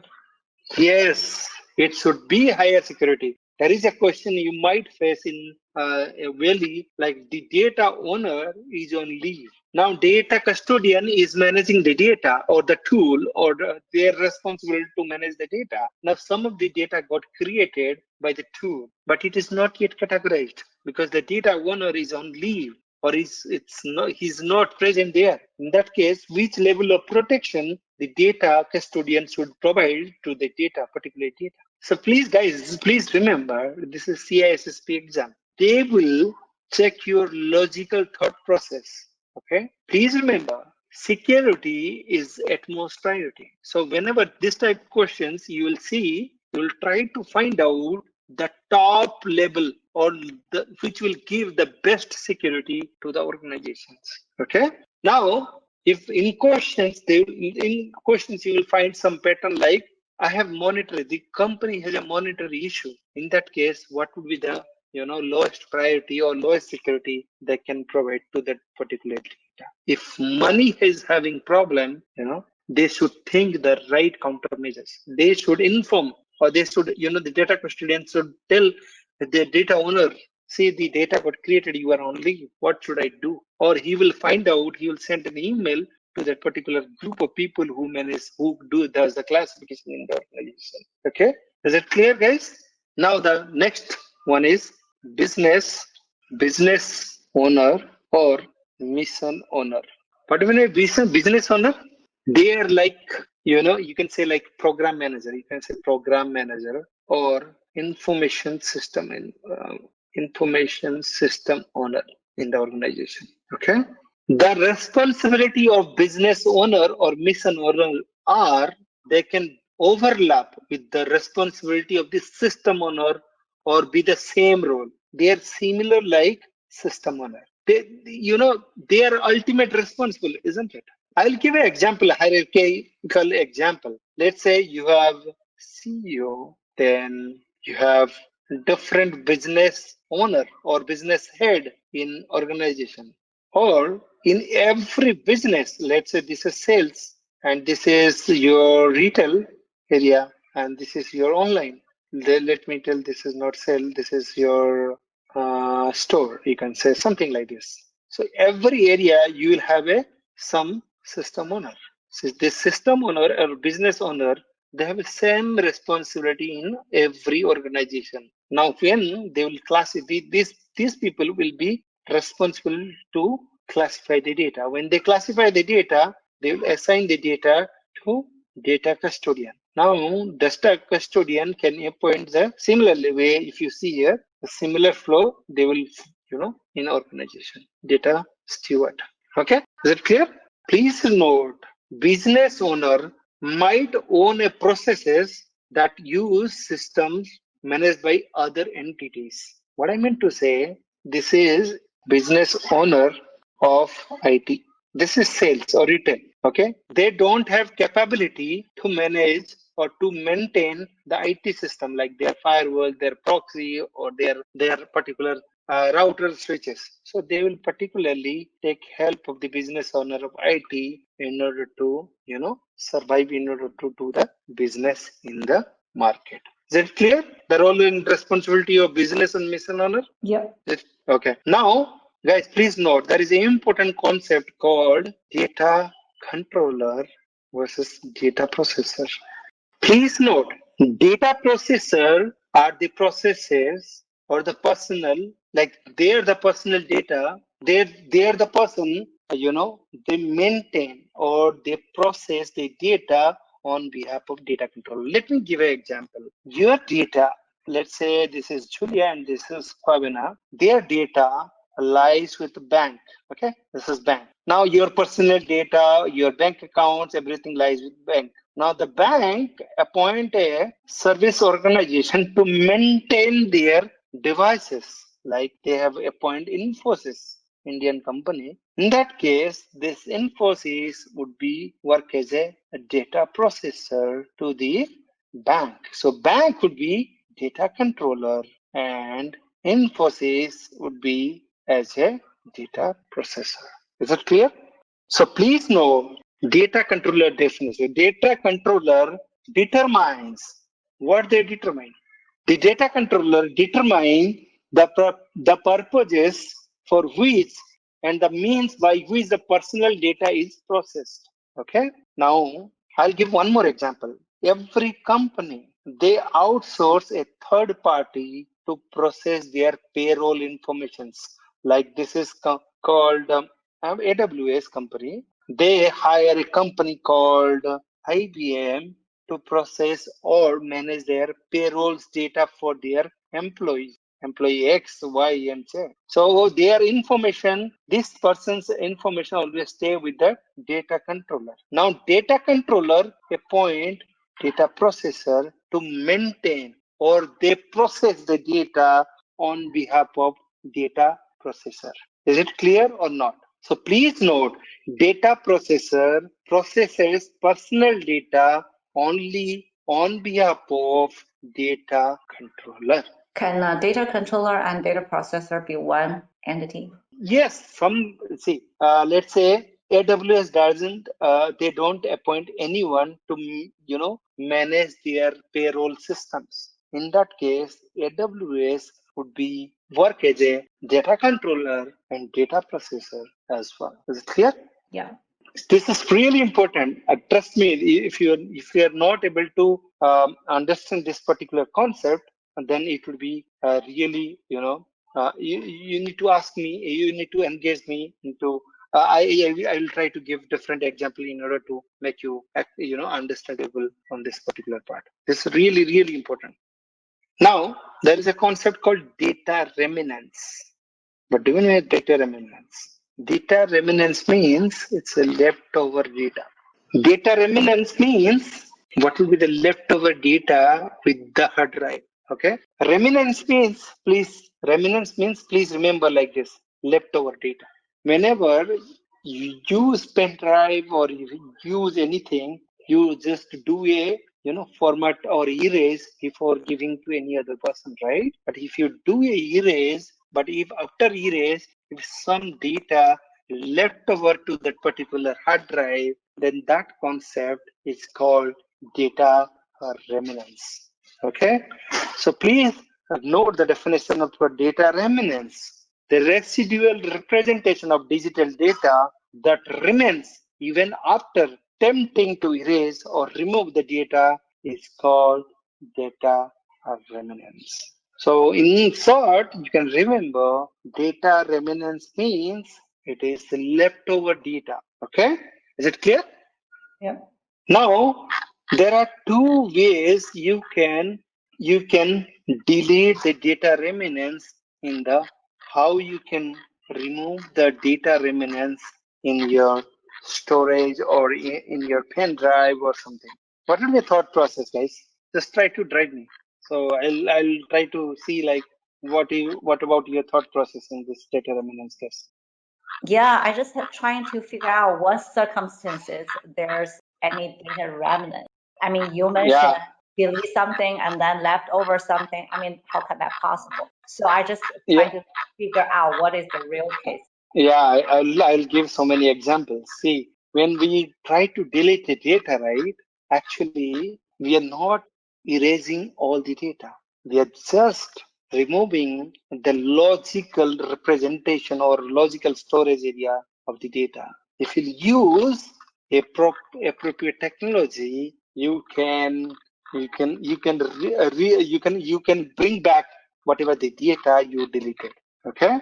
So please, you should keep in your mind, if you're doing erasing, you are not, eliminating or removing 100% of data from that disk.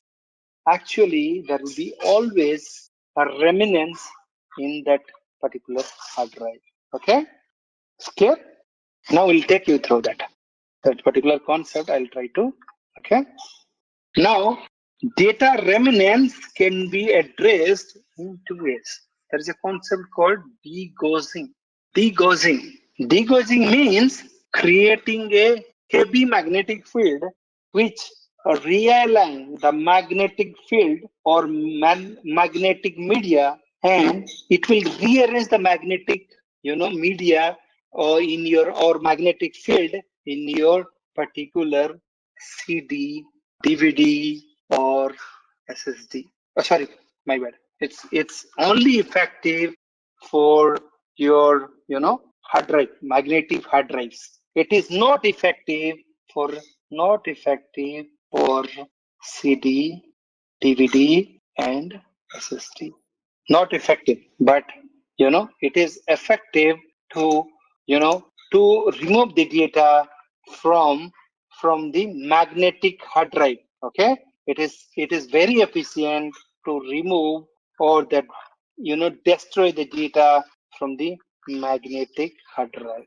But this degaussing is not efficient, for the SSD, CD, or for DVD. In order to remove the data properly from CD, DVD, SSD, you can use different technologies. Like the ultimate way to destroy the data from CD, DVD, or SSD is destroy the complete CD, DVD, or SSD. Is it clear?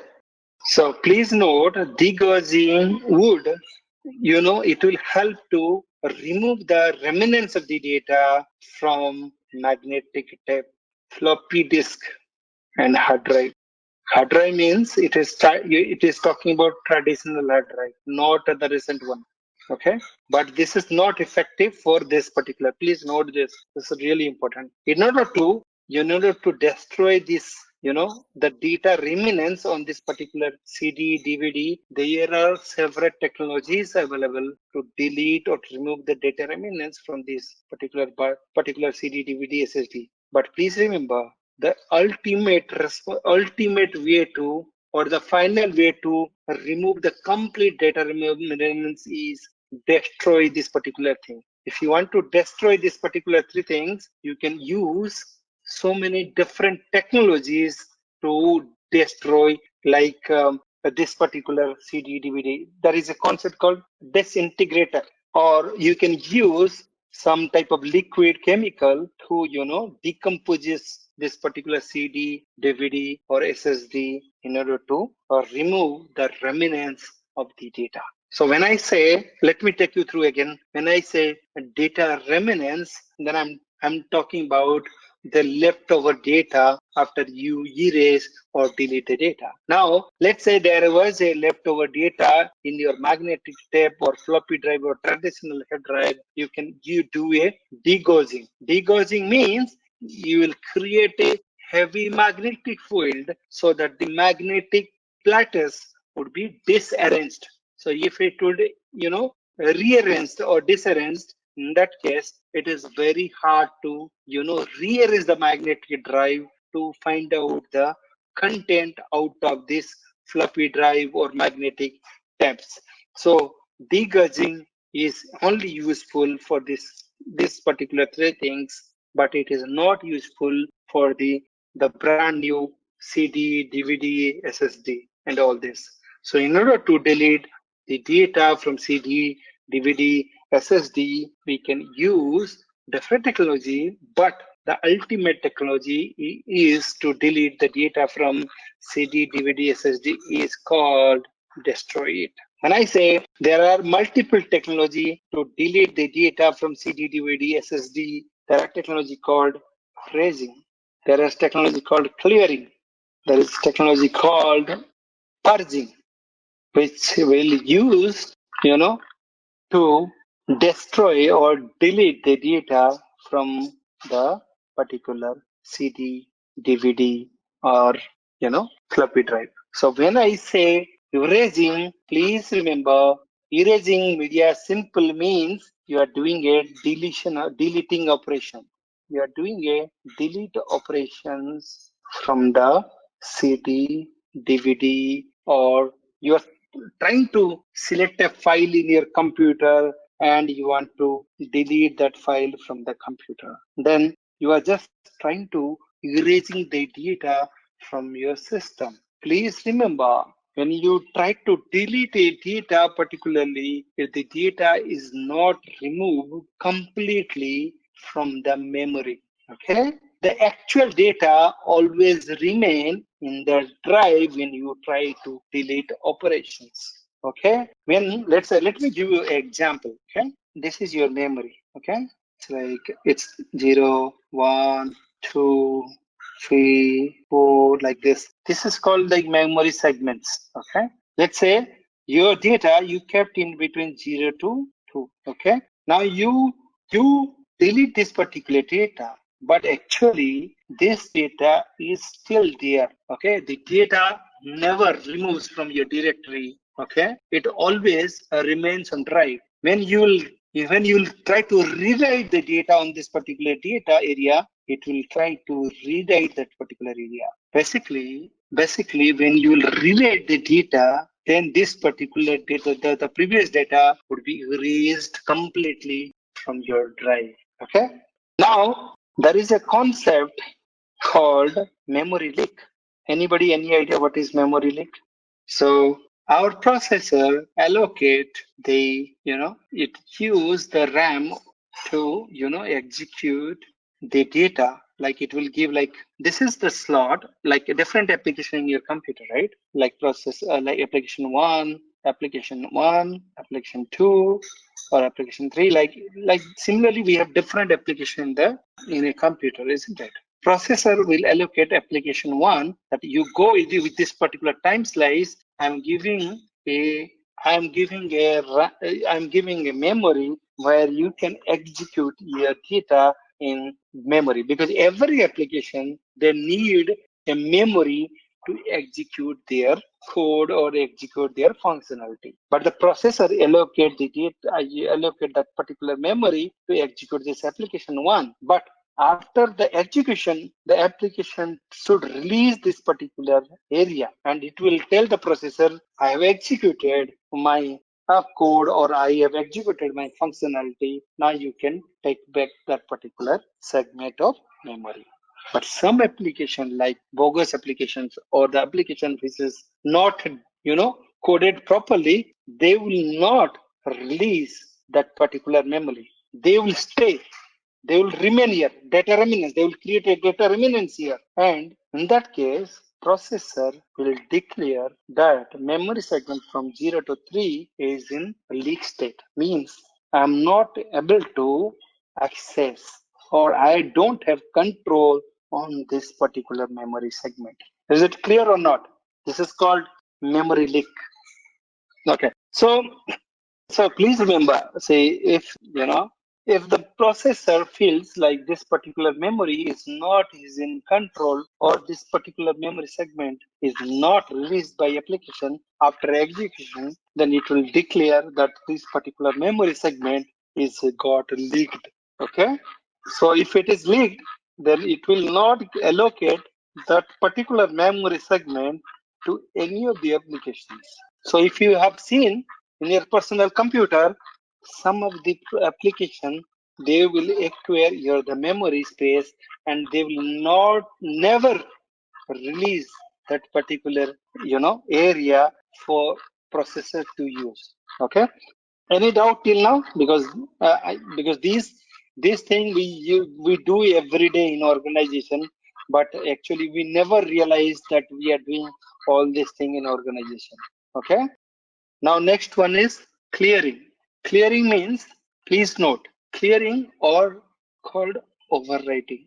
Please note, clearing or overwriting is a process of preparing a media for reuse. What do you mean reuse? Let's say this media is been used in top secret, or it has been used for confidential data. Now you want to use that particular media or hard drive for lower category data. Then you can use this clearing method to particularly reuse that particular media. Okay.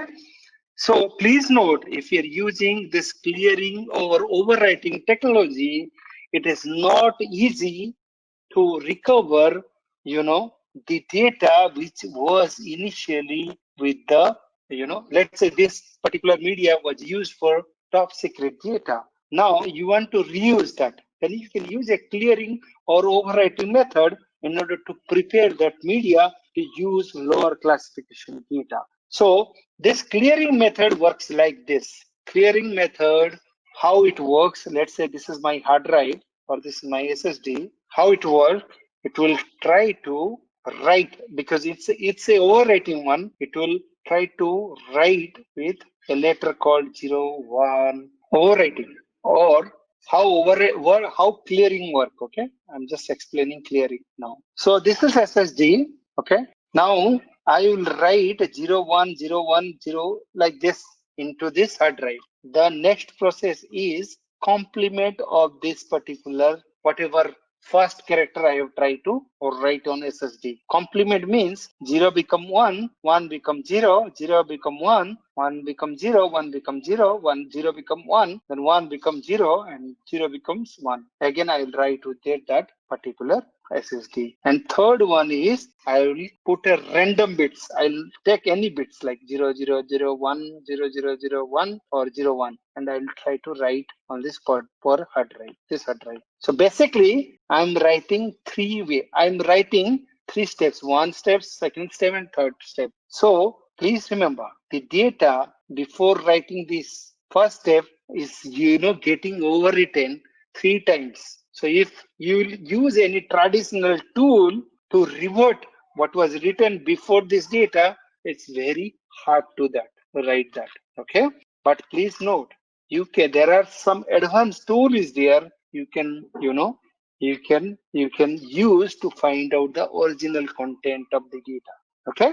Now the next concept is called purging. Here I said, right, purging. Purging is nothing more.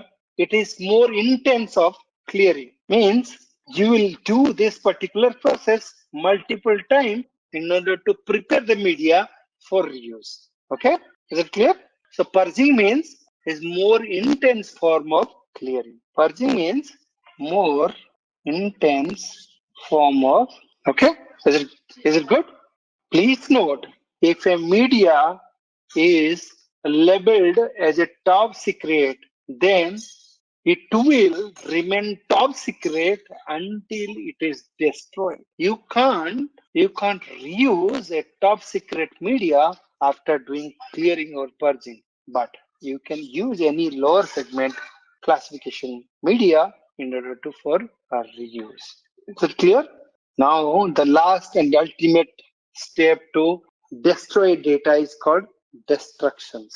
Destruction means it's the final step of the life cycle of media. So if you use destruction, then it is very hard because you completely destroy the data.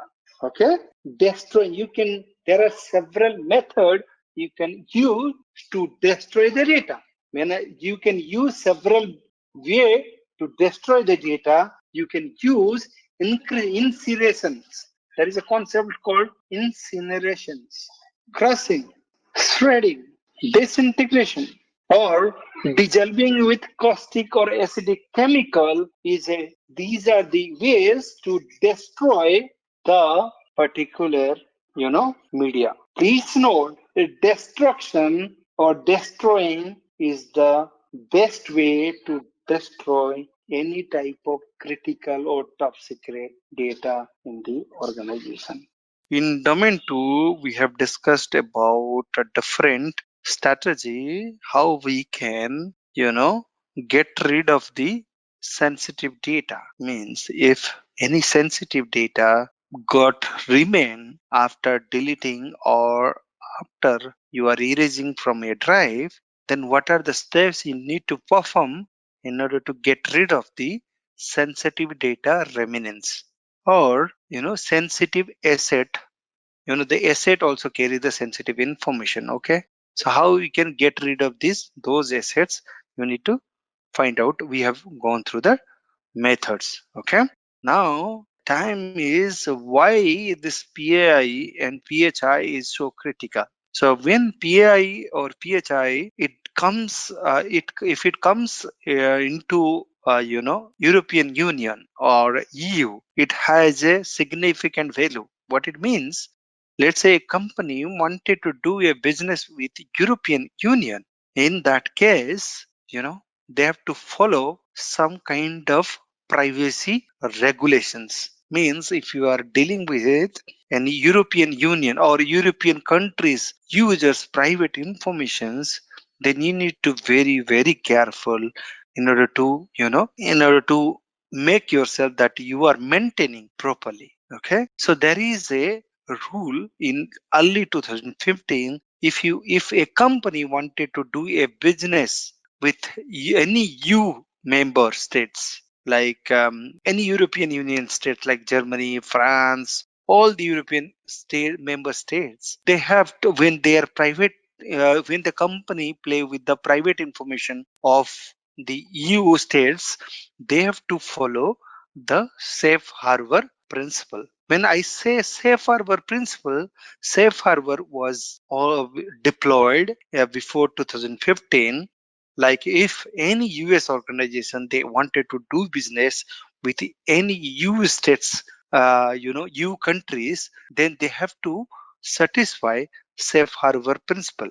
But in 2015, that has been outruled. Means that particular rule has been upgraded and it has become GDPR, General Data Protection Regulations. So when the GDPR comes, they have certain definite rules. If you are playing or if you are dealing with any private data of the any European Union states. But before going to GDPR rules and regulations, so what it means, let's say a company in US, they are dealing with any European states, any company, and there is a private data exchange happening between the company in Europe and the company in US. In that case, let me draw it up so it would be very easy to understand, and this is a really good concept to understand. Okay. Yeah, this is European Union state. Okay, and this European Union state, they have a business, with any US company. Okay, in this case, who would be the data controller? US company would be the data controller, isn't it? Right. Now this US company, they have hired a company called Wipro in India, to work with this, align with the US states company. Okay, like they have this US company, they have outsourced some of the work to Wipro, which is in India. Okay, so in this case, Wipro would be a data. Okay, so please remember, if a US company is doing a business with European Union company, then the safe harbor, or earlier it was before 2015 it was safe harbor, now GDPR. Okay, this GDPR is applicable to data controller as well as the data processor. What it means, this data controller and data processor, they have to obey, they have to follow this GDPR principle. Okay, is it clear? Yep. Okay. Now, if these two company, if they breached this safe harbor principle or GDPR principle, they might be fined of 20 million. Wow. Or up to 4% of the entire global turnover of the preceding financial year of that company. Okay, you are able to understand this concept. This is a really good concept. Now, if they are following the data processor and data controller, they are following the GDPR principle, let's say they are following properly, but hackers are always smarter. I say from the day one, isn't it? Yeah. Now, some data breach happen here with the data processor. They have to notify the data controller as well as this US states within 72 hours of the data breach. Okay. Now, there is a concept called right to be forgotten. Okay. This concept is, let's say, this is a company like, let's say, Tesco or Mercedes Benz is a company in Europe. And one of the Benz employee said, I don't want to outsource, I don't want to give my private data to the US company, neither US company, nor to the data processor. So in that case, this right to be forgotten will come into place. This principle will say you should forget the particular persons. You should not, deal with the particular person's data in data processor and data controller. Is it clear? Okay. Sounds good. Now, GDPR has 6 distinct rules. Okay. Let me explain one by one. Okay. First rule is lawfulness, fairness, and transparency. Okay. Lawfulness, fairness, and transparency. It means personal data shall be processed lawfully, fairly, and in a transparent manner in a relation to the data subject. This is the first rule. Purpose limitations. This is in the note, the slides will give. This is all there, okay? Purpose limitation. When I say purpose limitations, if you have, because this GDPR, they deal with the personal law, private information, right? Isn't it? Yep. Now, if you have taken any private information about someone, you should, process the private information, lawfulness, fairness, and transparent way. The second one is purpose limitation. Means if you have collected the personal data for a particular purpose, you should not use for any other purpose. What I mean to say, let's say I have collected some data. I should not sell that data to other vendor for advertisement or by taking some money.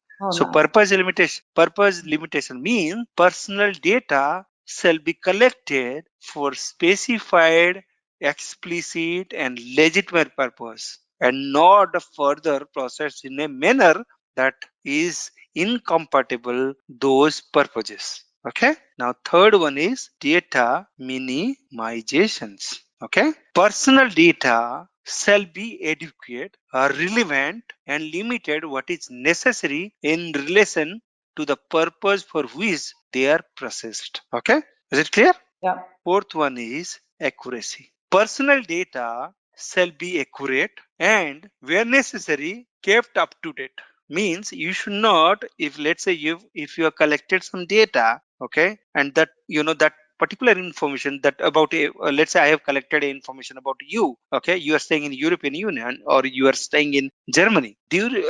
By time some of the personal information of yours got changed, so I need to update my database as well. That means I need to maintain a completeness of the data, or I need to maintain a accuracy of the personal data. Personal data, what even accuracy definition say in GDPR, personal data shall be accurate and where necessary kept up to date. Every reasonable step must be taken to ensure that personal data are inaccurate, having regard to the purpose for which they are processed and erased or rectified without delay. Okay. Now, first one is storage limitations. Answered.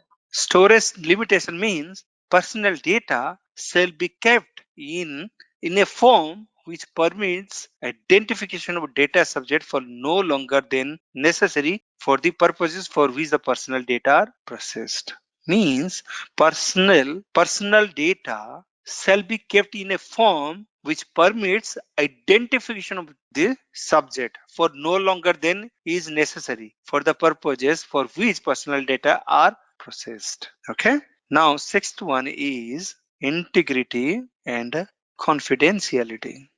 Means wherever you are storing the data, you should always maintain integrity and confidentiality of the data. Personal data shall be processed in a manner that ensure appropriate security of personal data, including protecting against unauthorized or unlawful processing, against any accidental loss or destruction or damage. Okay, is it clear? These are the standard 6 principles. If you are violating this 6 principle and if you are doing business with any EU states, then you will be fined up to how much? 4% of their annual global gross. Yeah, turnover. Okay, 20% or 20 20 million. Mhm. 20 million as well. Okay. Now the next concept. Now the concept roam around here. See, you have the US company is dealing with the EU states. Okay. Now US has outsourced that particular service to Wipro or some Indian company. Okay. So in order to relax or in order to minimize the GDPR regulations, you can use certain things to reduce the GDPR burden. The first concept is pseudonymization. Pseudonymization means, just remember like this, it's a alias. Okay, means alias. What it means, let's say instead of the private data, you can use any alias. What I mean to say, if you have noticed carefully, if you have went to any medical, if you went to any hospital or somewhere, they always use medical, some ID instead of the name. Patient number 6, patient number 5 instead of your name, because your name is your private data, isn't it? So let's say I have this company, this US states has transferred their data to US company, but US company, when they will send the data to the Indian company, instead of putting the real name in the table, in the real name table, if they will put like 3030 3131, like this number instead of the name,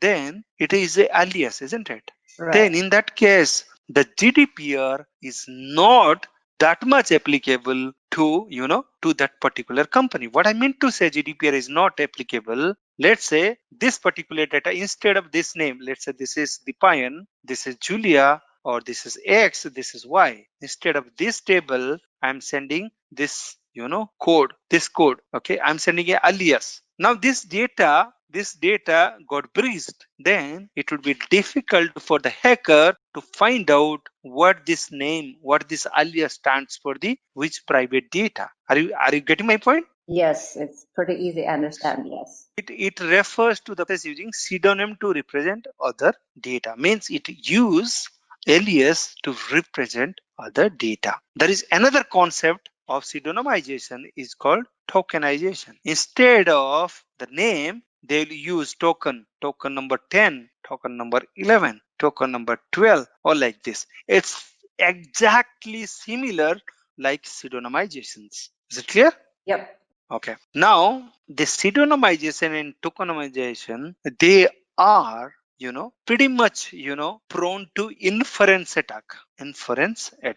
Okay. It's not appropriate, or, it's not that much efficient when, it comes for the, GDPR relaxation or on the data processor and data controller. There is another concept called anonymizations.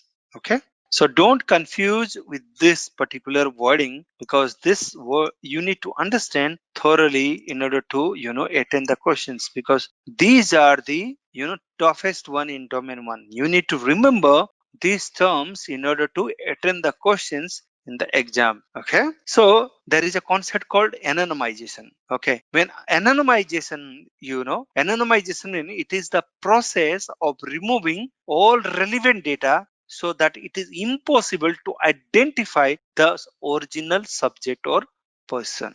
Okay, if you have done anonymization properly, then GDPR is no longer relevant for anonymized data. What it means, let's say I have a table. Okay, in table I have data like Dipayan, Julia, X, and Y. Okay, these are like my in data, my age. Okay, my email address, my health checkup status or something. So instead of, so I need to use anonymization to remove the relevant data, so that it would be impossible for the hacker to identify original subject of the or the person. Okay, is it clear? So what I mean to say, if you have done anonymization properly, then GDPR is not applicable for the data processor or the data controller.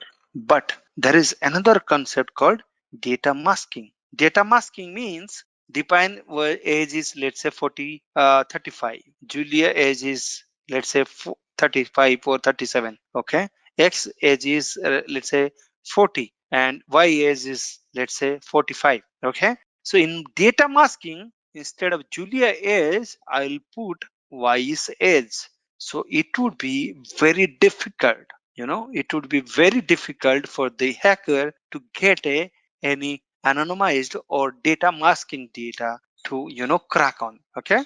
So if you have done anonymization properly, or if you've done data masking properly, it is way difficult for the hacker to crack the particular data. Is it clear till now? All good? Yeah, but anonymization, I'm not quite clear. I know data masking because that's what we do in our company. But what is anonymization? Anonymization means it is the process of removing all relevant data so that it is impossible for the hackers to identify the personal data. Let me give you an example. So basically, let's say, let me prepare another table. So my name is, this is name, like first name, last name, okay, then age, then location, like this. Like my first name is DN, or your name is Julia, let's say Y. Sorry about that. So Kavena Z, like this. So instead of DN, I'll put a D and Y.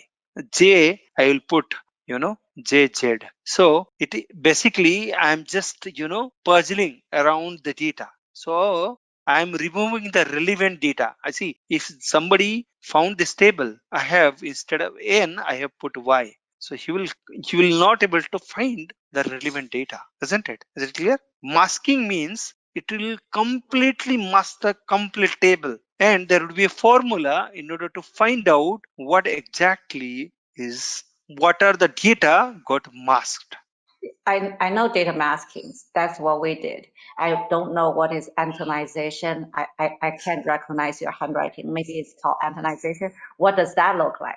That's what I'm saying. This one, right? Yes, the one on top. Yes, that's the one. What I mean to say, see, this is my first name.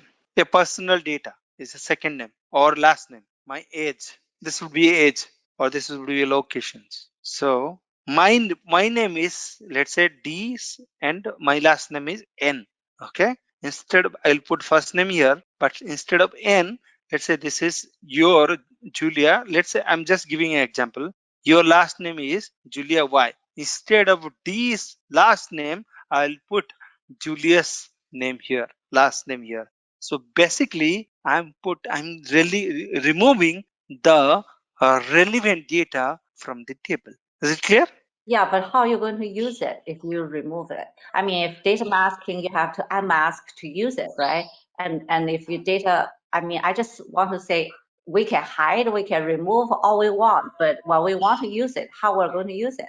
No, they see, if you, this is like when you keep your personal data in your storage. So this would be the face of the personal data. Like what is the purpose of the anonymization? Like if you're storing any personal data of somebody, if that got leaked or if that got hacked, that should not give a negative impact to that personal, isn't it? Now I'm Yes. storing this copy of the data in my database with changed. I'm removed all the relevant data. Okay. So in that case, if this copy of the data goes to the hacker, it is meaningless, isn't it? Yeah, but it's meaningless to the company as well because you No, remove everything. no. If it is not meaningless for the company, why I'm saying, let's say my database, when database will access this particular data, they will use some formula to rearrange that particular data so that they will process appropriate data. You're getting my point? Okay, Like now you said, yeah, now there I would know. be a macros enabled in the background which will rearrange when the database wants this particular data. Is it clear? So you will see this particular thing in domain 8 when we'll go through detail about database. Okay. Okay. Now the next concept, scoping versus tailoring. Before going to the scoping and tailoring, now we have identified the assets for the organization, right? So when we manage, when you want to manage, the assets, you will always try to find a baseline of that particular, how you can maintain the baseline, isn't it? Let's say you have identified firewalls in your organization. Let's say you have 3 firewalls, 1, 2, 3 firewalls. Now you want to maintain this firewall. So in order to maintain the firewall, you will always try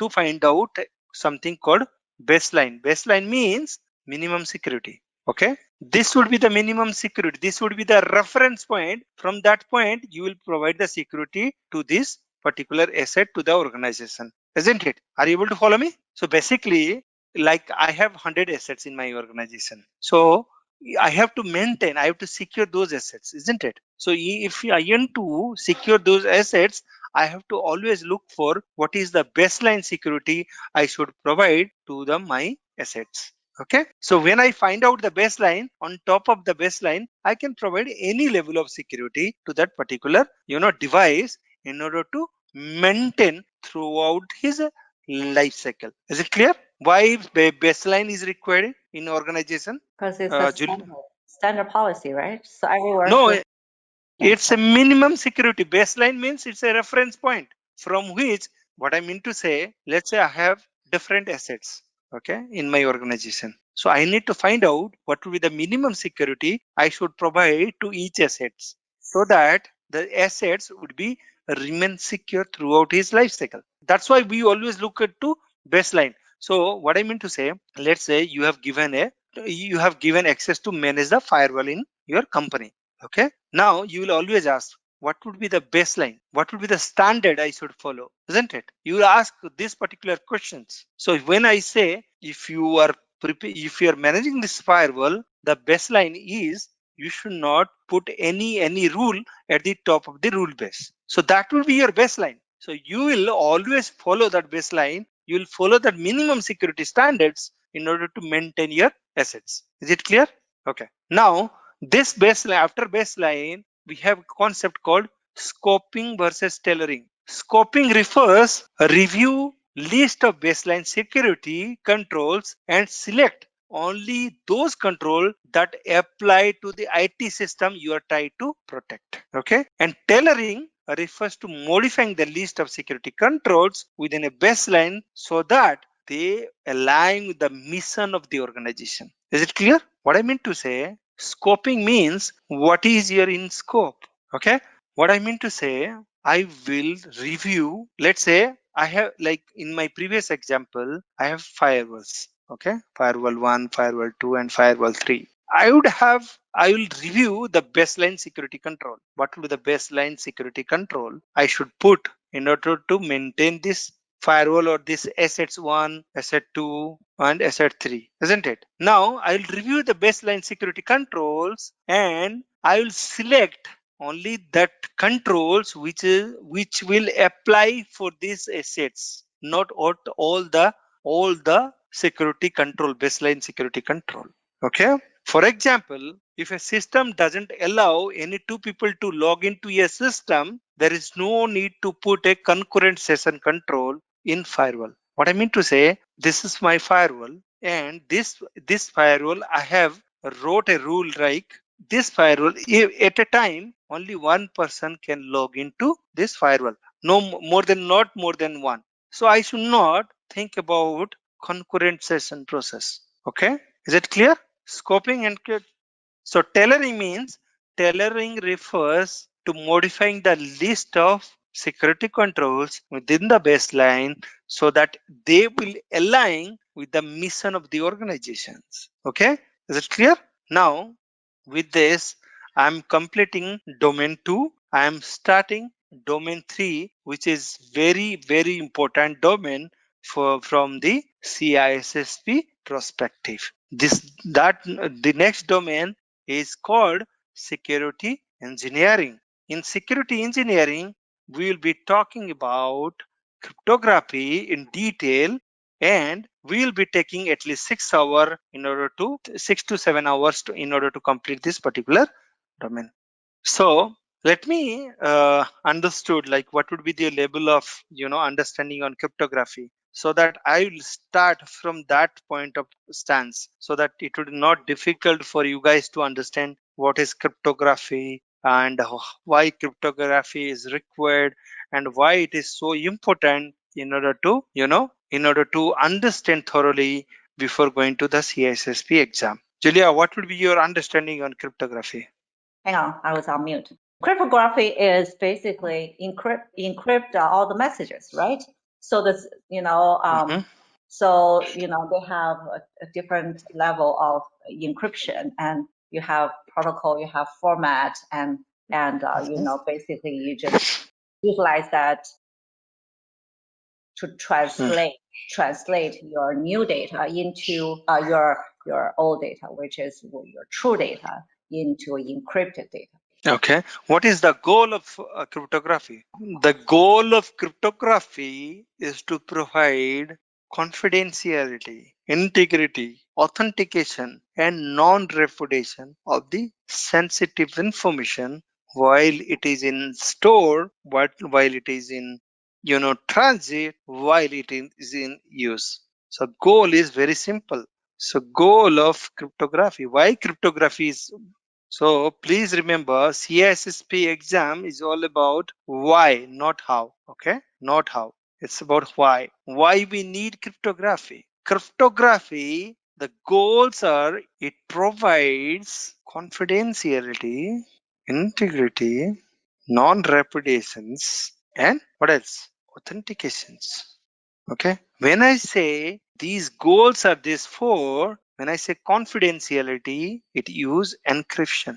When I say integrity, it use hashing and digital signature. When I say non-reputations, it provides through the public key encryptions. And authentication, there are so many authentication protocol through which can provide authentication means challenge handshake. Challenge protocol. What I means, if I'll say I am Deepayan, I need to prove why I'm saying I'm Deepayan. So how it tests the authentication part, let's say this guy wants to communicate this guy, okay? He will say, hi, I want to communicate with system A to system B. He will say encrypt Apple. Encrypt Apple. He will say encrypt Apple. So if this guy is authenticated user for this guy, he will encrypt Apple in such a way this guy will able to decrypt that particular cryptographic stanza in order to prove that this is only A. Is it clear? This is the goal of cryptography, and we will be reading how this goal can be satisfied, how we can achieve this goal in during our go through of this cryptography topic. So now let me give a quick glimpse about encryption. Okay, so I'll take you through what exactly how the encryption works and what are the types of encryption. Then we'll come back and we will read about the history of the cryptography and how the cryptography was developed. Then we'll explain. But let's understand what is cryptography. Okay, so before going to the cryptography, you need to understand. So the cryptography is plain text, then you add a key, it become a ciphertext. Okay, what it means, plain text you put into encryptions, it become ciphertext. Okay, now this ciphertext you can use decryptions, you can put in decryption method, you will get again the plain text. Is it clear? So you need to understand what is plain text and ciphertext. So cryptography is a science, is a method, it's a process by which you change the original content of the plain text, or you change the content of the original data by using a method called encryptions. Through encryption, you are changing the meaning or the content of the plain text to ciphertext. Okay, when I say we are using a method called encryptions, in encryption you will basically use a key in order to change the meaning of the plain text to ciphertext. That's the objective of the ciphertext. Now this key is derived from key space. What it means, generally we do encryptions, we generally see what is our key space. If I will say my key space is 8, then number of key would be 2 to the power 8. If I'll say my key space is 4, the number of key would be 2 to the power 4. Means I have 16 keys. In 16 keys, I can use these keys here to change the plain text to the ciphertext. So key space means it a range of value that can be used to construct a key. Okay, before going to the cryptography concept, you need to understand some of the definitions of cryptography. What is cryptography? What is crypto system? What is cryptology? What is crypto analysis? These are very important because they might confuse you by giving the definition in order to find out what is the meaning stands for. So cryptology, let's understand what is cryptography. It's a science of secret writing that enables entity to store, transmit data in a form data is available only to the intended individuals. Means it will, let's say, this is Dipayan and this is Kwabena. Okay, I want to send some data and I will do it a secret writing. I will change this content of this data in such a way that only Kwabena will able to read this content of this data, not Julia. That is the definition of cryptography. Okay, what is the definition of crypto system? It is a hardware or software implementation of cryptography that contain all necessary protocols, softwares, and keys and algos. Basically, it is about hardware and software that implement cryptography by having different sorts of keys, algorithm, software, and necessary protocol. Now, cryptology means study of crypto system plus cryptography. Is it clear?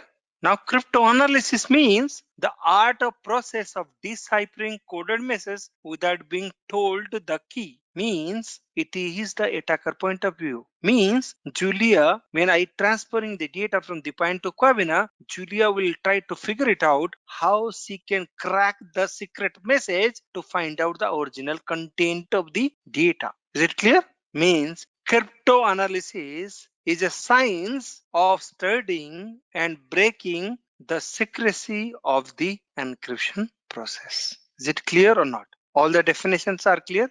Okay. Now, in encryption, key, I said key, this key is known as a crypto variables. Please note, this key is known as crypto variables. It is a value that comprise a large sequence of random bits. Okay, like I explained key space at the beginning so that I can infer here what is key space. If I'm saying I'm using 1024 bits key space, means how many key I have? 2 to the power 1024 numbers of key. Is it clear? Okay. Now next concept, key clustering.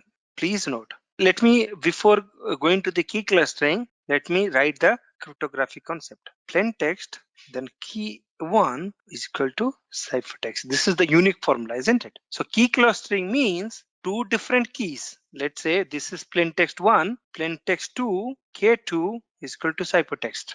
Key clustering means two different keys generate same ciphertext from the same plain text using same algorithm. Sorry, my bad. So plain text 1, if you are encrypting with a key 1, you are forming a ciphertext. Similarly, same plain text you are encrypting or you are doing a cryptography with the K2, it is forming same ciphertext. In that case, these two keys are in key clustering. Is it clear? Key clustering.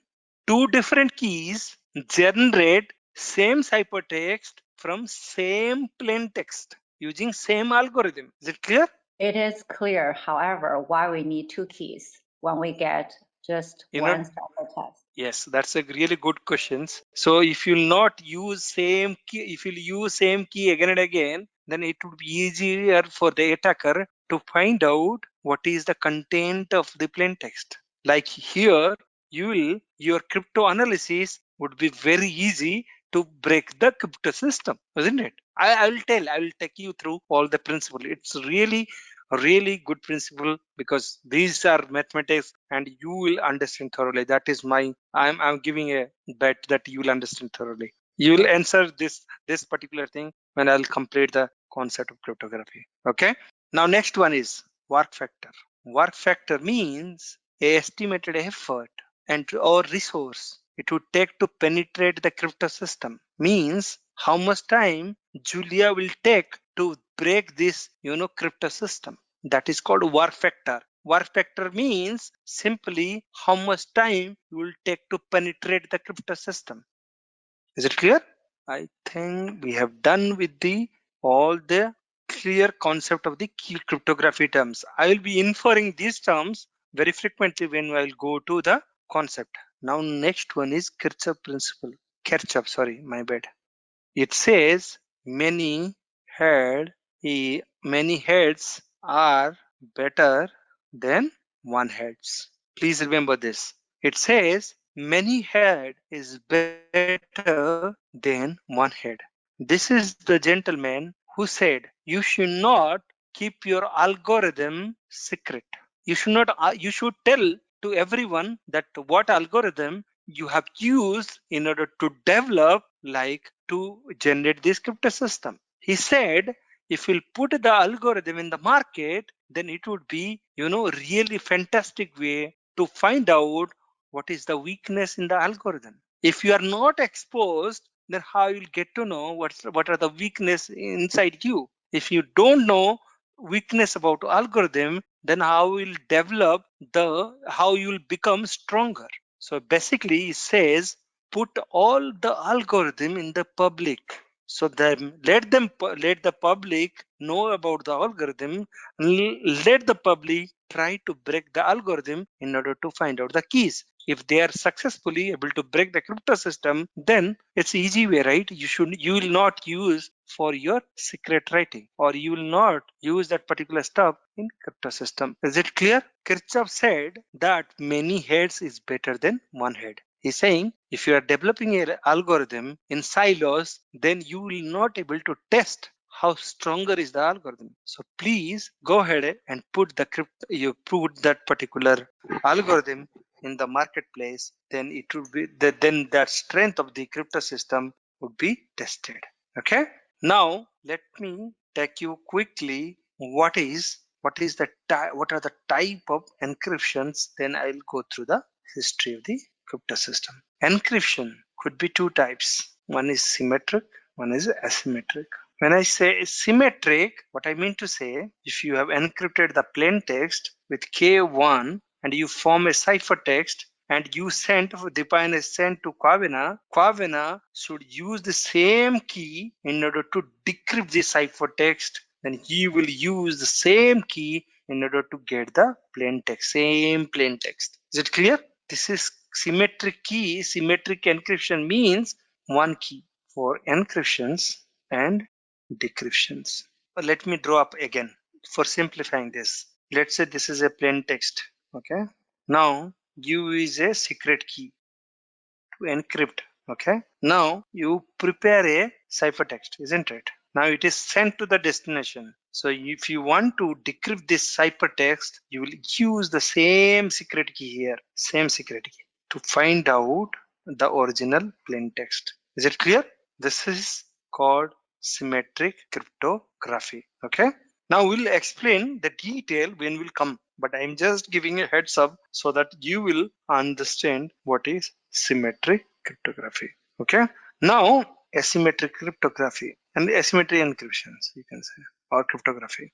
Okay. Now this is me and this is somebody like Julia. This is the bind. Please note every system has a pair of key. One is called public key, another is called a private key. This is a public key and this is called private key. What asymmetric encryption says, if a data or a plain text is encrypted by my private key, then the data would only decrypted with my public key only. Is it clear? If it is encrypted with my private key, then it would be decrypted only with my public key. If let's say I have two hands, left hand, right hand. If I have encrypted with my left hand, I will be only decrypt with my right hand. That is called asymmetric cryptography. Okay. So we'll come back to this particular concept when we will go through the cryptography concept. Okay. Is it clear till now? So there is, see, we have gone through symmetric and asymmetric, right? There is one more concept called hybrid encryptions.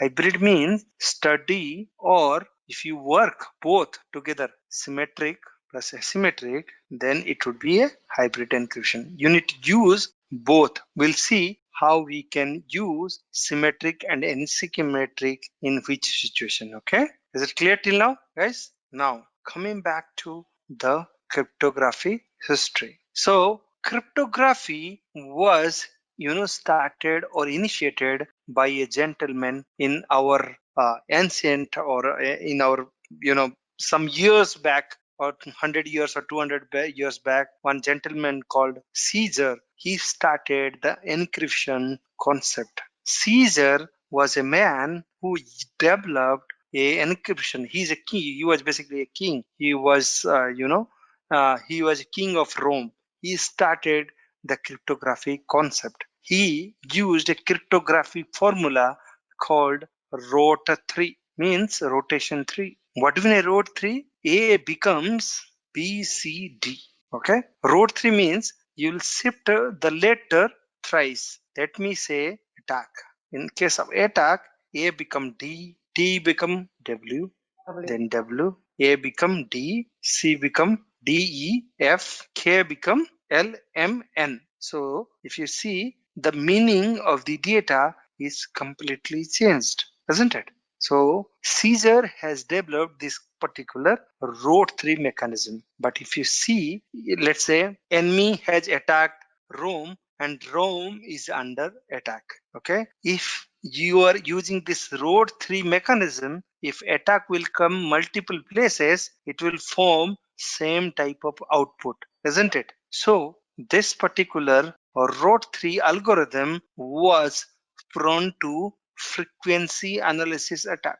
It was prone to, when I say it is prone to frequency analysis attack, means if you use multiple same word with the rot3 algorithm, the output would be remain same. And by seeing, see, if you see here in attack, two A's are there. You can see two similar output, isn't it? So it would be easier, it was easier to find out what exactly is, is the content of the plain text. Okay. Please remember, Caesar cipher is a substitution cipher. There are two types of cipher we have. Two types of cipher. One is substitution, another is transposition. Caesar was substitution cipher, and it was also called Caesar. Caesar was substitution because if you see here, it is just substituting one word to another word, and it was called monoalphabetic.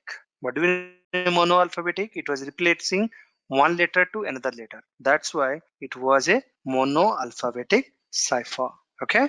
And as I said, it was prone to frequency analysis attack. So it was not that successful to survive for longer time. Okay. Now there was another, after the Caesar cipher. Now let me ask one question.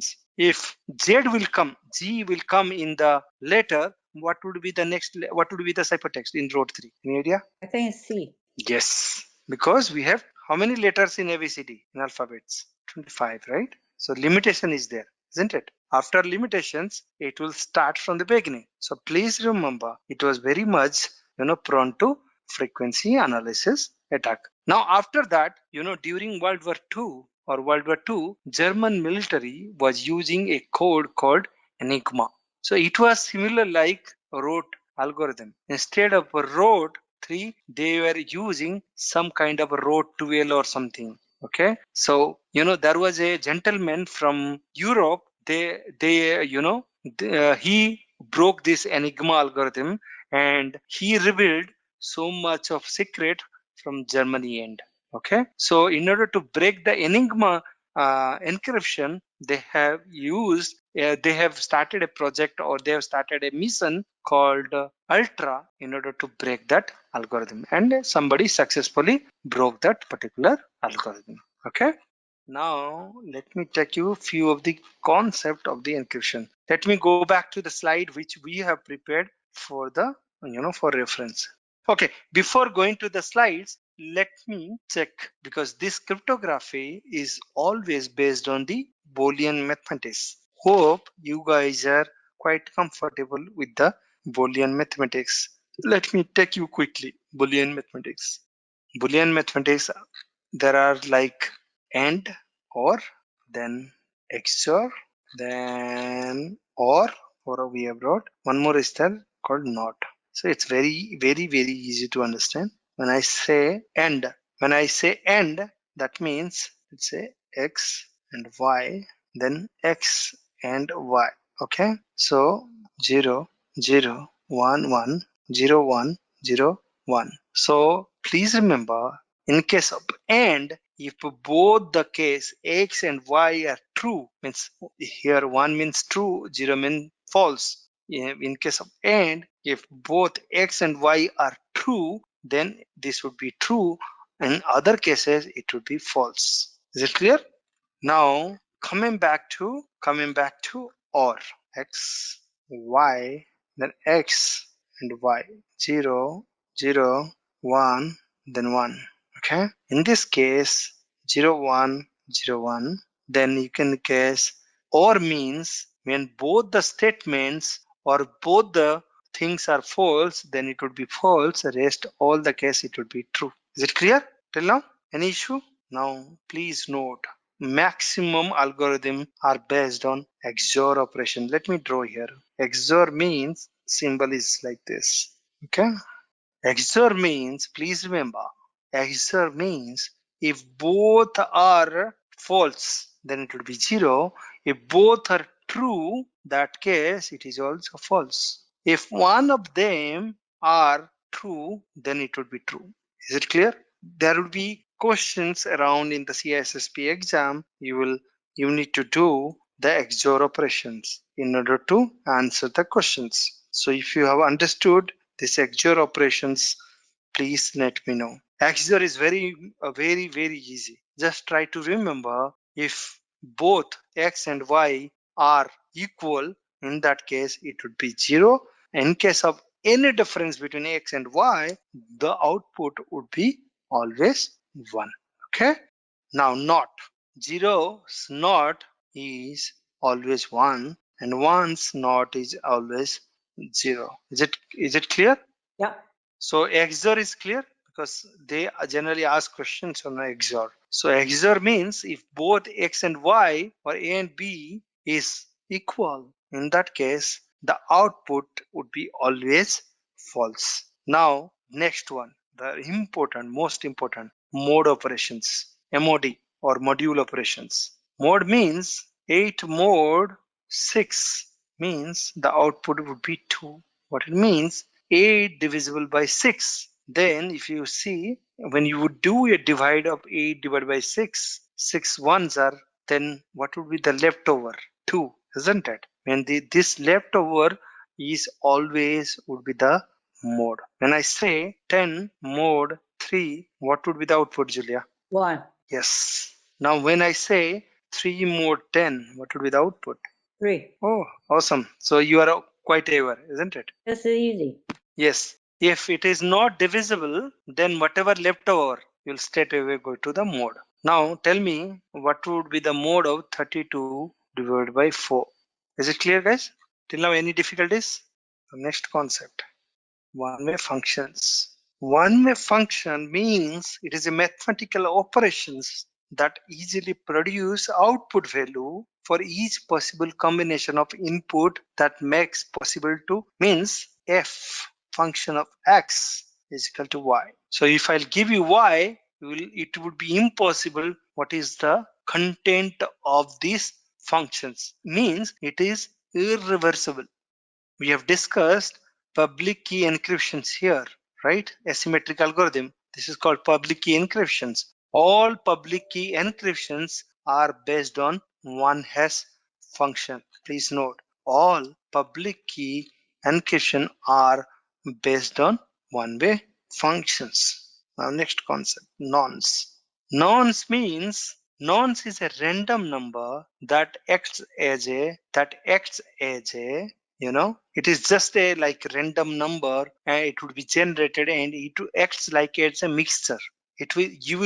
it's like a variable you will use in a, like, let's say you have plain text and you know your key, but you want to bring a randomness on your plain text. Basically, you don't want to directly do the encryption with the key. You want to add some nonce in order to bring a randomness on your plain text before doing the encryptions. Then in that case you can use nonce. So nonce is just a large mathematical functions or large number you will use to bring randomness. Please note. Is that clear? Okay. Now next concept. If you go through, I have in our slide we have put across all this nonce concept. If you see here, yeah, nonce or initialization vector. We are saying initialization vector or starting variable is a fixed size input to a cryptography primitives that is typically required to random or pseudo number. This number sometimes referred to as nonce or number occurring once. As in encryption program, use it only once per session. If IV are not used, then two identical plain text values that are encrypted with the same key will create a same ciphertext. So in order to bring the randomness on your plain text, or in order to get a differentiation, what this statement means, let's say you had asked me one question, right, Julia? Why can't you use same key to encrypt the plain text? Let's say this is plain text 1, and you are using a K1 and it will form a C1, isn't it? Now the same plain text come again, okay? Then you are using same key, or you are using a different key. In that case, it is forming the same ciphertext. Then it would be easier for the hacker to find out what is the plain text. So in order to avoid this situation, you will use IV1 here, this 2, then you will use a K1 in order to form a ciphertext called C1. And again the same plain text comes, you will add another IV2, initial vector 2 or nonce, then you will use the same key, then it will form C10. Is it clear? Yeah. Okay, please, these are the characteristic of initialization vector. It is easy to implement in hardware. It is statistically unbiased key system, as many zeros as ones. Okay, it is long period of no repeating patterns within the key system, because it is a large number. We have incremental, so it is very hard. It is very the chances are very less you'll find same nonce. Nonce numbers are completely, it's an initialization vector. It will change after once it is used, because you generally use a nonce at once, number occurring once. Okay. Now next concept called zero knowledge proof. Now zero knowledge proof means, let me write, it's a really good concept.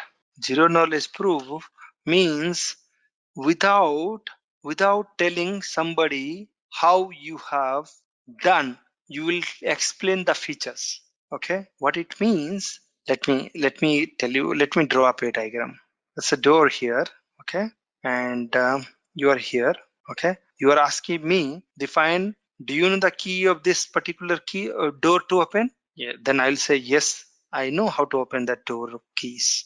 Okay, you will say, can you show me how you are opening the door? Then if you'll see that particular formula, or you will see how I am opening this door, then you do not need me, isn't it? You can open yourself next time. Okay, so in order to prove, I'll say, okay, I know how to open the door, but you stand here, I'm going through a tunnel, I'll open it up, I'll come other way of the tunnel, and I'll show you I have gone through all that way to the tunnel, and I know how to open it. Then you can pay me. Is it clear, Julia? Without zero knowledge proof means without telling you that what exact crypto system I'm using, I will able to tell you the concept. Basically, if you are buying something in your from market, like if you're buying any particular device, they will not let you know what are the functionality they used in the background. They will say, see, this is washing machine, you're buying a washing machine, the primary functionality of washing machine to clean your clothes. If it is not doing, then you can return or you can ask for your money, isn't it? But if the company of those who sell washing machine, they will let you know how they are preparing the washing machine, then do you think you will pay the washing machine vendor the money? You will create yourself washing machine and you will use that particular one. Okay, is it clear? Okay. Okay, that is called zero knowledge proof. Okay, now we are almost done with the concept. Now another concept called code versus cipher. What do you infer on this? Code versus cipher. Code means, in the cryptography context, code means it's a secret word. All right, by telling you the secret word, you will infer the meaning, isn't it? So code means, as per the ISC square, code means it's a cryptographic system of symbols that represent words or phrases, or sometimes secret, but they are not necessarily meaning provide confidentiality. I can give you an example of code. The eagle has landed. That sounds good. We land on the moon.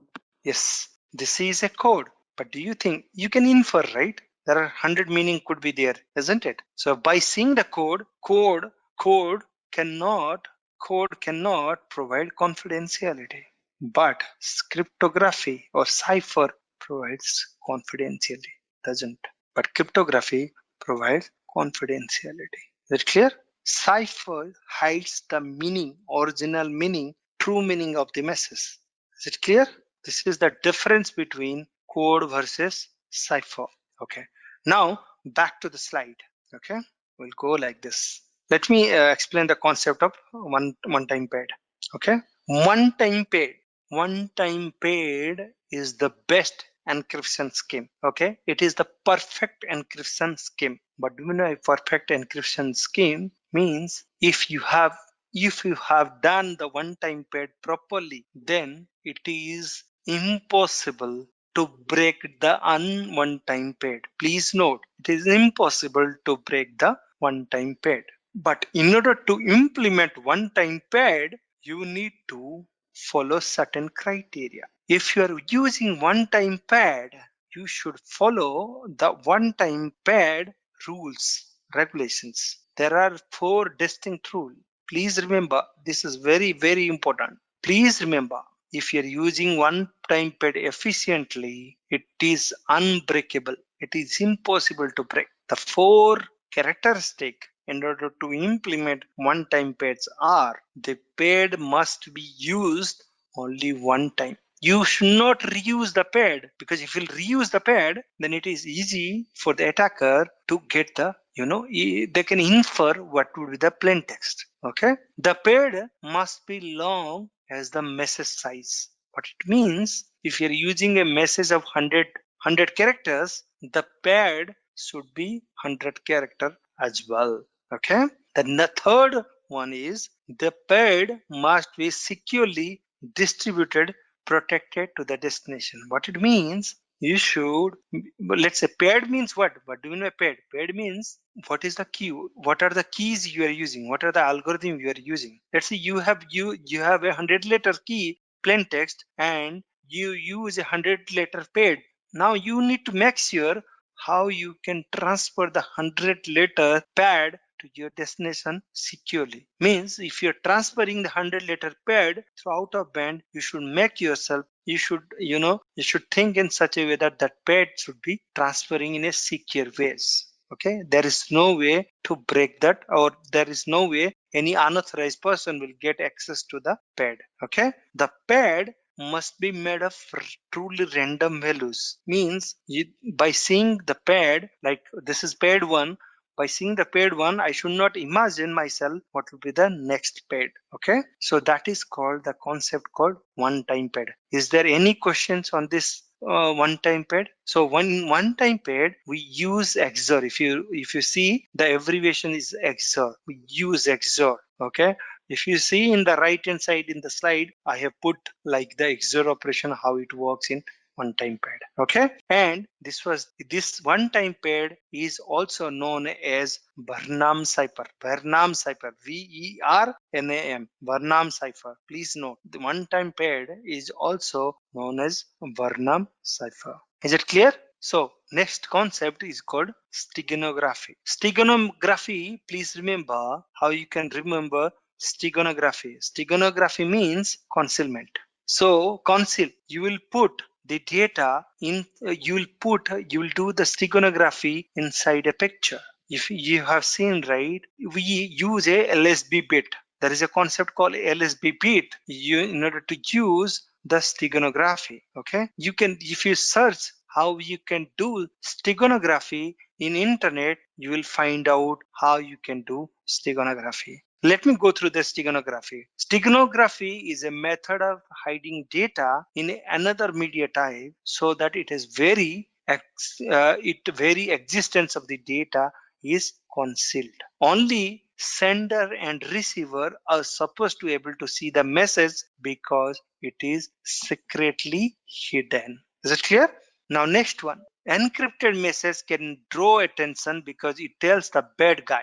This is sometimes sensitive. What it means to say, if I'm sending any data to you through the general encryption process, by seeing the encryption traffic, the hacker will try to find out the algorithm, that they will try to find out the key, how they can break that particular message. But if it is hidden inside a message, then it is, it's already hidden. So the attacker will not get a, idea what exactly being sent inside the picture. But it create a concept called security through obscurity. Hope you remember the concept of security through obscurity, which I explained in the domain 1. Because you are hiding your message inside a message, and you are embedding your message inside a message, and you are not doing any encryptions, and you are sending that packet through the internet to the destination. The hacker might be, I always say the hackers are smarter than the enabler or the sender and receiver. They have certain tool in order to find out. They will find out like this particular message is going through the steganography, and they will able to find out. But the sender and receiver, they always stay in a assumption saying that if you're sending the traffic through the steganography, it will be more secure. So please remember, steganography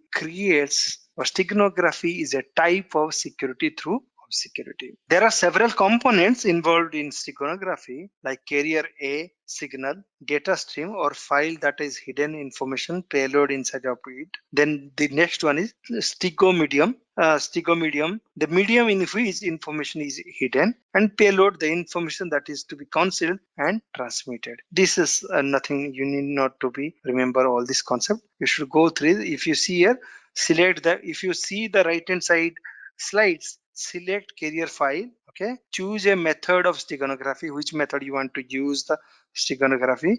Choose a program to hide message in carrier file. Then you can communicate the chosen method to receiver via different channel. Then you can embed the message in carrier file, and if possible encrypt it. Then you can send it to destination. But you can send that particular file through email, or you can send that particular file by uploading it to any website or blog, and you can tell your receiver like you can download that particular file from the particular blog or your site. But it is not secure like encryption, but it definitely try to give a essence to the hacker that nothing happening. But once hacker will find out there is a steganography happening, there is a way they are transferring, that is called steganography. The next one is null cipher. Null cipher or a concealment cipher. This cipher is also known as concealment cipher. Please note, the null cipher is named as a steganography cipher now. It's same like steganography, okay? In null cipher, if you see, right, a message is embedded within a seemingly innocuous piece of information, okay? So basically, a null cipher, also known as a concealment cipher, it is an unshared form of encryptions where plain text is mixed with a large number of any big numbers or non-cipher materials, and it is known as steganography in current days. Okay. In null cipher, plain text is included within the ciphertext, and one needs to discard certain character in order to find out the decrypt message. If you see the right hand side, that letter, it's a big, it's a big, a big sentence. In the big sentence, there would be a pre-agreement that you should only find out the first letter of the all the words. Okay, then if you see, like, if you see the all the red highlighted letters, if you collaborate together, attack outpost at 9 a.m. Okay, concealment cipher means you're basically concealing your message inside a big or long message. Is that clear? Now, next one is running key cipher. Please note, when I say running key cipher, please refer it means it's a book cipher. It is a book cipher. What it means, let's say I have to encrypt a plain text, which is like plain text, like if you see in the box, flee at once. I'm just putting the plain text. Okay. Now I'm sending to Julia, and I'll call Julia. Julia, I'll be using page number 63, paragraph 16 or paragraph 1 for my running key cipher. If you see the paragraph, if you see in the example in page number 63, line 1 is selected as a running key cipher. In this case, if you see, errors can occur in several places. If you need to encrypt flee at once, you will put the flee at once at the plain text, and the running key you'll put at the you'll use running key as your key in order to find the ciphertext. Okay, is it clear? So please remember, when I say running key cipher, please remember it is a book cipher. Okay, next one is substitution cipher. I have already discussed the substitution cipher. Substitution means replacing one with one letters. Okay, substitution cipher can be two types. One is monoalphabetic, polyalphabetic. When monoalphabetic, it use fixed substitution about entire message. If you see here in the right hand side in the example, A, B, C, D, and I'm using road 13. In that case, I have a fixed method. I have a fixed substitution method over entire message. By having the fixed substitution over entire message, I can get a output. Similarly, polyalphabetic cipher use a number of substitution at a different position in the message. What it means, in a message, you will use number of substitutions instead of having one fixed substitution. That is called polyalphabet cipher. Now next one is transposition cipher. In transposition cipher, if you see the process of transposition cipher, in the right hand side we have a message called little rabbit 44. Now I'm breaking that message into different group, and then I will start encrypting that message with a message with a different group with the key, and then I'll form a ciphertext. That is called transposition cipher.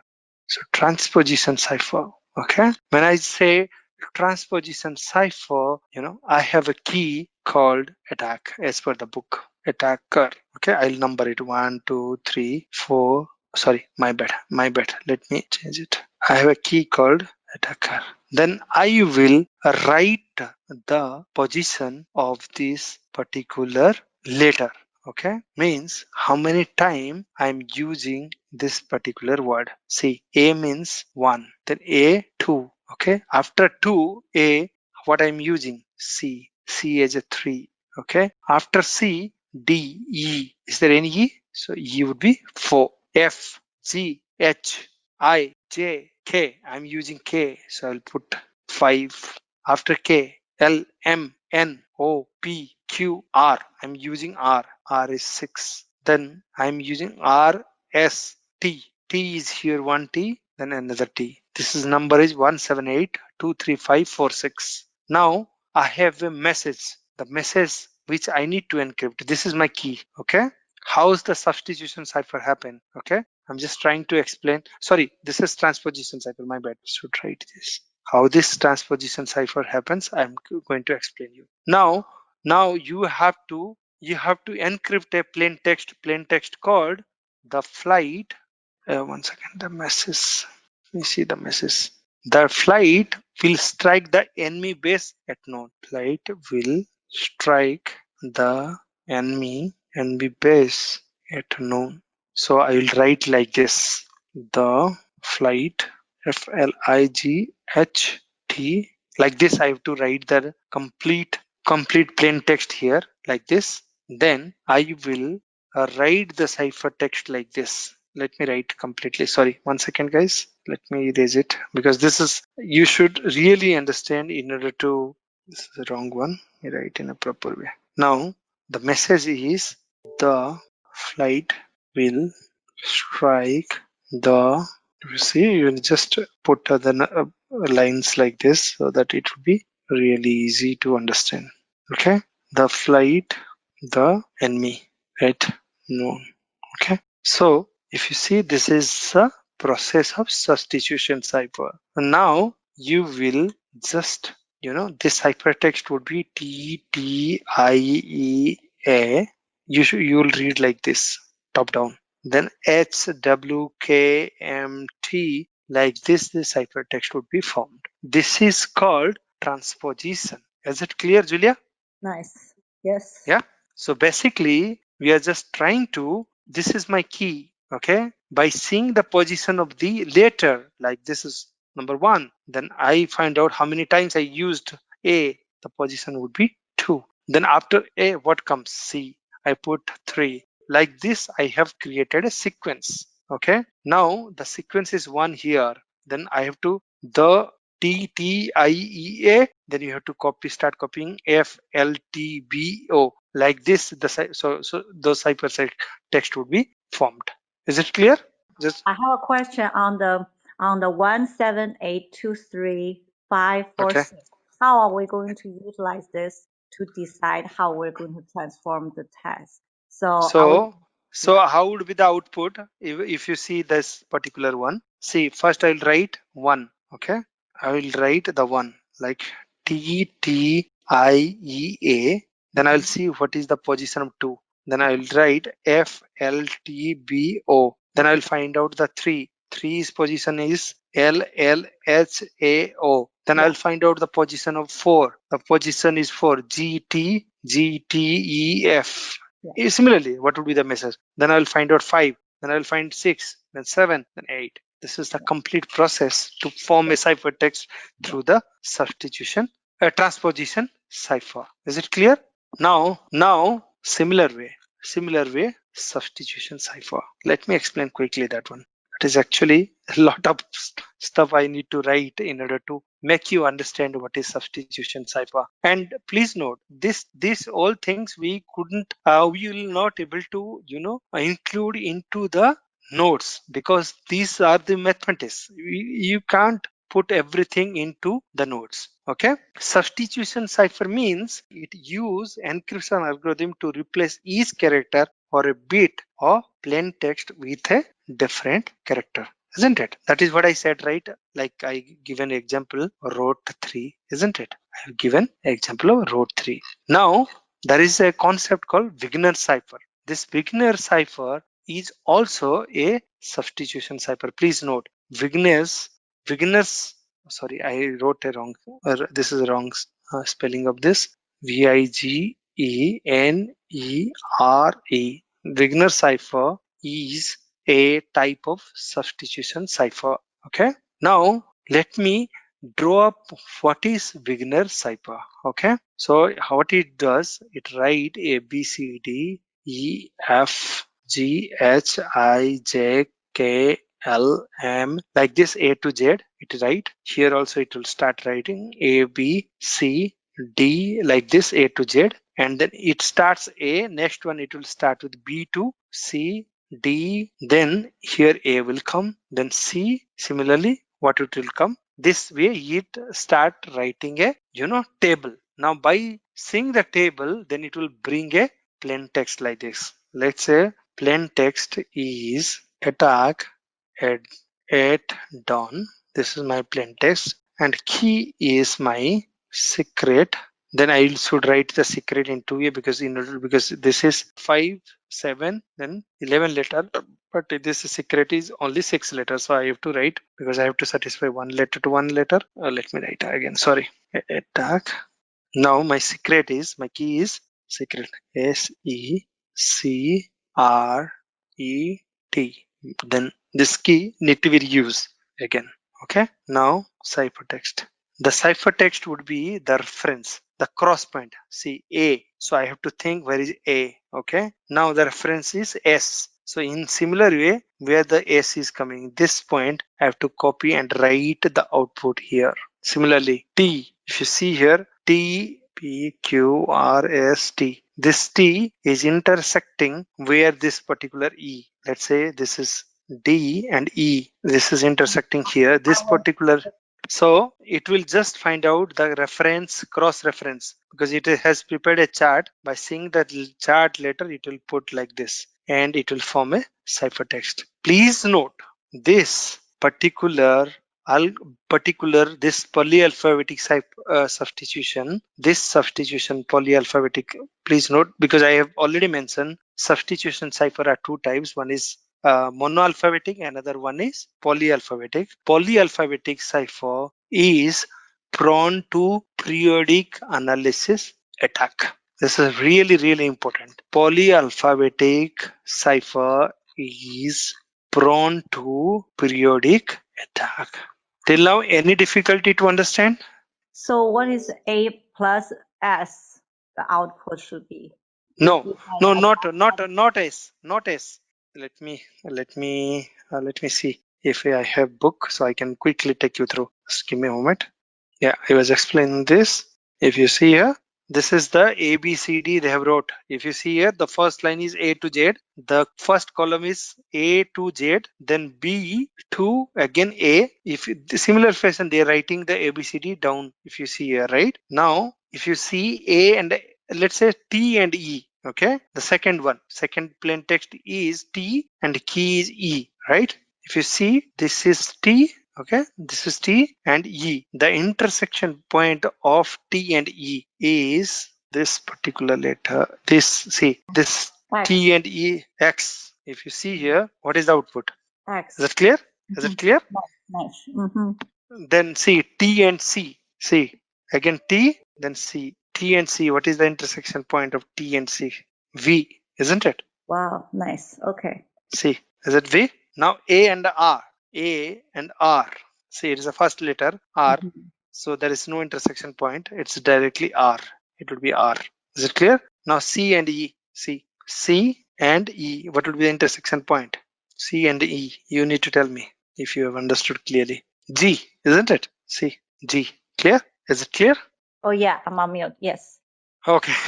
So I think I have done, but let me explain what is confusion and diffusion. That is the last concept I'm going to give you today. Then we will go to close today class. Okay. Confusion and diffusion is very important. Please remember, confusion means it will create confusion. Diffusion means it will play with your mind. Okay. So what it means, please remember, confusion means substitutions and diffusion means transposition. Confusion means if you make any, let me write here. Plain text plus key is equal to, plain text plus key is equal to ciphertext, right? Isn't it? So they have in confusion, the relationship between plain text and key is so engrossed that it is difficult to find out the key. That is called confusion. Okay. In diffusion means if you do any changes with the plain text, there will be a significant change in the ciphertext. That is diffusion. If you go through the slide, confusion means use complex substitution function so that attacker cannot figure it out how substitution the right value. Make relations between the key and resulting cipher as complex as possible so that key cannot be uncovered from the ciphertext. Okay. In similar way, diffusion, it means that single plain text bit has an influence over several of the ciphertext bits. Changing the plain text should change many ciphertext values, not just one. This is called avalanche effect. Is it clear? Yep. Okay. Block cipher means like it will take a, let me start with my notepad. That would be self-explanatory and that would easy to understand, because in order to understand what is block cipher and stream cipher, we should think about that particular thing. Okay. So when I say block cipher, it will take a block of plain text and it will apply with the key to form a cipher text. That is a block cipher context. Block cipher means it will take a block of a plain text and it will apply with the key and it will form a cipher text. But in case of stream cipher, it doesn't take plain text block. It takes a particular bit and it will try to put into the key and it will form a ciphertext. Please note, stream cipher is difficult to implement. It requires higher processing power because it is taking a single bit at a time. It is not taking complete block at a time. Okay, let me show you how it works generally in the core concept of cryptography. Okay, so my iPad pen is not working. One moment, please. Yeah. So in case of block cipher, how it works, let's say we have a plain text of 128 bit. It will take first 64 bit. Okay. It will apply with the key and it will form a ciphertext. That is the core concept of block cipher. But So in case of why wouldn't it take the whole 128 bits? it has a limitations, right? Oh, okay. Everything is based on the algorithm. So let's say Okay. I'll come to that point. Let's say I say DES. DES is based on block cipher. In DES, you cannot take more than 64 bit. Okay. So in case of AES, you might take more than 64 bit. I'm just giving a plain example. It is Okay. based on the algorithm how you can take how much bit of data you can take in order to form a ciphertext. But in case of stream cipher, it doesn't care. So let's say this is plain text. Okay, it will go to ciphertext. Okay, but just think, this is my key stream. This is my key stream generator.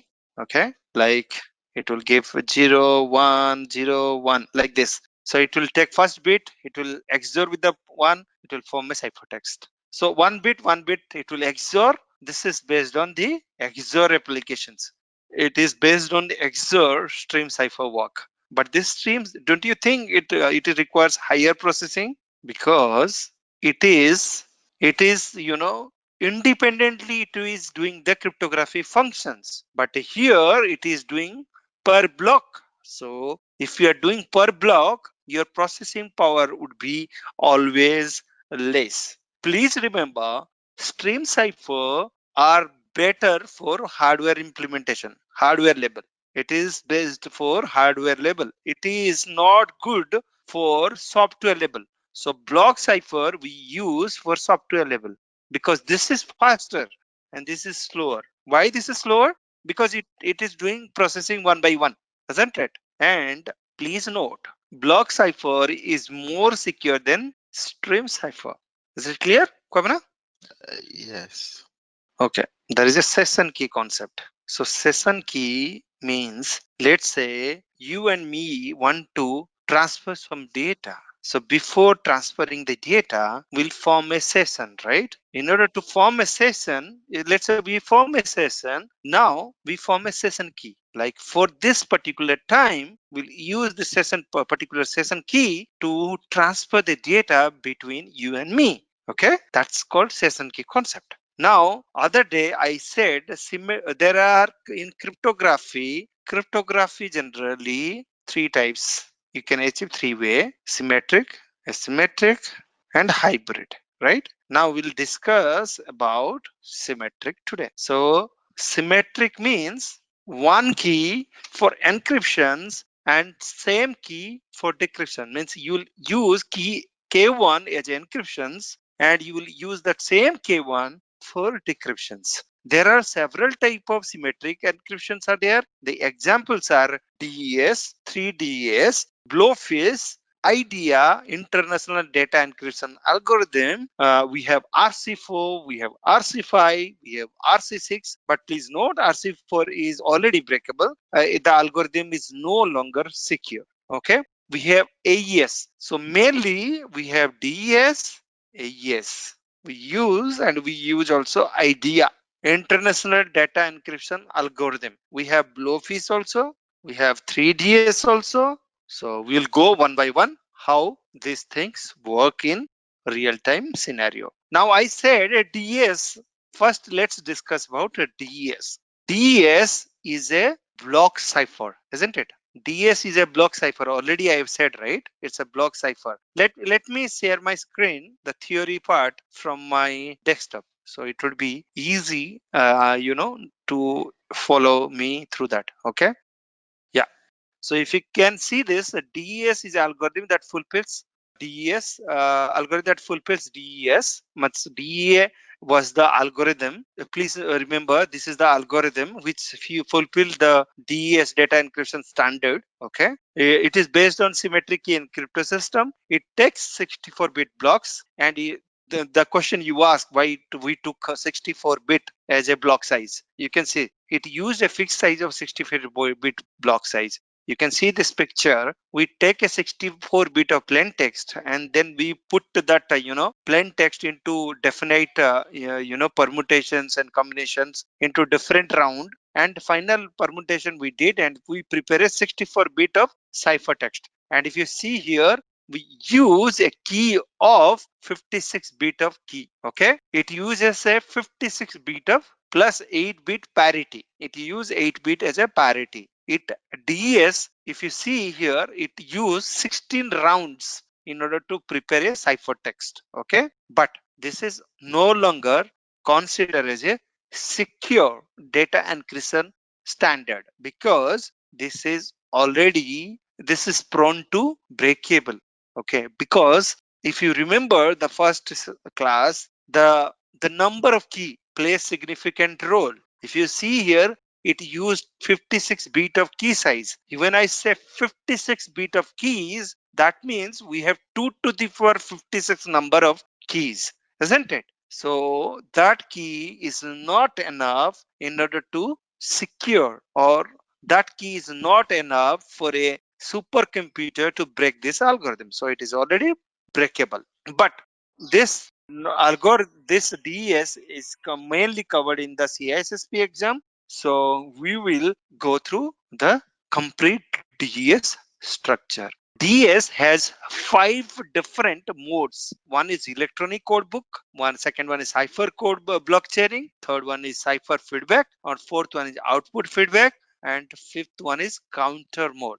Okay. Now, when I say electronic code book, this is this is the first mode of the DES algorithm. What it does, it takes a plain text and it put into key, block cipher encryption, and it prepare a ciphertext. But please remember, this block is independent. This block is independent. There is no relationship between this block and this block. But if you see here, this is an independent block. It is, preparing. But I already highlighted it has key of 2 to the power 56. If you see here, there is no randomness. What do you mean randomness? We are not using any IV in order to make the plain text as random. But please note why I'm saying this particular electronic code book is not secure. Why? If you see here, if I'll get a let's say plain text 1, I'm getting same plain text here, and same plain text I'm getting here, and I'm using the same key in 2 to the power 56 bit of keys. I use same key in order to encrypt this particular plain text. But then this will form a similar ciphertext. Means the pattern of the ciphertext would be similar, and this is prone to non-plain text attack.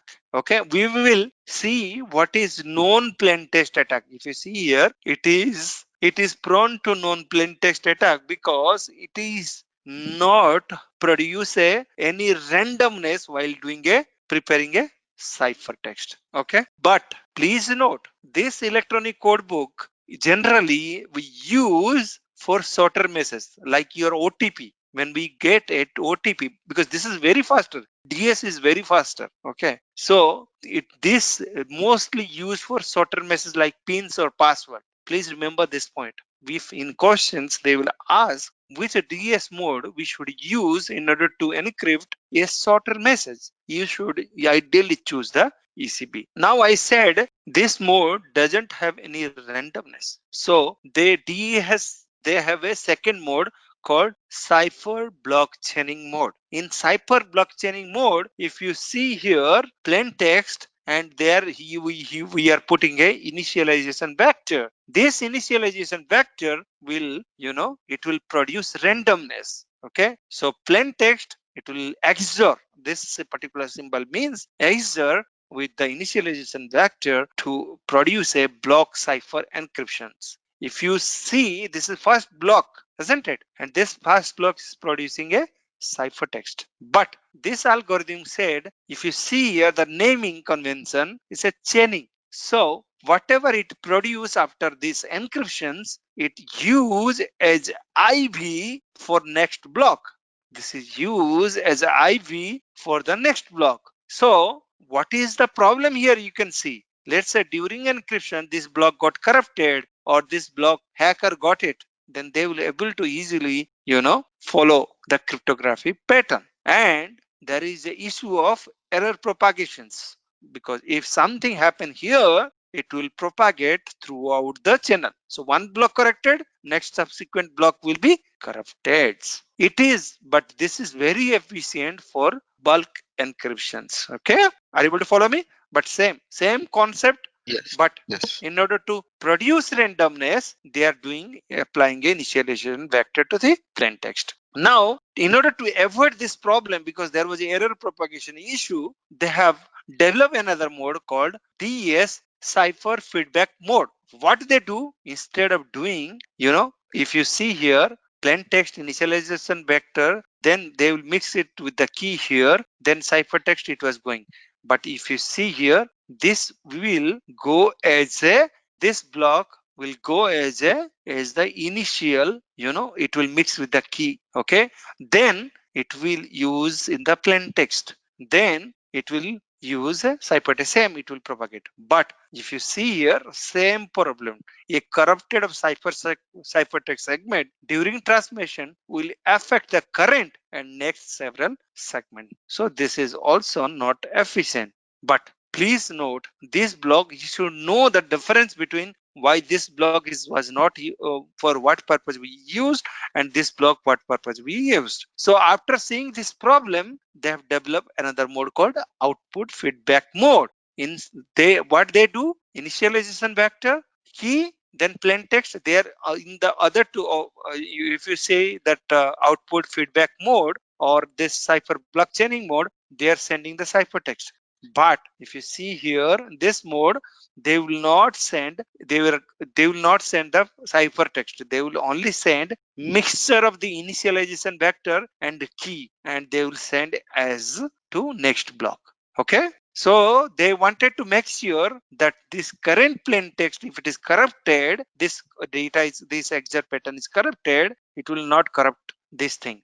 But if something wrong goes here, they don't take care. So, this is not efficient. This was not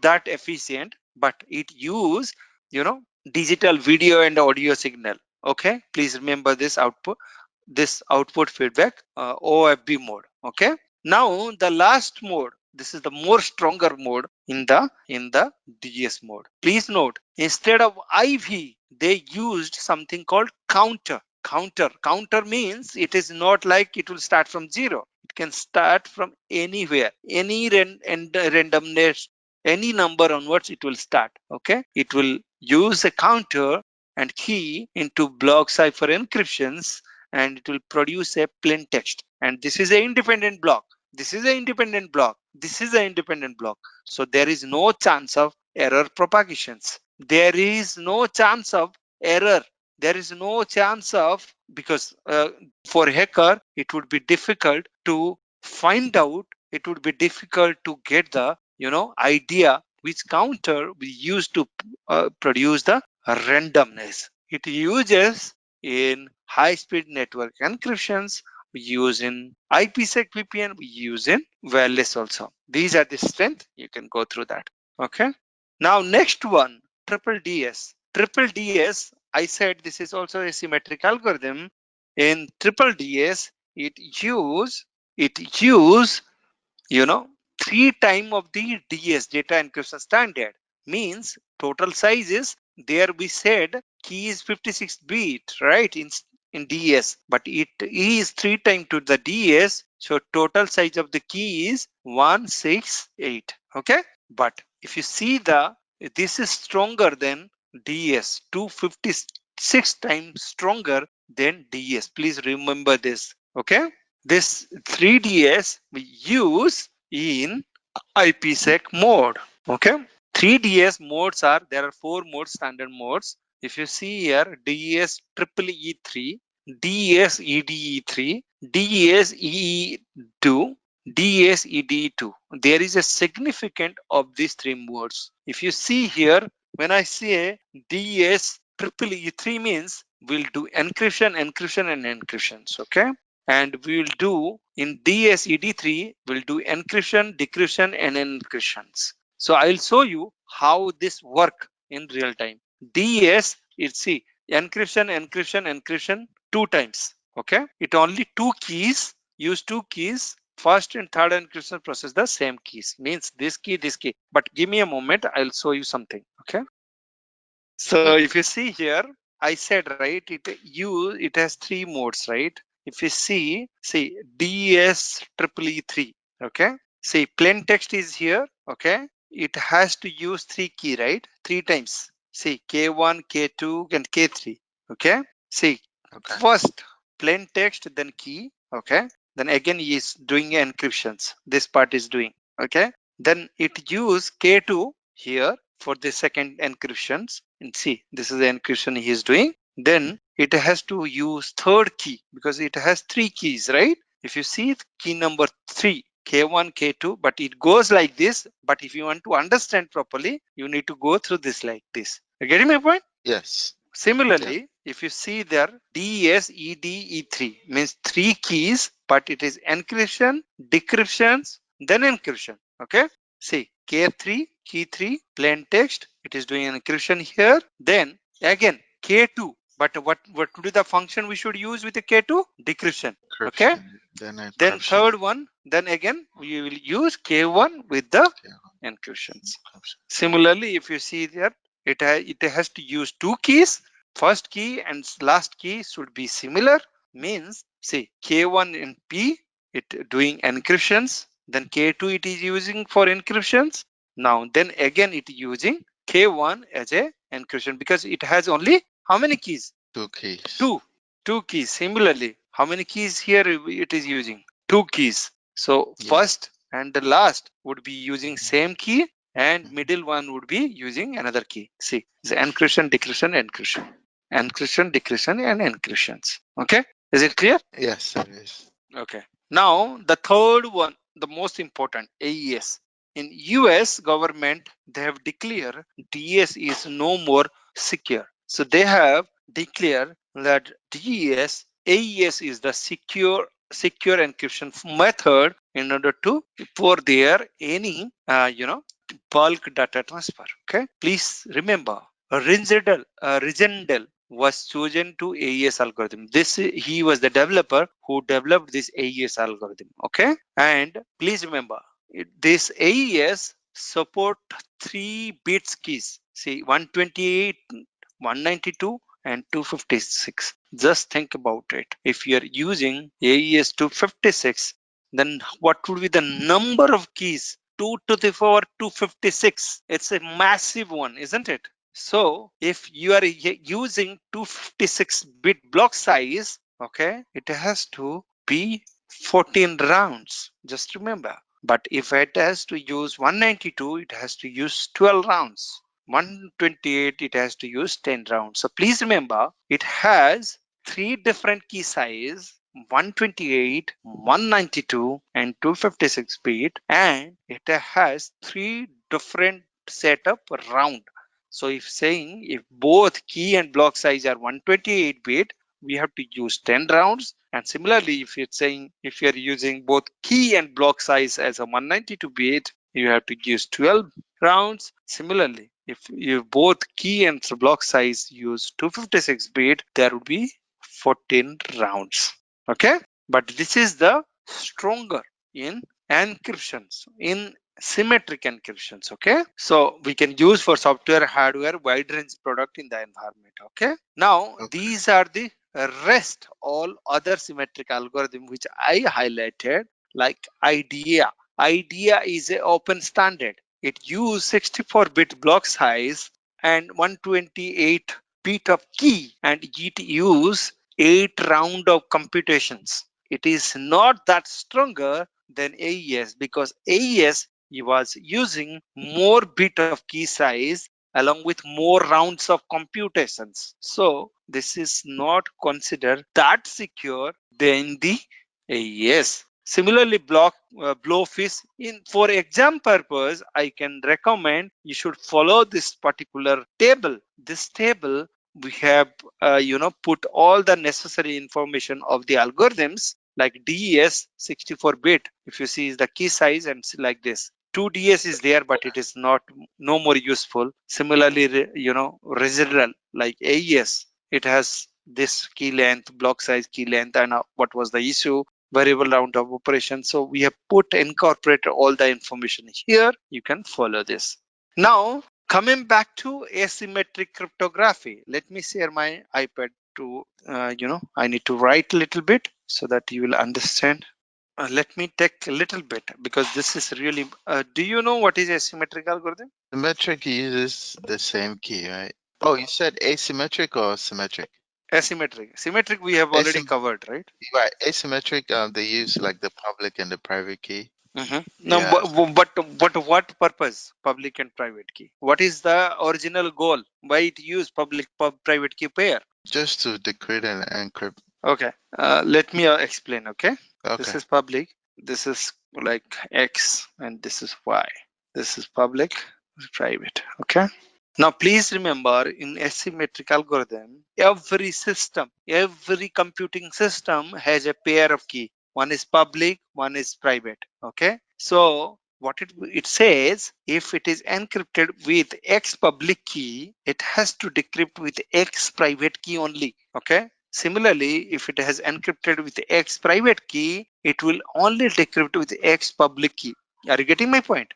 Yes. When I'm saying public key, means this key would be in public domain. This key would be in public knowledge. When I say it is a private key, it should be private, means private. You will not share your key to anyone. When I say your private key is compromised, that means you are in danger. Okay. When I say your public key is compromised, then you will say it's a public key. There is no way to compromise it, isn't it? So Yeah. public key will never compromise. Okay. But we'll see how we can secure our public key, because it is very essential to secure the public key. Means if I will say he's Donald Trump, okay, he has to be Donald Trump everywhere. You cannot say he is Biden. Okay. You have to save your face image. I'll show you. Okay. How the man in the middle, how's the hackers, they play with your public key. Okay. I'll try to explain, because we have limited timeline. So I will try to cover as much as possible knowledge, because this is just a 30-hour sessions, and I will try to, if you read cryptography carefully, it will take at least 10 hours. The content they have given. Okay. Okay. Now I say public key and private key. Now I said if it is encrypted with the public key, it will decrypt with the private key. So every time we generally share our public key to Y. Let's say I shared my public key to a Y. Okay. Now my public key I have given to Y, I have given to Z, I have given to A, I have given to B, I have given to C, everywhere. So if it is encrypted with my private key, whoever is having my public key, they will be able to decrypt it. That's the real concept. But this public key belongs to X, how you'll get to know? Who will vouch? How? It's, let's say, Bank of America. I'm browsing a Bank of America's URL. How will get to know that Bank of America has this public key? Am I using the correct public key of Bank of America? How we are going to know that? That we'll see. Do you know what is this is the concept of PKI, public key infrastructure? CA, Certificate Authority, Kwabina? I have read through a little bit, but yeah, Okay. yeah. I'll try to explain. Okay. But before Okay. that, I just wanted to tell you that what is the concept between public key and private key, because if it is encrypted with my public key, it has to be decrypted with my private key, not your private key. But I will not share my public key, private key with you, right? Isn't it? So generally, we do encryption with my private key, and I give my public key to everyone to decrypt and make sure you are using my public key to decrypt it.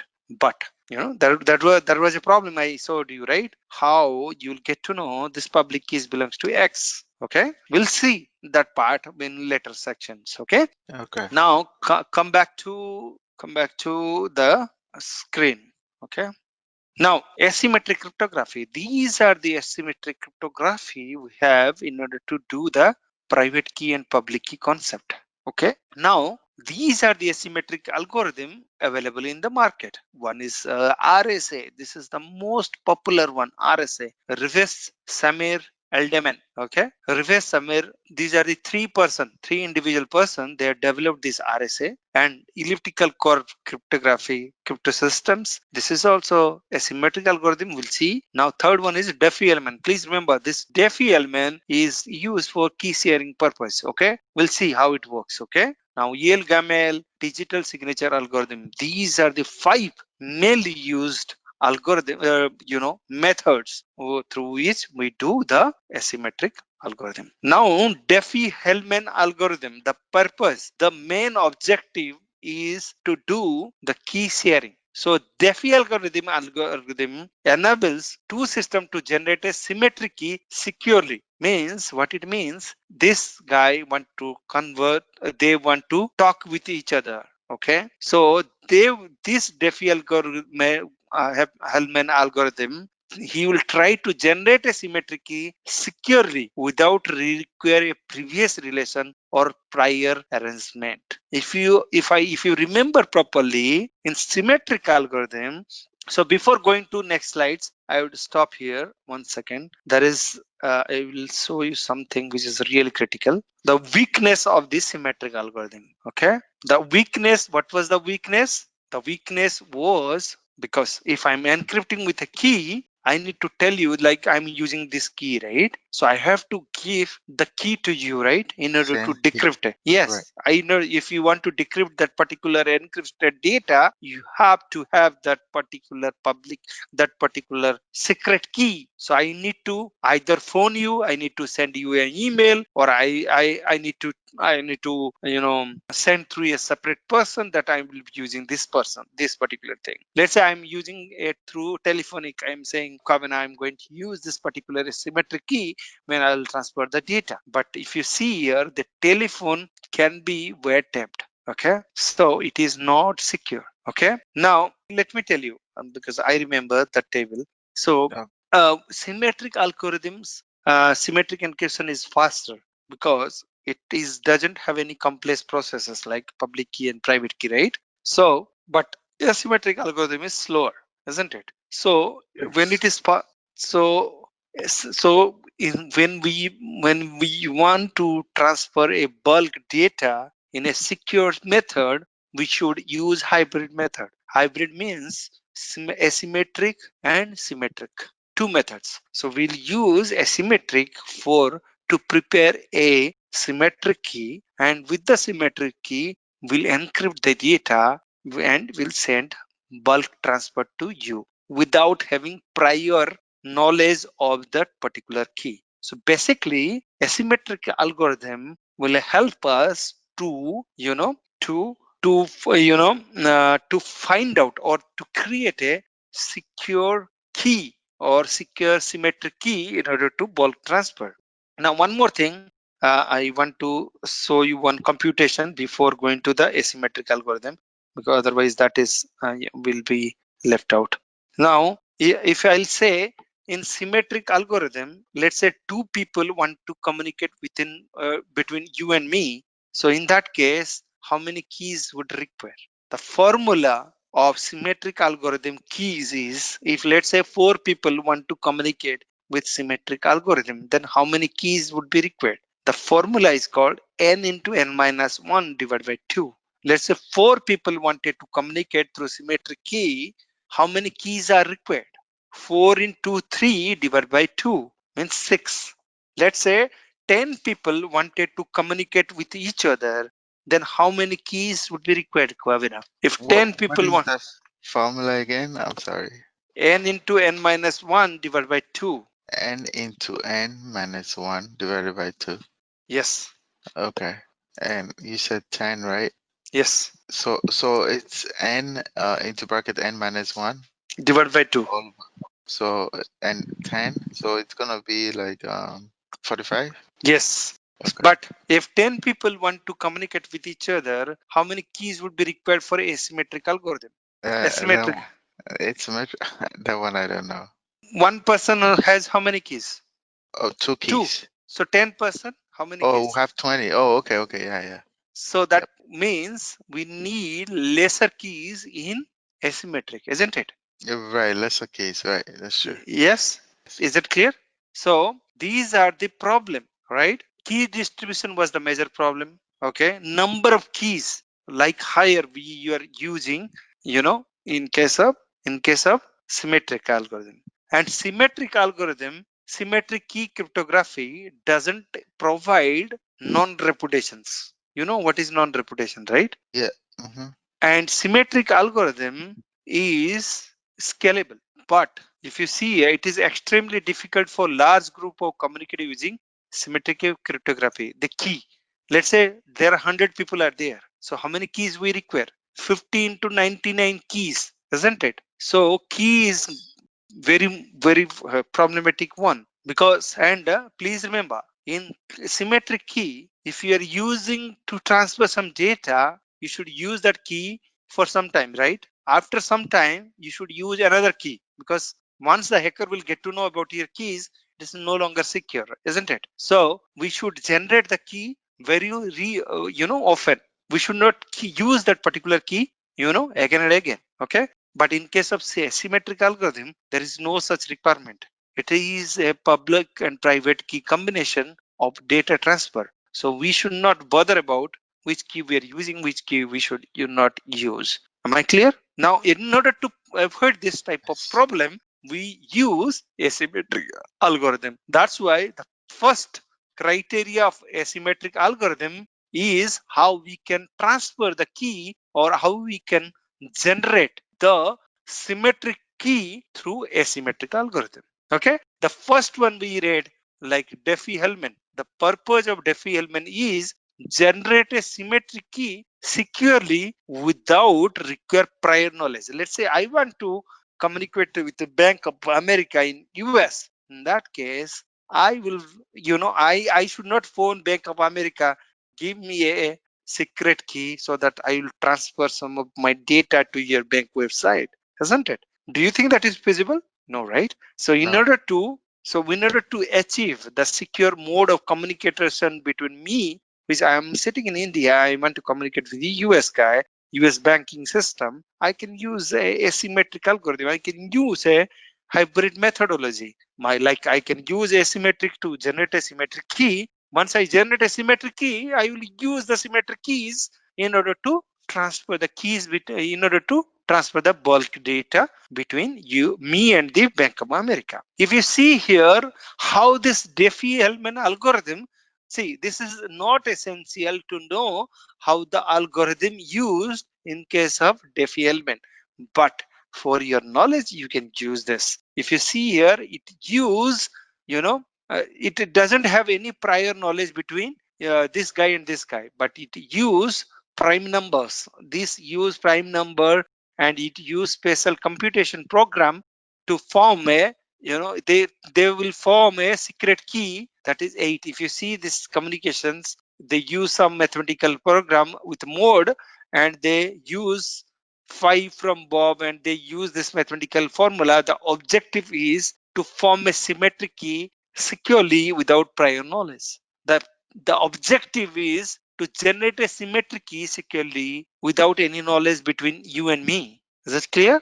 This particular, we are using DEFI we are using very frequently in IPsec VPN, we use in PKI, we use SSL, TLS, everywhere. But please remember, this algorithm is very much vulnerable for men in the middle. Okay, just remember, this algorithm doesn't provide any encryptions because it use private and it use prime numbers. Are you able to see any encryption they are using? No. Are you able to see any digital signature there functions? No. So if there is no encryptions, then it is very much vulnerable to men in the middle attack. Is it clear? Yes. Now next one is RSA algorithm. This RSA, as I said, this is by Ron Rivest, Adi Samer, and Leonardo Aldeman. These three gentlemen, they have developed this particular algorithm. Okay, when they developed this algorithm, they use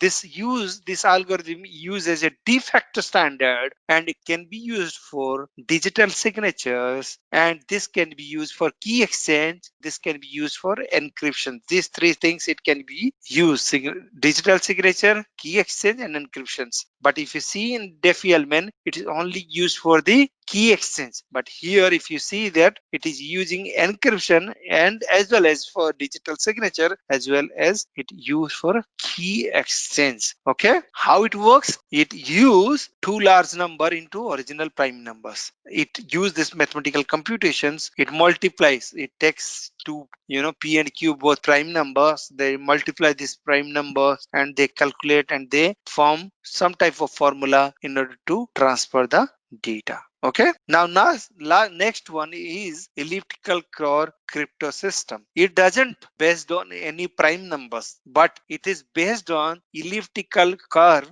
equations. This is a elliptical curve equation. If you see is here r is equal to p plus q. I actually not intended, I don't want to explain all this because this is out of syllabus, like to go through give a deep dive how elliptical curves work in case of RSS, this elliptical curve. But please note, this is very much secure than RSA and DEFI, and it use 160-bit. It use smaller size, provide key protections, and it gives 160-bit of RECC key, provides 1024-bit RSA key, same type of protections. So it is more efficient and it is more secure. If you see SSL, we use elliptical curve also. Okay, now we use this particular ECC. If you see your mobile, our mobile wireless phone, there we use this elliptical curve crypto system. Now EL-GAML algorithm, this is another one. This it is based on calculating discrete logarithms in a finite field. Okay, it's used like two b and g integers, then it forms a it multiply with then logarithm, so to form a equation like this. But please remember, this is out of your syllabus, how this form a secure, how this algorithm functions. You should know why this algorithm is used. This algorithm is an extension of DS, but it is still vulnerable like DEFI, the DEFI key exchange. Okay, next concept is message integrity. So do you know what do we know integrity, by the way? So integrity means, so if I'm sending data to you, I'll make sure the data has not been tampered or altered while it has been transferred from my point to another point. Okay, there is a concept called CRC, cyclic redundancy check. Through cyclic redundancy check, you can able to detect any modification of bits if happens between the data which you transfer. But there is a two type of modification. One is intentional modification, another one is called unintentional modifications. Intentional modification means the hackers. They generally do intentional modifications. This CRC, if you see here, this CRC, these things is not that capable to do to find out any intentional modification, but a unintentional modification like power failure, any classes in the bits during the traversal, or any bit corruption when data is being transferred from point A to B, this CRC is efficient. But this, is not prone to unintentional modifications. In order to find out which would be the better way to find out what the, which would be the, which will find out whether any modification happened or not. Okay. So similar. So in order to find out, in order to see which thing is capable to protect any intentional modification, we have message integrity. Okay, so message integrity means it use one-way hash functions. One-way hashing means it use hashing algorithms. Means message. Let's say I want to transfer sell this particular share. So this is the message. This message being put into hashing algorithm. This hashing algorithm will provide a message digest. This is called MD5 or message digest, message MD. This message digest is appended with the message. Okay, this message digest is appended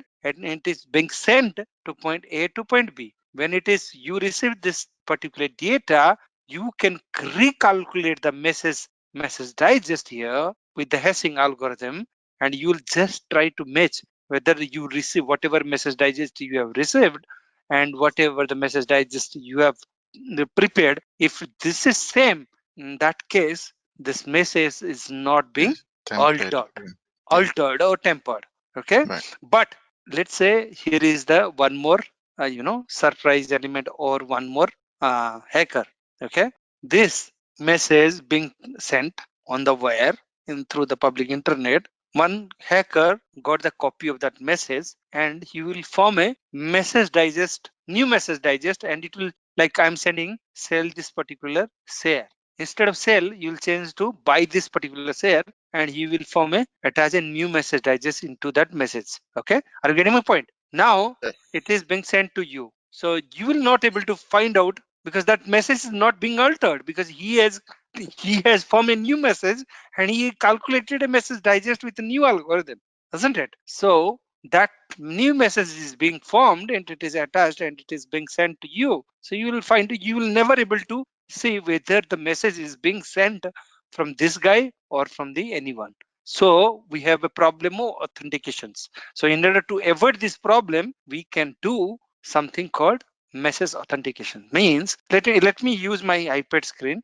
so that I can I will try to explain how message digest work in paper, because this is really important to understand what is message digest exactly. Okay, so this is Bob and this is Alice. This is a famous example in everywhere you see in internet, right? Bob and Alice. Now Bob wanted to send some data to Alice, but he is sending the data through the internet pipe. Okay, so he is implying or he is using message digest. Okay, so basically what you will do, let's say this is the message name is sell the share. Okay, now what you will do, you'll put this message into algorithm and hashing algorithm. Okay, this algorithm will form this is called message digest. Okay, this message digest will append to this. What you will do, he will message. Okay, message sell the share along with the message digest he will send. Now it is being sent to Alice. Alice will receive the message and message digest. Message is sell the share and message digest. He will keep this part and he will take this part. He will this message like sell the share. Okay, and he will put the algorithm, hashing algorithm, and he will calculate a message digest. Okay, now if this message digest, whatever message digest he has received, same, that means he will find out that the message is not being corrupted. Okay. Now here is the problem. Here is the hacker, the bad guy. Instead of sell the share, you will say buy the share. He will change the message. Okay. And he will put this message into algorithm, and he will form a what? Message digest. And he will form a new message like buy the share along with the message digest, and he will send to this guy, isn't it? Now, when he received, Alice will not able to know whether this message is being sent by Bob or this hacker, isn't it? So the problem with the hashing is authentications, isn't it? Right. Okay. So because this guy has to authenticate whether this message has come from Bob or a hacker. So in order to do that, he will use some authentication mechanism. Is it clear hashing till now? Now hashing, how it works. Okay. Before going to that, let me share something from my system. Okay. That's really important. You should understand that as well. Now there are so many hashing tools online. Okay. Let me take this. Okay. These are the hashing technology. Okay. Now I want to use it is asking for any message. No, I don't want to give any file to the public system. I'll try to use here. See, I want to use MD5. Okay, it's a hashing algorithm. I'm Right. typing sell the share. Okay, if you see, notice whatever it would be that string, the message. Let's say I'm putting this many word. If you see here, the size of the string is always same. You're getting my point? The Yep. size. If I'll type any message, okay, it will form a similar output. It will form a unique length hash or message digest. This is called message digest. Okay, please important. It will take variable size of input and it will form a similar or unique size hash. It doesn't care how many bit of data you can form. If you see here, he's asking 4 GB. If you give 4 GB file, it will form a this many size of hashing. So do you think by knowing this, we'll able to form this 4 GB data? Do you think? If Yep. I'll give you this hashing message digest, do you think you will form this particular data? No. No, that's why this is one-way functions. So if you'll get this access of this particular string, you'll not able to know the data. Is it clear? So it takes hashing Yep. means it takes variable size of input and it form a unique or a fixed length output. Is it clear? Yes. That's the important part. Okay. It take variable length string and produced a fixed length value called hash value. Okay. This hashing algorithm is not secret. It is publicly known. The secrecy of one-way hashing function is one-wayness. That's why I tried to explain you this particular thing. Now one more thing, one more concept. This is the message, right? Now if you put this, see the string is increasing. So this is more secure than this. If you come here, it will again reduce. If you come here, it is again reduce. So this is more secure, this is less secure. Okay, is it clear? Right. Yep. Okay. Now, if you want to reverse a message with the message digest, it is impossible. Okay, because it is one-way function. One way. Now, one-way hashing. Okay. Now, I said it is you don't have any guarantee of authentications, so we can use this hashMAC, CVCMAC, CMAC.